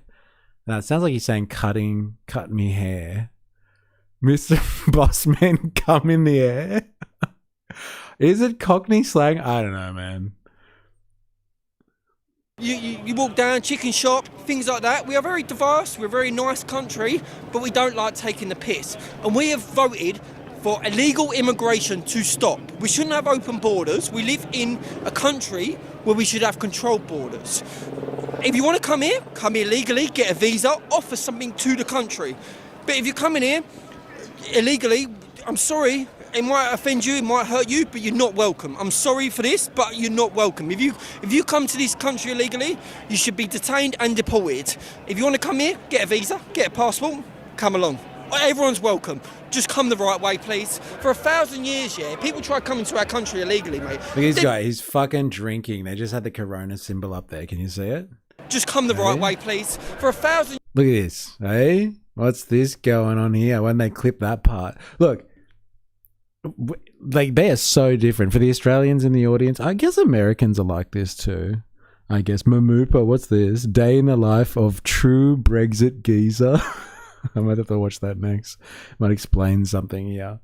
But like in Europe, like when they go out and rally and stuff like this, they're getting pissed while they're doing it. Or not pissed. They're definitely enjoying a drink. You would not see that in Australia. Like someone openly drinking like this. You'd have to conceal it for sure. I wonder how pissed these guys are as well as they're walking around. Hey, he's fair at least. Just the string of words at first was wild. Remember, this is the language of the proper gentleman. The COVID protest march was exactly like that. But it bends to the left naturally. This is discrimination. Yeah, these people are very Americanized. You can see the influence. I know they say shit like apples and pears for stairs. We're diverse. Every man can cut hair, mate. Oh, fucking hell. Years, yeah, people try coming to our country illegally, mate. They'd get fucking bombarded out, like... Excited, yeah. Texas back in the day. People, immigrants who come over, invaders, slaughtered them basically, but that's what they had to do. And you think that should happen again? Whoa, slow down. Excited, yeah. Texas back in the day. People... Protected us back in the day.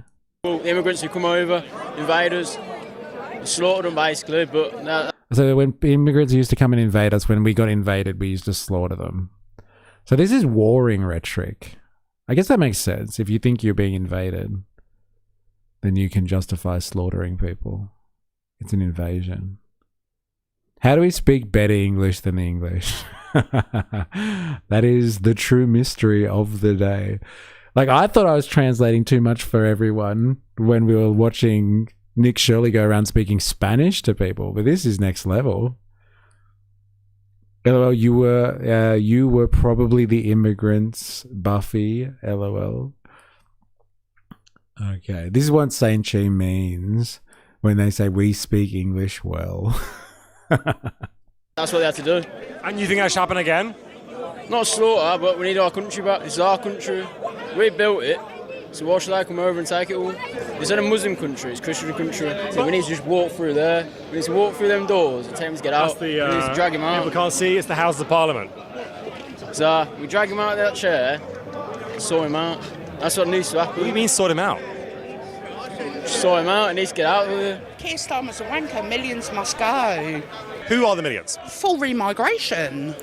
Remigration! We know the word! Thank you, Far Right Fridays. Remigration is not what you think it is. It's not logical. In the sense, like, you're not looking to repatriate people. Remigration is, you know, kicking people out of your country. It's a rebranding exercise. How dare you all insult these proud indigenous people defending their land? Yes. Fucking oath. That's a good fucking point, isn't it? These are indigenous. This is an indigenous population fighting for its right to its land. That's a really interesting fucking point, actually. Wow. Dilemmas, that is your comment of the day. These are the indigenous people of this land. Laughing at them then. Because this is just like a cultural thing for them. That they speak like this. Talking about the boss cutting their hair. And chicken shops and shit. Imagine going a day. Going day to day that cooked. Hey, don't you make fun of this indigenous population. They go day to day this cooked. Because it's part of their fucking culture. They'd be so goddamn ignorant. I'm about to be that cooked. They aren't really. My family invaded England and murdered most of the indigenous population. And who is your family? Saxons. I say we re-zero to year zero. We aren't entitled to the benchmarks of history. Wow. They're drinking Mexican beer though. Not okay. Very good. Yeah, why is that prick walking around with a Corona in his hand? Seriously. Pol Pot 2028. Oh my god.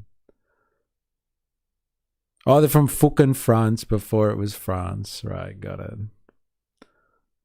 The Normans, brother. Okay. Very interesting. Full remigration. It's not okay. We can't cope with the numbers in this country at all. We really can't. Small islands, we're going to sink. We are a small island. We're sinking financially and violently. We're not racist. If someone comes here illegally, we have friends of all different colours, and we shouldn't have to keep explaining ourselves because we're patriotic, saying, but we're not racist. Just because you're patriotic doesn't make you a racist, does it? It doesn't. Tell us about party politics. Reform, restore, right, advance. So, what are you thinking? The best out of the bad bunch is Nigel at the moment. We're sinking. Sea level rise. That's fucking hilarious. Look, indigenous elders. I'm sure they don't consider themselves as elders, bro. Hey, she's showing too much skin to be a British elder. It's probably 13 degrees there. Yeah, this is fucking beautiful weather. This is for the indigenous population. Oh, man. It was Gauls and Celts before the Asians showed up. The Caucasians are still West Asians. Yeah, remember that. Eh? Me lord. I finally get it. The livery of Indian freedom is the spinning wheel. No, listen, I haven't got there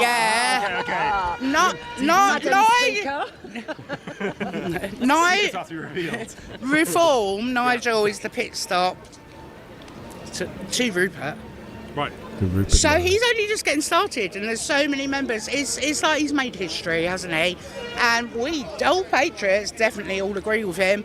But what can we do for now? It's a game. Politics is a game. It is a game. You look over years going back, 16th, 17th century, even further back than that. It's a total game. You've got to play the game. So Nigel Farage is a kind of like relatively normal. He's a stepping stone to Rupert. Stepping stone to Rupert Lowe. Yeah, he's a stepping stone. Are you hopeful people are going to get that? Yes, well, of the local elections that's just happened, I mean, you know, Reform have wiped all the idiots out. Well, they're all idiots, aren't they? They are all idiots, but out of the bunch of all of them, I think Rupert is our best bet to go for. Out of all the idiots, Rupert's the one, bro. He is my idiot. They literally aren't indigenous. These people are assimilated Germans, essentially. Come on, they're all mixed now. They're all mixed. These are the indigenous population, all right? Stop gaslighting these poor indigenous people. They are the true indigenous population. I know not, my liege. Most of these people are afraid someone else might do what their ancestors did. Yes, that is the true irony of all this sort of stuff, isn't it? The English spent so much of their recent history over the last few centuries going around the world being the migrants who destroyed everyone else's culture, and now they're worried, they're terrified that somebody will come and destroy their culture. Like, the irony is so delicious. We should DNA test if they aren't indigenous enough for you. Oh yeah, sorry, I did say Irish, but yeah, forgot about the Scots too. Should have just said UK. United, eh? A united kingdom. They are united. Me personally, I trust Rupert Lowe more than I trust Nigel Farage. You don't trust Nigel Farage? He's been around for so long. He's been talking for so long, and you don't trust him? No, I mean, you look at the people that he's employed, they're not even normal people, are they? Dear Youssef, not a normal person, is that what you mean? Yeah, exactly. At least with Reform, it's all English people. Restore? Yeah, exactly, so... Dear Youssef, not English. You know what I mean. He's brown. You know what I mean. I know what you mean, he's a Muslim. Yeah, you know what I mean. Yeah, and that makes him not British. Yeah. Okay.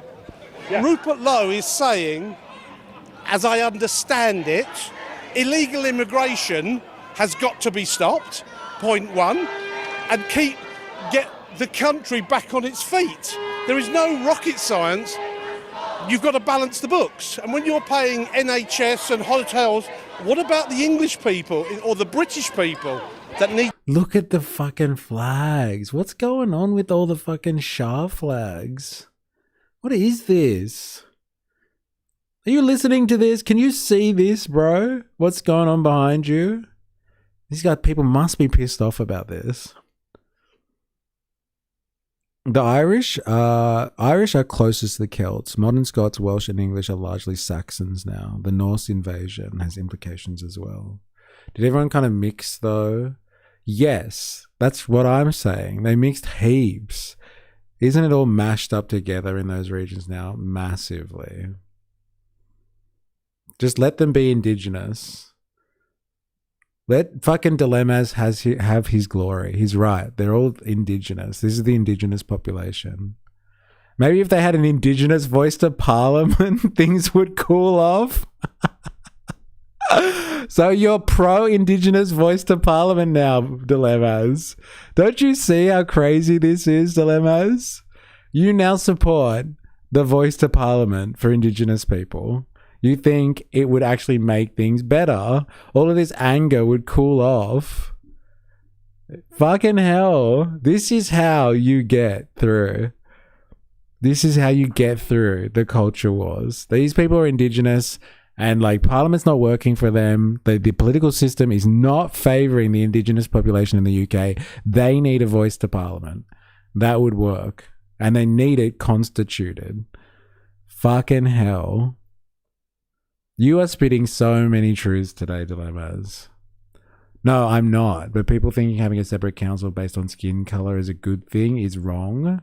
Oh, come on. You think it's a good thing for these people? What they're advocating, why they're marching, is they want to break into 10 Downing Street and fucking beat the crap out of Starmer and like kick all the politicians out because they don't feel like they're being represented. They want their own voice to Parliament. It's what it is. That's what Parliament needs, more bureaucracy. No, they need more representation. Yeah, the British Island is basically entirely assimilated. The Irish are the actual natives and they're somewhat preserved. Yeah, and look what happened to them for being actual natives. Oppressed by the English again. No, it's higher in English. It's quite low in Welsh and Northern Scotland. Don't piss in my cornflakes. I have the moral high ground, LOL. You always do, bro. Nothing changes there. Nothing. Come on. It's kick people again. Why don't they do anything but promo? What the fuck ever. I can go back almost a dozen generations of Scottish ancestries. And it was all Celts. There you go. Well, if you feel like being Indigenous, maybe you need to rock up to a rally. Just saying. Just saying. Oh my God, I just realized. Well, I guess this is why I heard of it.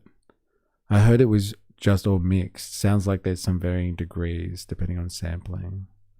Maybe I'll get deported to Italy. That could be fun. Yeah, remigration. They're going to kick you out. You go to fucking Italy. Good luck to you. Those services. We brought in, I don't know, 100,000 in this year, 60,000, whatever it is. Hotels, accommodation, food, doctors. What about the British people that can't? The Iranians are back. Come on! We're with them. We're with them now because they want the same things we do. They're all pro the English.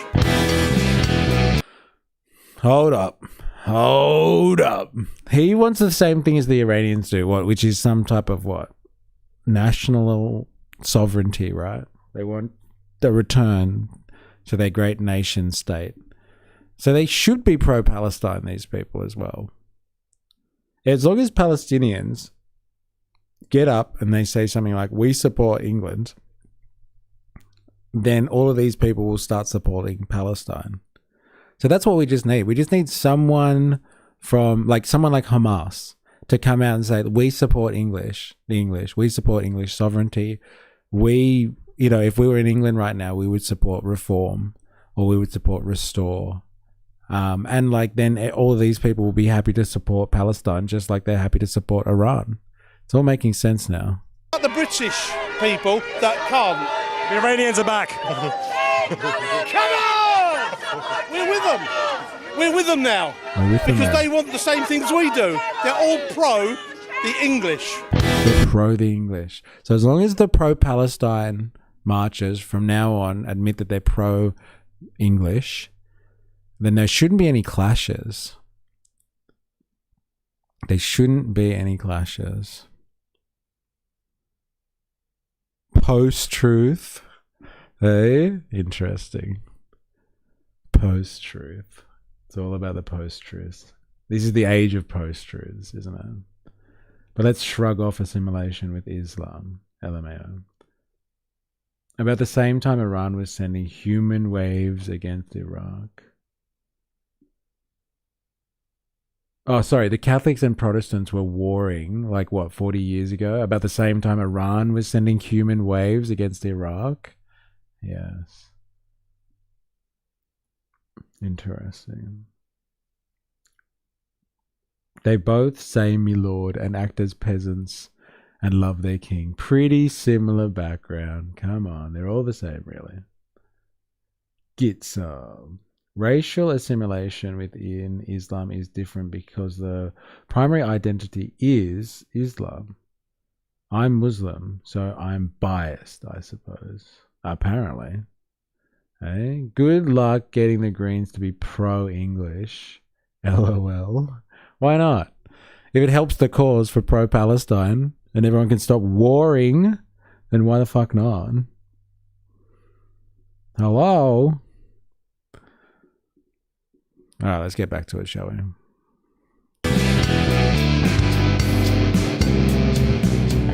For a very long time, there's been a split or separation in the British far right between Tommy Robinson's wing, which does street movement stuff, and Nigel Farage's wing, which does electoral stuff. And Nigel Farage has always been very keen to distance himself from Tommy Robinson because, of course, that gives him a certain degree of respectability. This, thuggish, loutish kind of street movement is not allowed in his political parties, whether it's UKIP or Brexit Party or Reform. That distinction now between the street movement and the electoral part seems to have a bridge between it. And that bridge is Restore Britain and Rupert Lowe. As you've heard in our interviews, people who are supporting that tendency are much more keen or much more open with essentially ethnic forms of nationalism, saying that Zia Youssef, one of the senior people in Reform UK, is not British because he's not white. But at the same time, Rupert Lowe has been much more open to people like this, right, who to joining his party. And so the civic nationalists and the ethnic nationalists and the street movements and the electoral parts of the British far right seem to be slowly coming together. But of course, people here aren't politically naive enough to think that Restore Britain can become the next government or anything like that. And so they're perfectly happy to have Reform as a stepping stone towards that more radical position that Restore is advocating for. Can we talk to you for a second? No Lugenpresse talking? You want to talk to the Lugenpresse? It's an old Nazi term, isn't it? Not true. Not true? Sorry? It's not true. Isn't Lugenpresse an old Nazi term? No, it's not. It's not. It's an old Nazi term. No, it isn't. But tell us about it. Tell us where it comes from. Lugenpresse? What the fuck is that? Anyone? Lugenpresse is a German word that translates into lying press. It's a derogatory political slogan used to discredit the mainstream media. Fake news. Journalists and news organizations by accusing them of being corrupt and spreading propaganda. The term has dark and controversial history, Nazi-era origins. While used sporadically in Germany beforehand, the phrase was aggressively weaponized by Adolf Hitler and the Nazi Party. Outrageous. Fake news. Fake news. Lying press. Okay.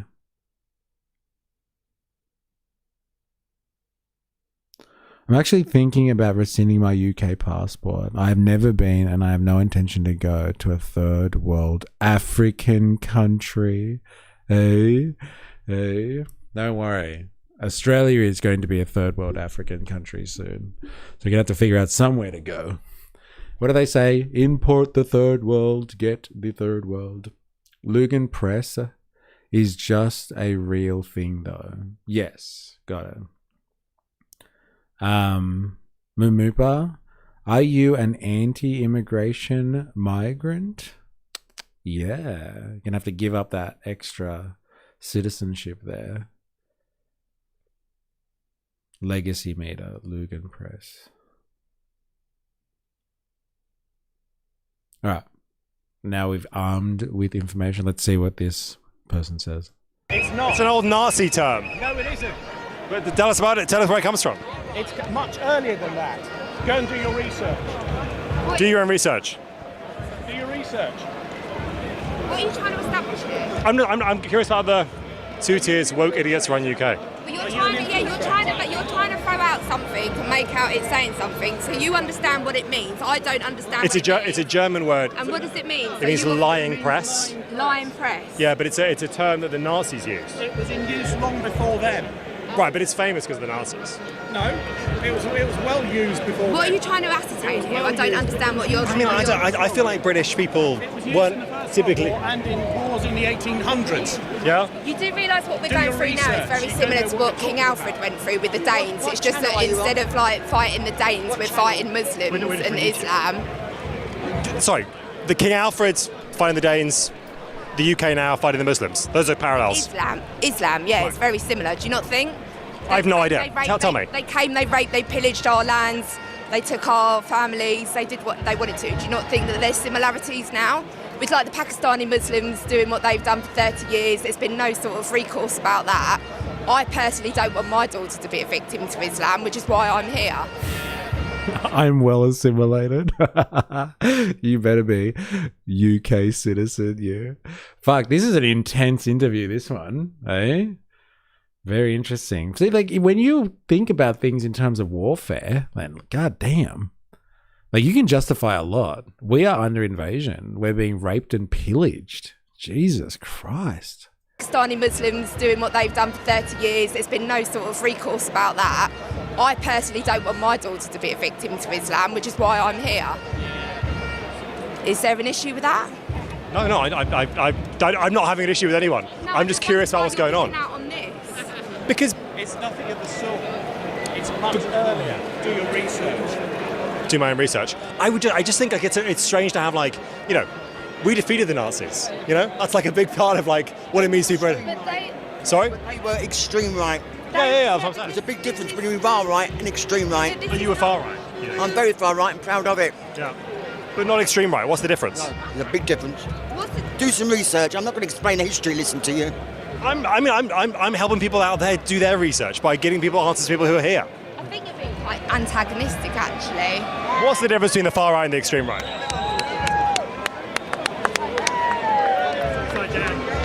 I guess this person just likes to use German phrases. Like, get the fuck over it, bro. Hey? What a no shit grandma.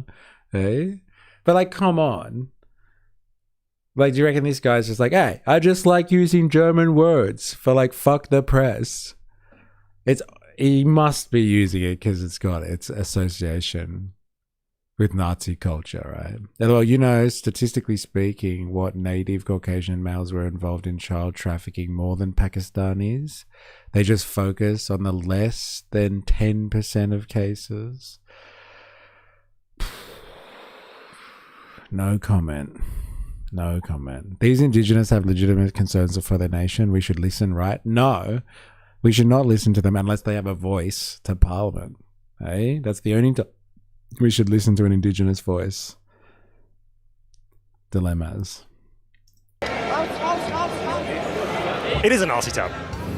Oh, he just can't be wrong, this little smug prick, can he? Hey? I don't have a bright future ahead of me with the state of the country at the moment, and I just want to... Hey, he's got a kangaroo on his hat, that's why. What's going on here, mate? Hey? What are you doing? What's Kangol? What's that? Man hiding behind Nazi sign while women save him. True geezer. Oh, man. Fucking savage, bro. Savage. He's let 2 women fight for him. One being an old lady. The British banned slavery across their empire. First civilization to do so? Ooh, I don't know about that. I think the French banned it first during the French Revolution and then restored it under the royals. Or Bonaparte did it slightly and then the royals brought it back in. But like, I don't know, man. I don't know if the British did it first. Like, they talked about it for a long time. But yeah, I'm so proud that my electorate voted 84% no voice to Parliament. But like, what about in this situation? Like, what about these indigenous people here? Don't you reckon they should have a voice to Parliament because their government doesn't work for them?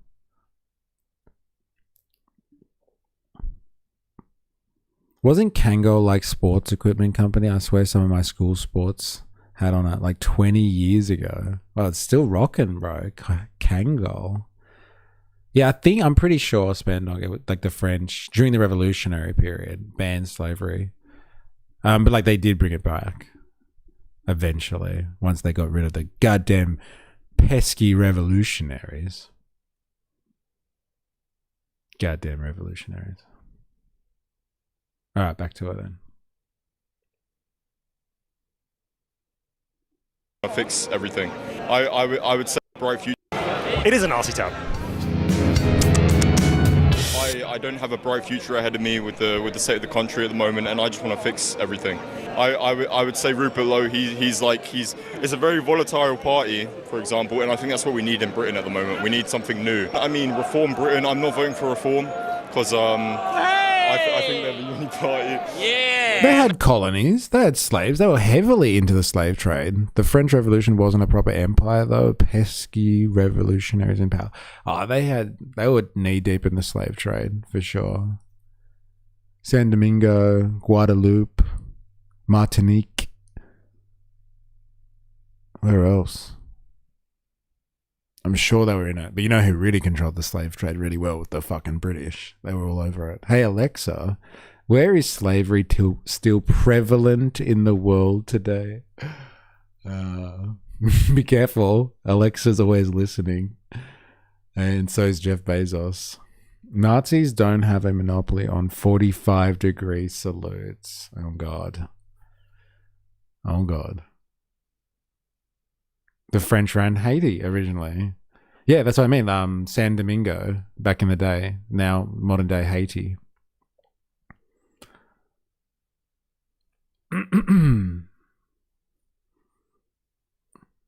Syria can get one for $400. God damn, savage. All right. Man, what's happening? Yeah. Tommy Robinson, we love you. They love Tommy around here. They love him. You love Tommy Robinson? That guy's not a joke. He's legit. Yeah, man, what's happening? Yeah. Tommy Robinson. We love you. They love Tommy around here. They love him. You love Tommy Robinson as well? Not really. I don't agree with Tommy Robinson promoting all these bitcoins, these cryptocurrencies. Man, I wish you loved the dentist as much as Tommy. Savage. Basically using his platform to make money, I think. There was a thing called UTK last time, the cryptocurrency that was funded at, crashed immediately after the rally. Yeah, I'm bad at names, also lag. But yeah, French, Germans, Portuguese, etc. European empires were mostly based on labor plantations. Yeah. This is actually them sending their best. What, the guy with the bucket hat here? UTK last time, the cryptocurrency that was funded at, crashed immediately after the rally. Yeah, that's a rug pull. That's just a classic rug pull. I mean, it's obvious. Oh, Charlie Kirk's there. God damn, a Kirk star. So a couple of days ago, Tommy Robinson posted a video where he was saying that Robert Shillman, who's an American tech billionaire, had agreed to fund this march. What you get for your money... Shillman. Maybe it's not Elon. I remember there was a weird offshoot tech bro that was like a big supporter of Tommy Robinson. It must be this guy, like a random tech bro. Tech billionaire had agreed to fund this march. What you get for your money is these screens. Because people have been complaining on previous United Kingdom marches, they couldn't see, they couldn't hear. And he was like, this is a massive day out. People want to be able to hear us, but, you know, everyone seems kind of bored. It's just uninteresting. What are the ideas here? Are there any? Do they agree on anything? Are they just simply separated or unified, rather? Are people here just unified by the fact they don't believe in the... Like, is he just following around the Iranian crew in this fucking situation? Or is it like, is there just that many Iranians in England and these people don't notice that, like, even the Unite the Kingdom rally has been taken over by fucking Iranian refugees? Or is he just following the Iranians around all day long?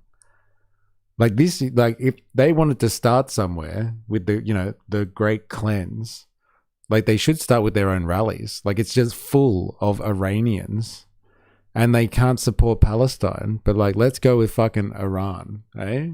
Let's bring back the Shah. That'll make England great again. I said, Shillman, it was you. I said it. A lot of the world have some valid gripes with West. We look like we were going to go with I'm sorry in the 60s and the 70s, but now it's like you should get used to it, LOL. When our power's waning by the day. Yeah. He did one speech in front of them and has cut it up between the interviews, right? Yeah, maybe that's what it is then. Because like so far, it's just been fucking like in this shot there is more Iranian flags than British ones. What's going on here then? They've even taken over the rallies. I'm telling you, people. Don't tell them that they will have an identity crisis.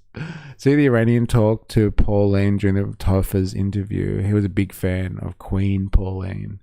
No, they're even taking over fucking One Nation. Outrageous. That's why they banned other countries' flags at the latest rallies. Here, LOL, just USA propaganda slurpers. Narrative of Britain, right? They're unified in a separation from that narrative, but not much else apart from the flag, the most generic of all symbols. He did say, Tommy Robertson, that people should get involved in local politics without telling anyone what party they should join. Said it could be Reform, Restore, Advance, UK, that's Conservative. I'm gonna have a look at Nick Shirley's fucking speech here. I really want to see that. Nick Shirley. And we'll check Tommy's as well. Party. But it's not obvious that this movement really exists between these big Unite the Kingdom marches. And if so, what form it can really take. And people here seem to really quite strongly disagree or have quite chaotic beliefs that don't necessarily They need some Mexican flags also. make any coherent sense together. What is this movement? Can it be a movement that like sustains itself in a conventional way? Or is it just a big day out? Lots of fun. You go home. You feel you've done something. That's it. Someone left their cross with the beer cans. Oh man. Come on. The vibe's brilliant, mate. I'm here today to represent the homeless veterans, mainly, and stop the boats and to get Keir Starmer out and everything else. You know, it's a whole pickle barrel. Someone comes off a rubber boat, they get housed within a month. My daughter, who's 25, who's got double hip displacement, right, can't even get on the fucking housing register because it's all been taken up by all these illegals and stuff. And see, like what these people are advocating for, and I'm like, I'm down with this, is like socialized housing. Like take housing off the market and give everybody access to housing. Like why should fucking people that come here on a boat get housing? Why doesn't everybody get housing? I am all for this. Like give everyone housing. Do it on the market, do it off the market, but like make sure it's good quality, and like the government has a fucking responsibility to house fucking everyone. And if the market wants to compete with that, then go for it. Have a market for housing. But like I'm all for this. Hey, bring on the socialist, the communist utopia, as Speaker Mike Johnson would say. Bring on the fucking socialist utopia. I hope he knows what he's advocating for. Stop the boats. Clip it. Got it. I'm going to have some great clips one day. Modernity showing out. I'm terrified every time she goes out. It's absolutely terrifying, you know? I'm on the phone. You're right. What are you doing? Oh, it's all right, Dad. I'm just down there. Oh, keep your fucking eyes, keep your eyes open, Does she feel scared as well? Because it seems like you feel scared, but does she feel scared? Yeah. Well, she gets... Because I keep telling her, you know, be aware of your... It's a basic judgment of how well a society is. How well housed it is. It's embarrassing we don't have housing for all. It is fucking atrocious. With the productive forces that we have in the capitalism, like the ability to produce things, like at a mass scale, inconceivable level of productive capacity compared to like the rest of human history. Absolutely. Like we live in a complete utopian fantasy compared to some people that have been scratching around in the human race, like, you know, 10,000 years ago, and we can't house people. Get fucked. That is fucking outrageous. It is absolutely embarrassing in this day and age with the technology we have today that we can't house people, and to a high standard. I'm not talking about throwing everyone in a fucking cell. Like we could do it and do it nicely, and we just can't help ourselves, honestly. Yeah, think of the maintenance work it would generate and all the tradies. Constant work, yes. The right is currently experiencing what happened to the left like 50 years ago. It went from a group of ideologues to angry outcasts that just want to belong. See, these people are living in fear of their own shadows, blaming each other, then looking at the power. Yeah, housing trust is still a thing here. Interesting. If the capitalists wanted to claim capitalism worked, it would have found fresh water, food, and housing for all to make it seem like it was positive in some way. I think they did have to do that traditionally, especially during the Cold War. And now, but there's nothing to check it now. It's all just like the free market will prevail. Just put your faith in the free market and trickle down shit now. Just let the rich get richer and we'll all get a little bit more. And have a pile of wealth left over for the masters of capital. Well, we still have like 8% of global population starving, let alone before we work on housing. Yeah, but like Britain isn't a place that should have a starving population or people that are not housed. So like, you know, I know what you're saying. We should go around the world eradicating starvation and housing. But like the British could at least eradicate it in the UK first.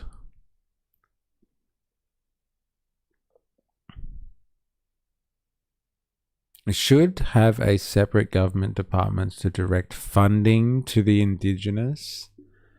Yes, they should. That's right. Yes, absolutely. All of these white English types should have access to funding for housing. Yes, I agree. They should. Fucking oath they should.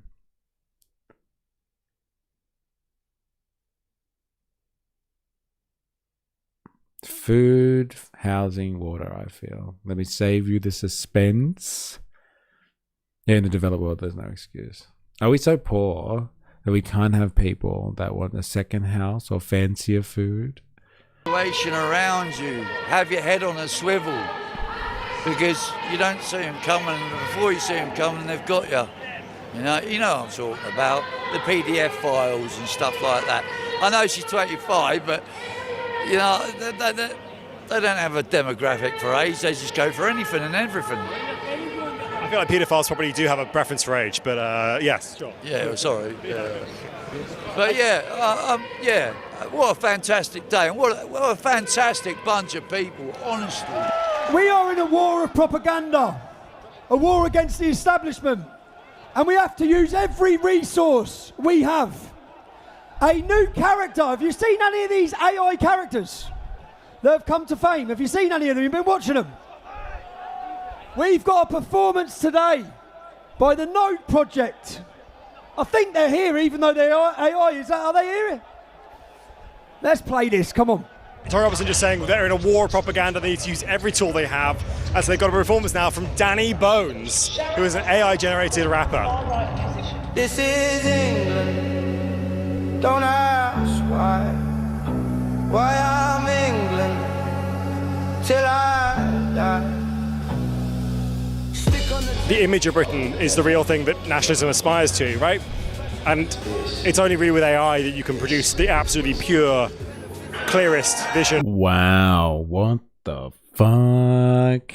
And that guy looks pretty fucking English, right? Like, what a stereotype. Like, AI just nails stereotypes so well. Danny Bones, the pipes are calling. Meth pipe in brackets. Very funny. Fucking hell. Yeah, I know he was dropping a PDF joke. I know that was risque, but he pulled it off, didn't he? Wow, that's fucking crazy. I can't believe they're all just fucking getting off on AI. AI's coming for rap. It's coming for your jobs next. What are we going to do about it? Of Britain. People fucking love it. Biggest cheer of the day. Even the AI characters are on our side in this battle, yeah? So, of course, the purpose of an outro to a YouTube video is to explain to you what's happened in that YouTube video and to sum it up into some sort of nice, neat take. And there is no nice, neat take for what has happened today, right? This is an empty container. It is a gesture. Fucking savage. Calm down. You're going to destroy a few people in the chat. You can only produce it with AI because the right can't create meaningful art. Savage. It's fucking savage. Towards a movement. It is a vague proposition, a sort of GPT prompt for a model that has already gone in some sort of like spiraling madness for what a political movement in the UK in 2026 might be. There is no coherence here, apart from that core of nationalism, and coming through it, more coherent than Tommy Robinson is able to marshal, is the force of Rupert Lowe. To the right of Farage, in Parliament already, and leading a increasingly powerful Restore movement, claiming some frankly outrageous membership numbers. I don't believe them for a second. But that is the movement now in the ascendancy in the UK on the far right. Although the sense that there is anything coherent here at all is troubled by the sheer heterogeneity and chaos. But in the sense there is anything beyond just that like core nationalist idea that Britain is good and must be defended is really uncertain to me. All the stats about Muslims, of course, are nonsense. Also about crime waves are nonsense. Crime is at an all-time low. People commit sexual crimes more or less evenly across the board. It's just depressing to see a movement that has essentially no content, essentially still manage to sweep people up in its morass of confusing and aggravating ideas. It's slop. It's physical slop. It's slop on the streets of London.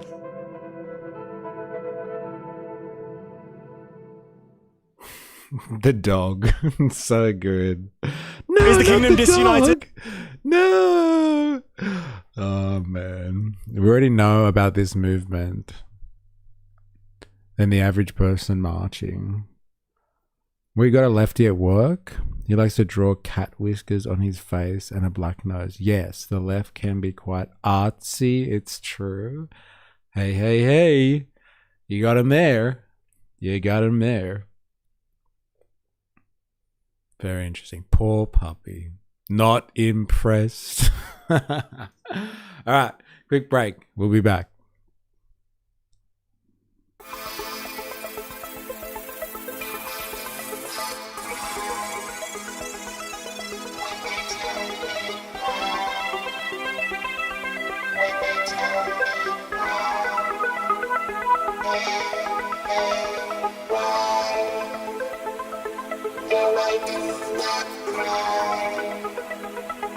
When they tell me why, when they tell me why, why.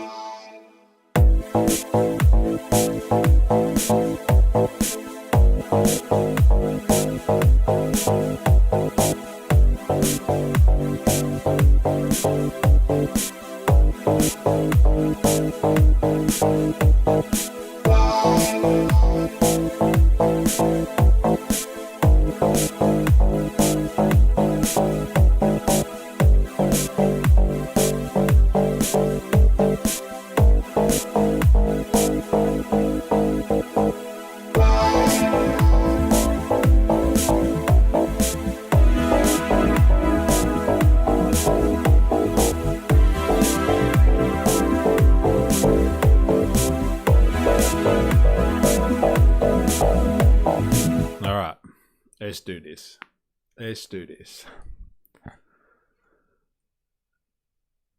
Let's go. There's a certain swag that follows the crusader aesthetic. That's the issue with these movements. They have constructed to counter people's demands for a fair share. The crusader dude did have a sweet helmet. Yeah, he's got a sweet helmet. That's for sure he does. Right, Odin. Look, did this guy, and I'm not suggesting that evil lefty media like Novara would do this, but like, did this guy just fucking compile the most ridiculous people he could find Like that guy that died like fucking 8 times or something. He's like, "This is my 9th heart attack." It is. And I've died at fucking died at 2 rallies before this. Maybe this will be my 3rd. Like, did he just round up the most ridiculous interviews he could find and compile them just to be like, "See, these guys are all fucking outrageous"? Or was that like pretty much the long and the short of what he was getting there? Yes, he did. He's my animal spirit. Hey, he's my animal spirit. A tip of the visor to thee. Well, he had to cut it down, I'm sure. I wonder what other people he had on there. He would have had some fucking outrageous stuff. Remember that woman that he's talking to, and she's like, "Oh, you know, he's not a good person for reform." And it's like, "Why? Because he's Muslim?" And she's like, "Oh, I'm not going to say it. You said it." It's like, just own it. If you don't think he's the right person for reform because he's Muslim, just fucking say it. They are all barking mad. They believe whatever Robinson tells them while he's banking the big cash. Wow, that first lady has gone down a rabbit hole. Yes, that's what we were all thinking. Yes, that first lady was wild. Actually, can we just do her quickly? She was fucking mental. Ty Robertson, who's he? I don't know. Everyone's in masks at the moment. Everyone you're seeing on the TV, the media has been took over by the white hats, and they're all in masks. Who are the white hats? I've actually seen Michael Jackson on it. I've got videos of him on Sky News where he's dressed up as a woman. You can't get rid of Michael Jackson. You know who he is. He's clear as day. So he's playing someone as a woman. But I've got it all on my... The fucking Michael Jackson is trans. Not only did he go from being black to white, but now he's trans and on Sky News? What the fuck? Let her roll again. She didn't even ease us in. Oh, man. Fucking hell. Yeah, her t-shirt. Who's on her t-shirt? Who is that? Phone, you can see it's Michael, so... Is the storm coming? Oh, the storm is upon us. Fuck. Fucking hell. Was MJ protecting those kids from Epi? Yeah, I saw that. I wonder if he knew. Shimuna. That's JFK's son. Oh, okay. Right. So, is that Robert in the early days? If she's your mum, I feel like you just got to cop it on the chin. Yeah, well, like they all came out to support her today. Winter's coming, my lord. We must prepare. All right, does anyone...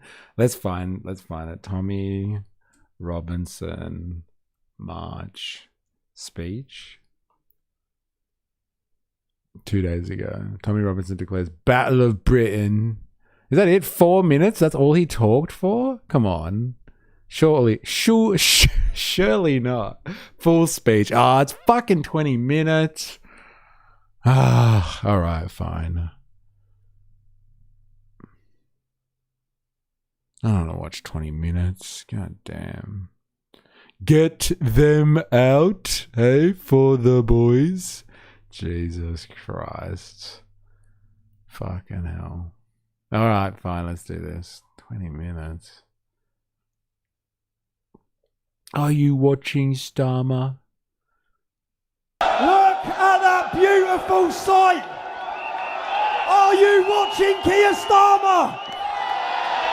This crowd, that helicopter goes from here for miles. Today, I want to ask you all something. Are you ready for the Battle of Britain? Wookie, Ravy, that was my mum. I wish she just copped me on the chin 40 years ago. Oh my god. Fuck. That's pretty good, man.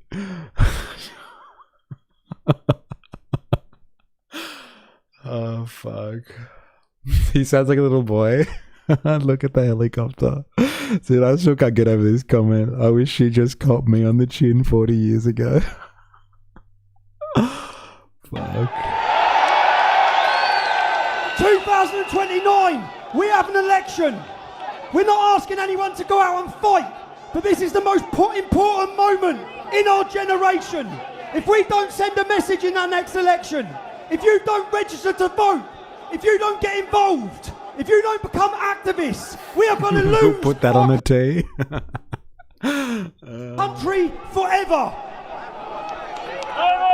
So I'm asking. The cheers aren't very loud, are they? I expected to hear a fucking roar every time he says something. A roar, like a good old lion's roar, because lions are indigenous to England and all that. What will you sacrifice? What will you give? Apathy has led to a government like Keir Starmer. No, it's not a DV joke, actually. I think it's a joke about, like, pulling out, if you know what I mean, and finishing on some other part. There's a lot of boomers there. This isn't the most important event in their This is the most important event in their generation. Poms are to me, Lord. What? Oh, man. He was elected off 9 million votes. 20 million of us didn't vote.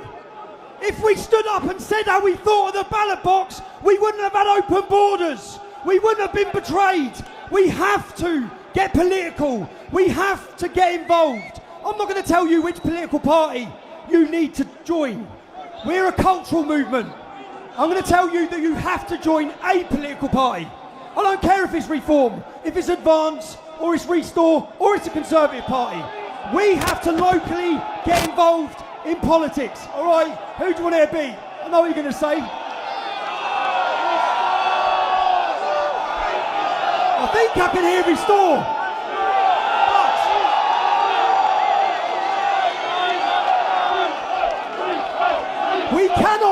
We cannot go home from this event and go back to sleep.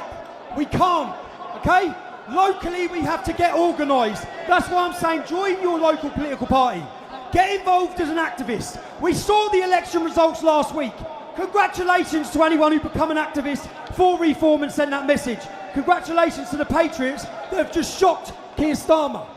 But the message has to be, unless we get organised, unless we get ready, then there's going to be no answer. But violence is coming to us. It's already here. Hostile communities have been imported into our nation who are not going to integrate. They're not going to assimilate.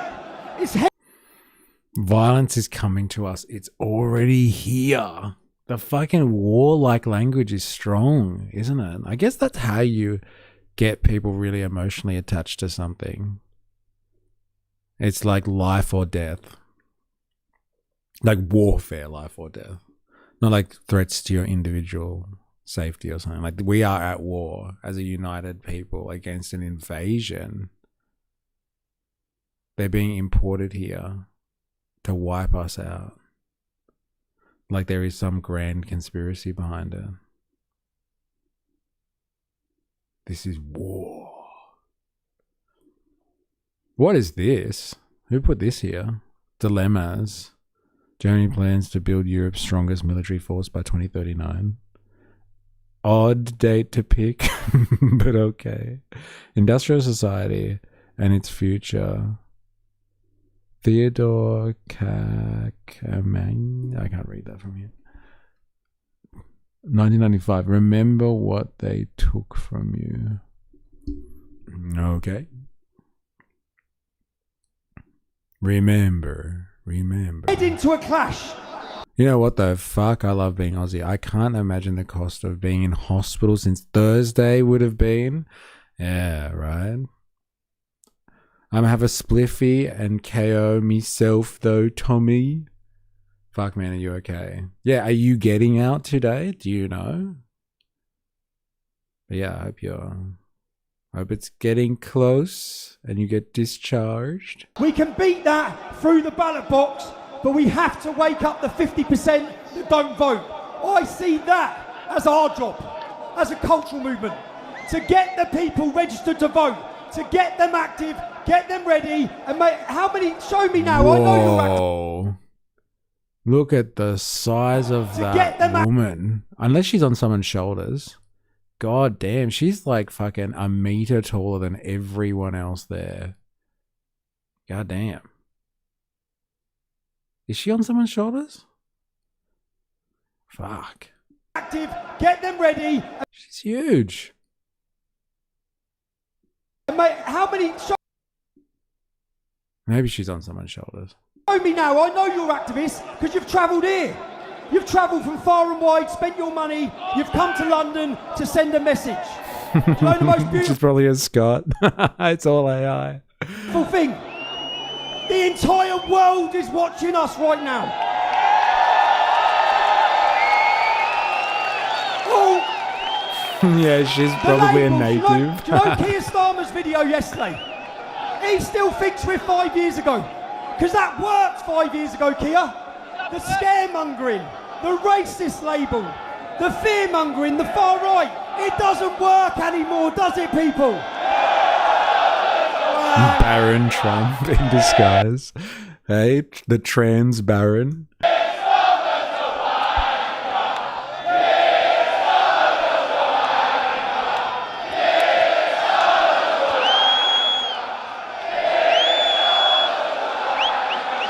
Gone over, ain't I, lads?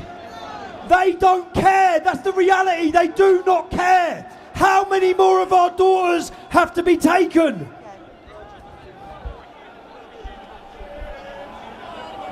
As we leave that, I want to go. What a brave family. What a brave family. He is wiping his nose a lot. Maybe he's got a cold. Get off the nose, booze, Tommy. Hey, maybe he's got a cold. Who knows? Us can even imagine what they've gone through. Imagine what they've gone through. That's the real cost. The reality of open border mass immigration. That's the reality.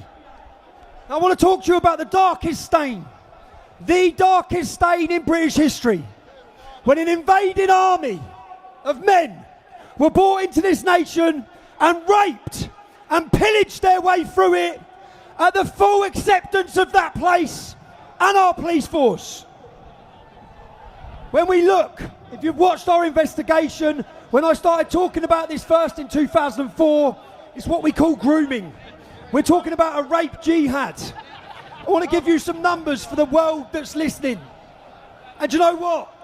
These crimes would never have been allowed to happen if we were a proud, strong nation. Look at this stuff that's coming up here. What the hell? Men would never have allowed it to happen in their towns and cities. We lost who we were. We become disorganised. We lost our spirit. We lost our identity. And men took advantage of our communities and that we hold the dearest to us, our daughters and our women. I want to talk about Telford. The reason I concentrated on Telford in my grooming gang investigation, if you haven't watched the documentaries, we have a very brave lady here today who led the march. Nicole is here from episode 1. A brave lady who led the way in highlighting these crimes. In Telford, there's only 1,000 Muslim men in Telford. 1,000 Muslim men. That town, they raped, these are the police's numbers, 1,000 children were raped and 5 were murdered. 20% of the Muslim men in that town were identified by the police as being involved in the rapes. That's one town. One small town that no one had really been to or heard of, that only has a 1.7% Muslim population. What do you think it's like in Birmingham? What do you think it's like in Oh man. Luton? Is it just 3 Hezbollahs in a trench coat? Oh my god. I won't stand for these disgusting insults against this proud indigenous leader. Yeah. God, he's going on a bit much about the grape, isn't he? He won't stop. I'm gonna I gotta do this. I gotta do Nick Shirley on this one. I'm sorry. I can't believe he gave a speech here. Surely not. Come on, Nick Shirley. He gave a speech. Tell me. Freedom of speech. Shirley appears at Tommy Robinson's Unite the Kingdom rally. Fuck yes. Oh my God. The mainstream media act in this country and across the West as a weapon for the totalitarian state. They don't uncover, they don't investigate, they are totally controlled. Keir Starmer has talked of banning 11 far-right agitators. He banned journalists. Why did he ban journalists? Because they want controlled journalists. Do you know, never have we seen one moment or one man that has shown the importance of citizen journalism. He has taken the world by storm. His life has been endangered. He showed that we don't bow down, we tell the truth, we investigate. Let's see the VT for the next gentleman. Oh, Nick. London!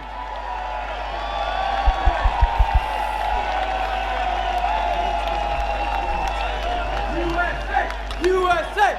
USA! USA! Oh man. Fuck. I can't believe he did it. I thought you guys were joking when you said he did the USA thing. Oh my God. Where did my tax dollars go? I can't believe he did that. We journalists. Fuck. I can't believe he did that. Chanting USA in the middle of Britain. Oh lordy. I know. What was he thinking? Why would that work? Fucking hell. I guess he doesn't do crowd work much, does he? Let me just get my phone out. USA! USA! USA! USA! Oh my God. That's painful. Today I've walked with some of you here, and as I was walking, one sign really crossed my mind. There was a sign today that said we did not vote for open borders, digital ID, two-tier policing, higher taxes, loss of free speech, pedophiles in politics, higher cost of living. Now your media will call you far right and your... Hey, we saw the same stuff at the March for Australia rallies, right? Same stuff. It's like everyone has the same issues across the board. Look at these guys, eh? They're having a good time today, eh? This guy as well, he's like, whoa, is that really Nick Shirley? Fucking Shirley not, eh? Fuck yeah. Like, this is some good shit, babe. Where'd you get it from? Fucking, they're having a great time. It's one of those types of rallies. These guys are here just having a fucking party. Fuck yeah. It's the same picture. Yeah. The Molly is good. Yes. Meth maxing. Yeah, he's got a great jawline, he does. Eh? So does she. God damn. Prime Minister will call you guys dangerous. But the ideas of freedom of speech are not dangerous. Or the idea that you want to know who your neighbor is does not make you dangerous. It means that you have common sense. We live in a world where common sense is becoming somewhat...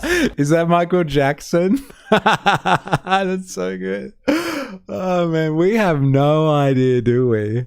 No idea. I thought we were down with conspiracy theories, but that woman just fucking... She shocked us all, honestly. Abstract to have. A lot of people don't have it these days. In the United States, we let an entire state commit billions of dollars in fraud because we were afraid, our politicians were afraid of being called racist or Islamophobic for speaking out against the fraud. Here in the United Kingdom, you guys had young women be raped by gangs of men, and your politicians allowed it because they're afraid of being called a racist or Islamophobic. That does not make you a racist for speaking truth. No one should have to worry about where their tax dollars go no one should have to worry if it gets spent into fraud or not, because we should have the confidence in our politicians. We shouldn't have to worry that our daughters are having to be careful who they go around, or a young woman in Scotland who is 12 years old shouldn't have to walk with a hatchet at the playground. And yeah, like they don't cheer like Americans, bro. Fucking, he's gonna have to get used to this. Like they're not cheering at all, this crowd. Very interesting. What's the story about the hatchet and the 12-year-old girl?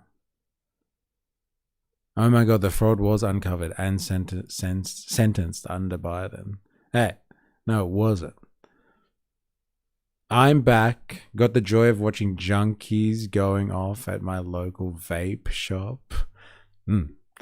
Sounds like a splendid afternoon for you there. Brits don't cheer. They yell and moan. Okay. They're learning the next chant. They're leering. I don't think children should be taking hatchets to school. Yeah, what the fuck? What was he talking about? Interesting. We watched them at this rally. Similar day, really. We've been watching junkies yell a lot. Bro, you missed some crazy shit before though. Some crazy shit. The Scottish girl fought off attackers using a hatchet and a knife. Okay. A 12-year-old girl walking around with a hatchet and a knife. God damn. That's fucking hardcore, man. I've been coming here to the United Kingdom for some time now, and each and every single year these marches get bigger and bigger and bigger.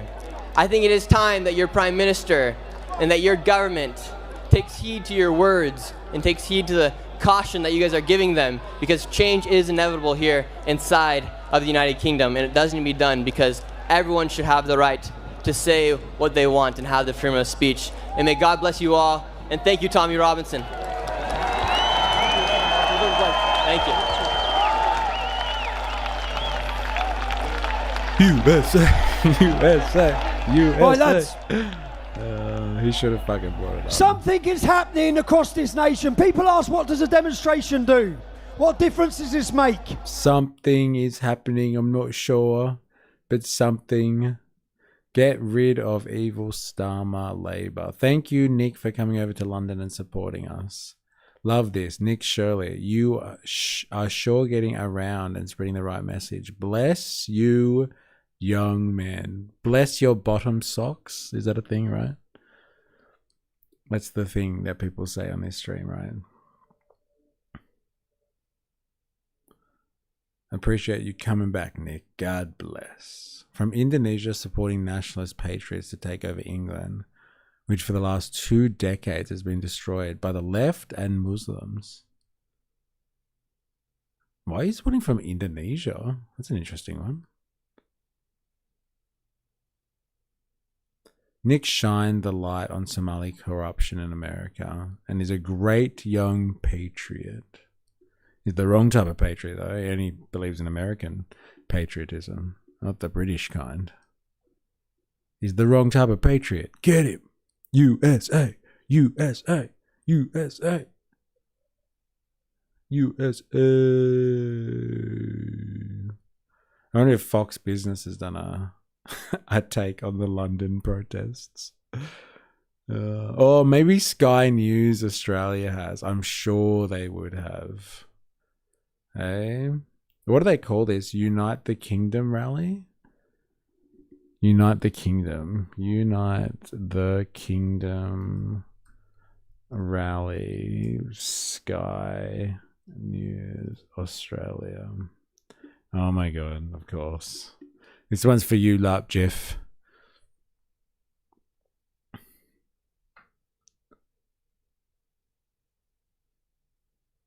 Keir Starmer disgracefully condemns British patriots over the Unite the Kingdom rally. Oh, lefties losing it. UK revolts against mass migration and leftist lunacy. God, I hate her when she smiles. Fucking hell. Ordinary punters Mums and dads all rally. Anyone have a pick? Oh, you can only see the thumbnails. I don't know. Out of touch. I don't want to watch 20 minutes of that. God damn.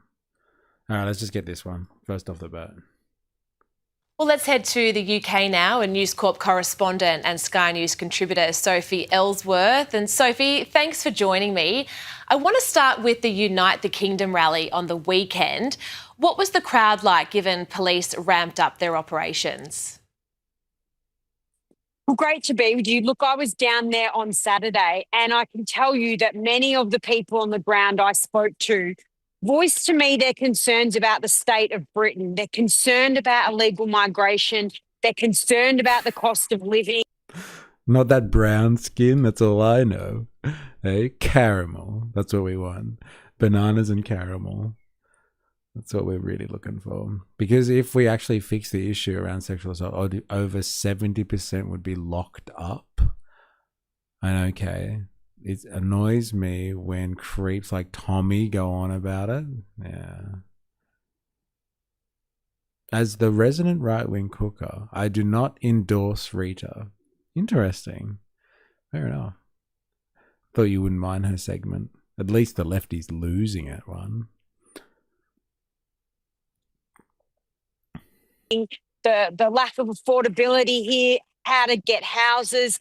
Many of them were just ordinary mums and dads, ordinary punters who would come into central London to voice their concerns about the state of Britain right now. So it was very interesting to be there to hear what they had to say on the ground. Well, one of the people that you spoke exclusively with was Australian Holly Valance, and you asked her for a message to Australia. Let's take a listen. Don't be embarrassed and don't be too scared to stand up for your country, the place that you love that's given you everything, it's given you your freedom, it's given you the... Did somebody say punters? Yes. Is Holly Valance, like, everyone's going off about her, right? And her being like all right wing now, and like the musical voice of the far right or something. I think we've talked about her before. I feel like Ninja Nurse has brought her up before. And she did the thing in Super Progressive movie, right? Kiss Kiss. LOL, I heard punters.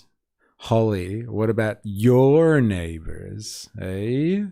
Yeah. Great life that you have. Respect it. Respect the culture. Respect the flag. Don't be embarrassed to fly the flag. Be patriotic. Stand in that. Well, Sophie, Holly also said that she's proud to be right-wing and that it needs to stop being thrown around as an insult, and said how much of a fan she is of Pauline Hanson. She did indeed. She had a very strong message for Australians. Don't make it about Pauline. Come on. Talk about Britain and rally the kingdom. No, unite the kingdom. All right. Over to Rita. It's time for Lefties Losing It. Let's start in the UK before we make our way to the US. We saw huge numbers marching against mass immigration, marching against the leftist government of Keir. Is that the fucking crowd? Look at the size of that turnout. It's enormous. It is fucking huge. Look at that. God damn. How many people were there? How many? Well, Home and Away is right-wing, Neighbours is lefty. That's how the world works, right? It's only an insult if you feel insulted. Starmer. The aerial shots of London paint a picture, and they show that Brits did not listen to the Prime Minister. Tomorrow's march in London is a reminder of what we're up against in the battle of our values. The organisers, including convicted thugs and racists, are peddling hatred and division. Yes, according to Keir, anyone marching, including these grannies, are right-wing extremists. They're thugs and white supremacists. They should be shunned and silenced. Well, let's look at some of the hate on the streets of London. Love him. It's the least I can do. Okay. Appreciate you, brother. I love you. I love you too. And that is white supremacy unfolding right in front Oh my god. Fucking hell. What is this guy doing here? Fuck. Oh my god. And that is white supremacy unfolding right in front of our eyes. Disturbing scenes. The sad truth is that for these self-loading Brits, these anti-West leftists, the mere sight of the Union Jack, the St George Cross, is triggering. A scene like this would send them into therapy. Yeah, no, LOL, he's a Sikh. Yeah, I know, right? Doesn't matter, he's got that fucking thing on his head, right? You know? That thing. He's got cloth on his head. Get him! Oh, man. The last time the British got this nationalistic, they decided to create Australia. Uh-oh. Start of the marches there. And check out the streets of London today. What a beautiful sight. Fully loaded.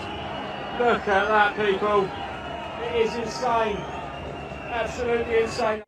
And they would hate the Christian symbolism, the number of people carrying crosses, the... Wait, is she projecting and telling us, like, what lefties would be upset about instead of showing us actual lefties being upset about this rally? And she's like, oh, they'd be really upset about this. Oh, and this. And look, they'd be really upset about this. Like, what the fuck is this, actually? Did someone just, like, rock up and leave a whole bunch of crosses on the floor for people to fucking pick up and take? That's fucking mental.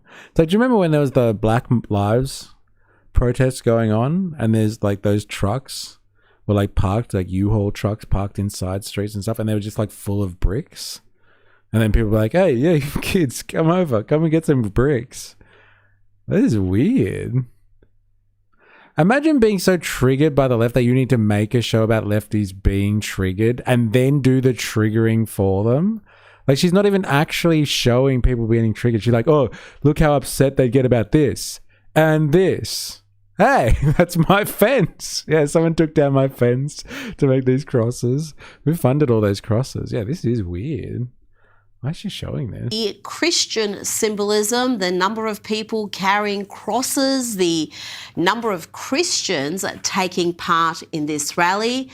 And this was a diverse march. There were people of all backgrounds. And I stand for this cause, which is Christianity, and I stand for togetherness, and I stand for British values, because I'm British, and this belongs to the people that are here, that have pushed into this, paid into the system, and didn't come over illegal. My mum and dad are from Jamaica, and guess what? They had a passport because they came through the front door, didn't come on a bloody boat. And this lady also declined to see Tommy Robinson as some unrepentant racist. Brings you to London? For Tommy Robinson, basically, yeah. So what about him do you like? His courage, basically, because he has a courage. He can stand up by himself, like, you know. So I would say his courage and his faith as well. What about the people that have been calling Tommy Robinson racist for his views? I think they have their own problem. Yeah, they do have problems, don't they? And there is... I love how they get to the... Look, quickly. Get this person's opinion. See, Tommy Robinson, he's not so bad, is he? Hey? He's one person who's a bit coloured, hey? That agrees with what he's saying.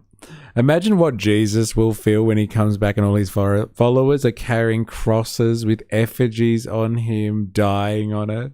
Yes, and using that to promote the persecution of other poor people, because that's what Jesus was all about, persecuting other poor people to get a leg up. I have a black friend. I can't be racist. Eh? As a farm boy, you don't mess with another man's fence or another man's wife. LOL. Always a brave white leftist woman ready to emote wildly. Watch this young lady cry her eyes out watching the massive march.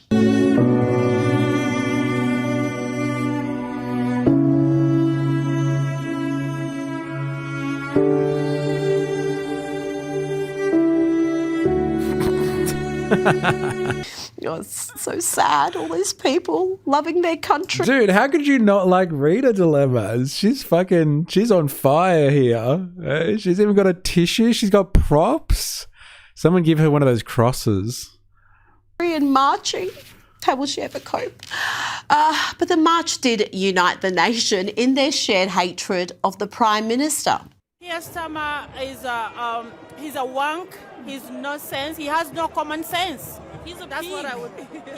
A pig is better because we eat it. And there was a very British chant that went up outside the PM's residence. It rhymes with banker but starts with W.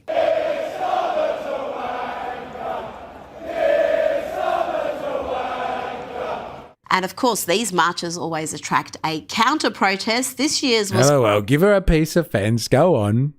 You know, she'd love it. Shroud of Turin is an interesting rabbit hole, though. I maintain my position. Fair enough. Actual footage of mystery. Yes. I'm standing on the bridge with my friend with his mask on. Ah, they're coming. They're going to destroy the country. Oh, God. You've been waiting for a chance to pull that one out. So good. I'll just have to hope that when I flip the coin, it explodes and kills me. Is this the one? Dilemmas. This is the one. Scottish girl flashes. Wait, let me see if I can find this. Flashes knife and axe in viral video. Okay, let's have a look at this one then. This one's for you, Dilemmas. Let's do this. Show us the nearest bin. Mr. Ray, fuck off. Hey, I'm in Seattle, motherfucker. Don't you question it. I'm in Seattle, motherfucker. I'm in Miami. Alright, let's do this. So this is the girl with the fucking hatchet. Show the knife. Show the knife. Show the knife. Show the knife, he's saying. That's it. Show the knife. Show the knife. That's it. Show the knife. So he can remove any level of blame from himself.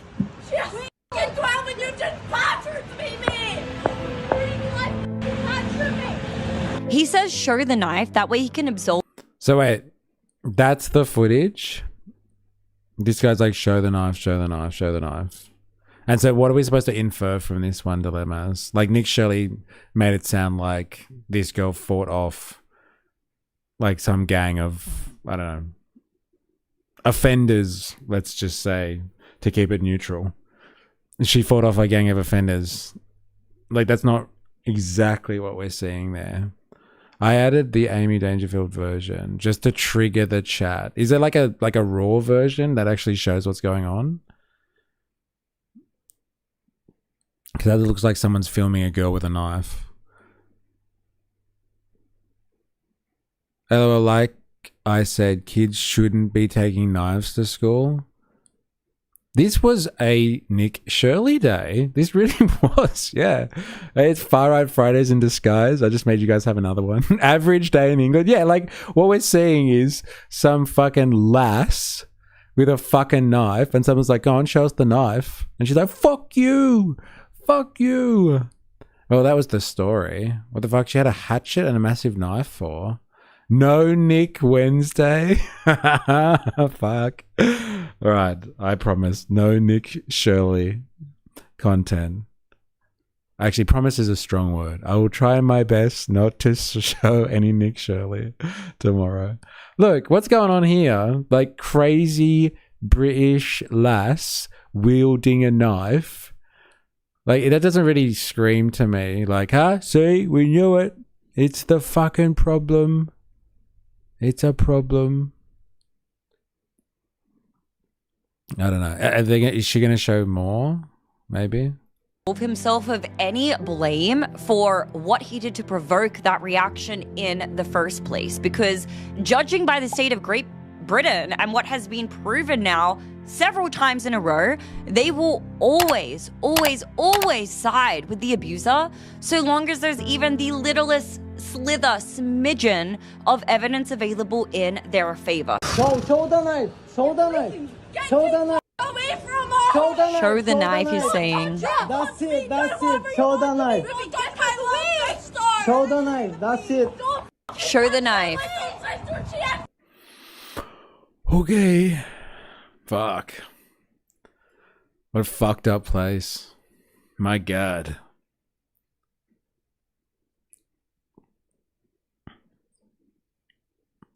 My kid's friend and her mum had a small issue with the cops other month for showing up at another house with an axe, damaging their front door a bit. It happens. God damn. I think the insinuation is not that here. I don't know. Carrying around an axe seems like more than a smidgen. Fairly lackluster. So let's look at a classic from last year. This mother and son team, so loving, so sane and likeable. Of course I jest. They're feral. Okay, there you go. Show him your sign. All right, let's see. Off Nazis. Yeah. All right, would you like to elaborate? I mean, I think he summed it Oh, I up. think we saw this. This was in like Minnesota, like last year. Why is she showing this? What's that got to do with the UK? That was a hatchet. Feral. Yeah, that kid is fucking feral. She needs to do something about that. Been a while since I've heard that one. Yeah, where's she going? She's lost touch here. She's losing them. We're losing them. What is with the lefties using their kids as political pawns? Well, I think this woman and her child here are just mental. Like, by anyone's standards. Like, what is she doing encouraging her child to say stuff like this? Like, she's mental. He's mental. He's fucking wild. But, like, is that really, like, what is with lefties using their kids as political pawns? Like, come on. The tolerant left's children? Fuck off. Come on. Like, there's no one else on the political spectrum that riles their kids up and takes them along to a rally. Come on, bro. The tolerant left's children. Get fucked. It's what kids do, kids that age do, to try to feel tough. Yeah, fair enough. That's fair. Mum told me to do this. This will make mum proud. Yeah, we can't blame the kids, I guess. But he does look a bit feral, that one. Hey? What's going on there? Hey? What's going on there? This is fucked, this one. I'm sorry. Reader, you can do better. Well, let's head to... You have to agree, though.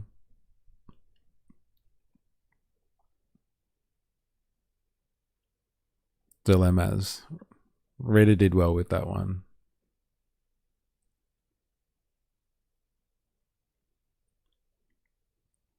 All right. Out of touch. Ordinary punters. One more from Sky News before we end, hey? The kid's not wrong, though. No, he's not. Like, fuck Nazis. But, like, I don't know. Like, I wouldn't teach my kids to scream fuck Nazis. Like, because then I have to explain to my kids as well what Nazis are. And not that you shouldn't explain to your kids, like, what? Like, complex political situations and history. But, like, you don't want them to just have a visceral response to things as well. Like, just they're triggered, literally. Like, they're triggered to just be like, to get into like a feverish state. Like, that's a bit much. I used to read The Guardian as a child. My parents took me to protests. LOL. And did they teach you to yell fuck the Nazis? Let's not head there, reader. Let's just say that we did. I remember being taken to see Al Gore's movie. And look at you. You turned out great. You're all right. Yeah, a kid even knowing what a Nazi is wild, let alone a weird anger and language. I don't even think my kids know what a Nazi is. Yeah, no way. No way do my kids know what Nazis are. Actually, have I ever said Nazi in front of them? No way. My kids wouldn't know what fucking Nazis are. No fucking way. I still remember in year 3 realizing we were probably going extinct after doing a project on the Great Barrier Reef, and the appearance of crown of thorns and seeing it was a side effect, not a cause of bleaching. What a realization, right? As a 9-year-old. I do want to influence my children though, but like casually, not like whipping them into a fucking frenzy. I don't think that's fucking healthy. Hello, I had a very confusing childhood. I've had a different view of the world and how benevolent or malevolent our society was for a long time. Ah, yes! Actually, The Sound of Music would teach kids about Nazis, wouldn't it? That's right. Probably wouldn't have known what I was watching though. My family taught us their Nazi history from a young age when they explained why they had bunkers on the farm. There you go. I was watching A Crown of Thorns get vinegar injection yesterday. Amazing. If anyone's interested, just saying. Sound of Music is a good one. That's how you can start a conversation about Nazis. I wonder if that kid's watched fucking The Sound of Music recently. I don't know why, but every time I hear about UK politics, I have a Pavlovian response to get bored and fall asleep. Damn, savage. Those poor British people. Where's the solidarity? Eh? I think parents trying to influence children too much makes them turn away. Yeah, okay. This kid will have an awakening one day, I guess, right? Yeah, for sure. Faux show. I was handing out how to vote since like 10 years old. Interesting. And like that was like a family thing? You were helping out your family? Or like your community, whatever. A lot of Studio Ghibli follows themes like that too. They literally walked the Alps to escape the Nazis. God damn. Fucking hell. But the Von Trapps were real family and the castle is still there. They literally walked the Alps to escape the Nazis. Yeah, right.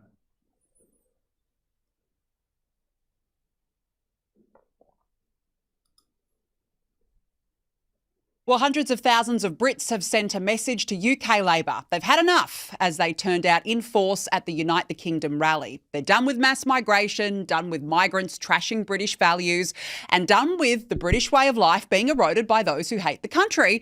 And of course, done with a woke Labor government headed by the dysfunctional and suicidally stupid Jumbo Keir Jackson Starmer. House had enough of them Muslims.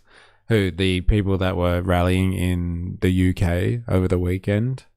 I think they are upset with mass migration, you might find. That's what they try to say. But I guess we'll never know.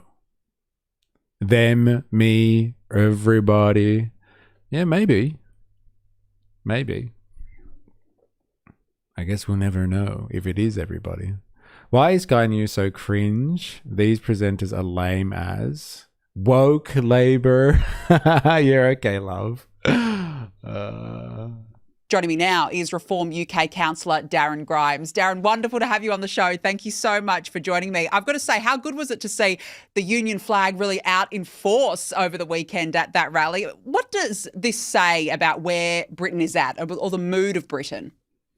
Yeah, I think actually it does represent a mood, a pushback against the idea that actually the British values of the kind that the Churchill statue, which is on that very square within Parliament, Parliament Square, actually represents, that the quiet patriotism is no longer quiet. I think a lot of people, we're seeing a movement where the flags are being flown across not just our capital city, but in towns up and down the country. You put your finger on the pulse, really, Danica. For years, we've watched the consequences of all the people that count have had enough. Now we've gotten to the fucking core of it. There it is. Anyone who actually counts has had enough. Fuck Churchill. Damn, savage. Yeah, COVID really influenced me, dilemmas. Now I dislike police even more thanks to them being heavy-handed in COVID. They are a tool of the bourgeoisie. This is not wrong. This is not wrong. They have monopoly over the use of violence to control the working population. Left, right, it don't matter. Doesn't matter what the issue is, as long as you can crowd control for the state. And I don't mean crowd control at an event. I mean generally crowd control. 100%. Look at you, eh? Dropping words like bourgeois. It's beautiful. It's beautiful. All right, I gotta bounce. This has been not the type of afternoon that I thought it was going to be. I can't believe we got trapped on this one. But like far out, that Novara meeting. If you are watching this, you just started watching this, like go back like what? An hour? No, 2 hours? And go have a look at that Novara bunch of interviews we were watching. That was fucking mental. They really found the best of the best when it comes to the Unite the Kingdom rally and just mash them together. That was fucking... I liked the Cavicula arc. Yeah, that was actually interesting. I'm not gonna lie. Every day is right-wing Friday. Yeah, can you see what's happening before our eyes? The whole stream is just turning into far-right Fridays. So good. Love dropping bourgeois in the chat for you, bro. It makes me wet, man. It really does. Thank you. So good. Then yes, lefty fatigue is kicking in. Your opinions don't count. All right. Calm down. Clav's a sorry individual. Look, you know what? I'm going to do this more often, I think, over here on Uncultured. The Uncultured channel. When I fucking come across a pop reference or something like that, something lame, I'm gonna just ask you guys to walk me through it, okay? You can be the leader, Ravy baby. It seems to be your wheelhouse. All right? I need to culturefy myself. Anyway, it was an interesting arc. I'll give you that. That's for sure. All right. I gotta bounce. If you've been hanging out today, you've been commenting, thank you very much for your interactions. If you have given us a couple of super chats today, thank you thank you very much. Do appreciate it. Helps with the stream. Yes, me lord. Thank you very much, Ravy Baby, Bandsaw Bandit coming in and out today. Captain Bucket, Hobo Joe, Jumbo Jack coming in late. Heidi the Sausage, Lop Jeff. Momupa. What else we got? Violent Quinn hanging out all day today. Who else we got here? Wookiees. Dilemmas. Wookiees keeping us very entertained, actually. Some hilarious commentary today. Spandonk, you've been hanging out all day as well. 4AS was in here earlier. Thank you very much, 4AS, for hanging out.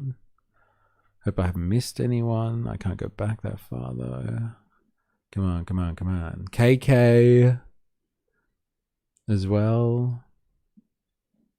If you've been lurking today, thank you very much. If you haven't already, make sure you hit the like button, everyone. I won't hold it against you if you do it now. Activate the like button. Sarsaparilla Jane as well. So yeah, thank you everyone. I've learned a lot today. I've learned too much, I feel. Especially when it comes to Clavicula or whatever his fucking name is. And his non-working penis. But thank you. What about the pandas? Panda Friday. Thank you, everyone. We will be back tomorrow for Hump Day. And yeah, until next time, please remember, I am, you are, we are a mystery.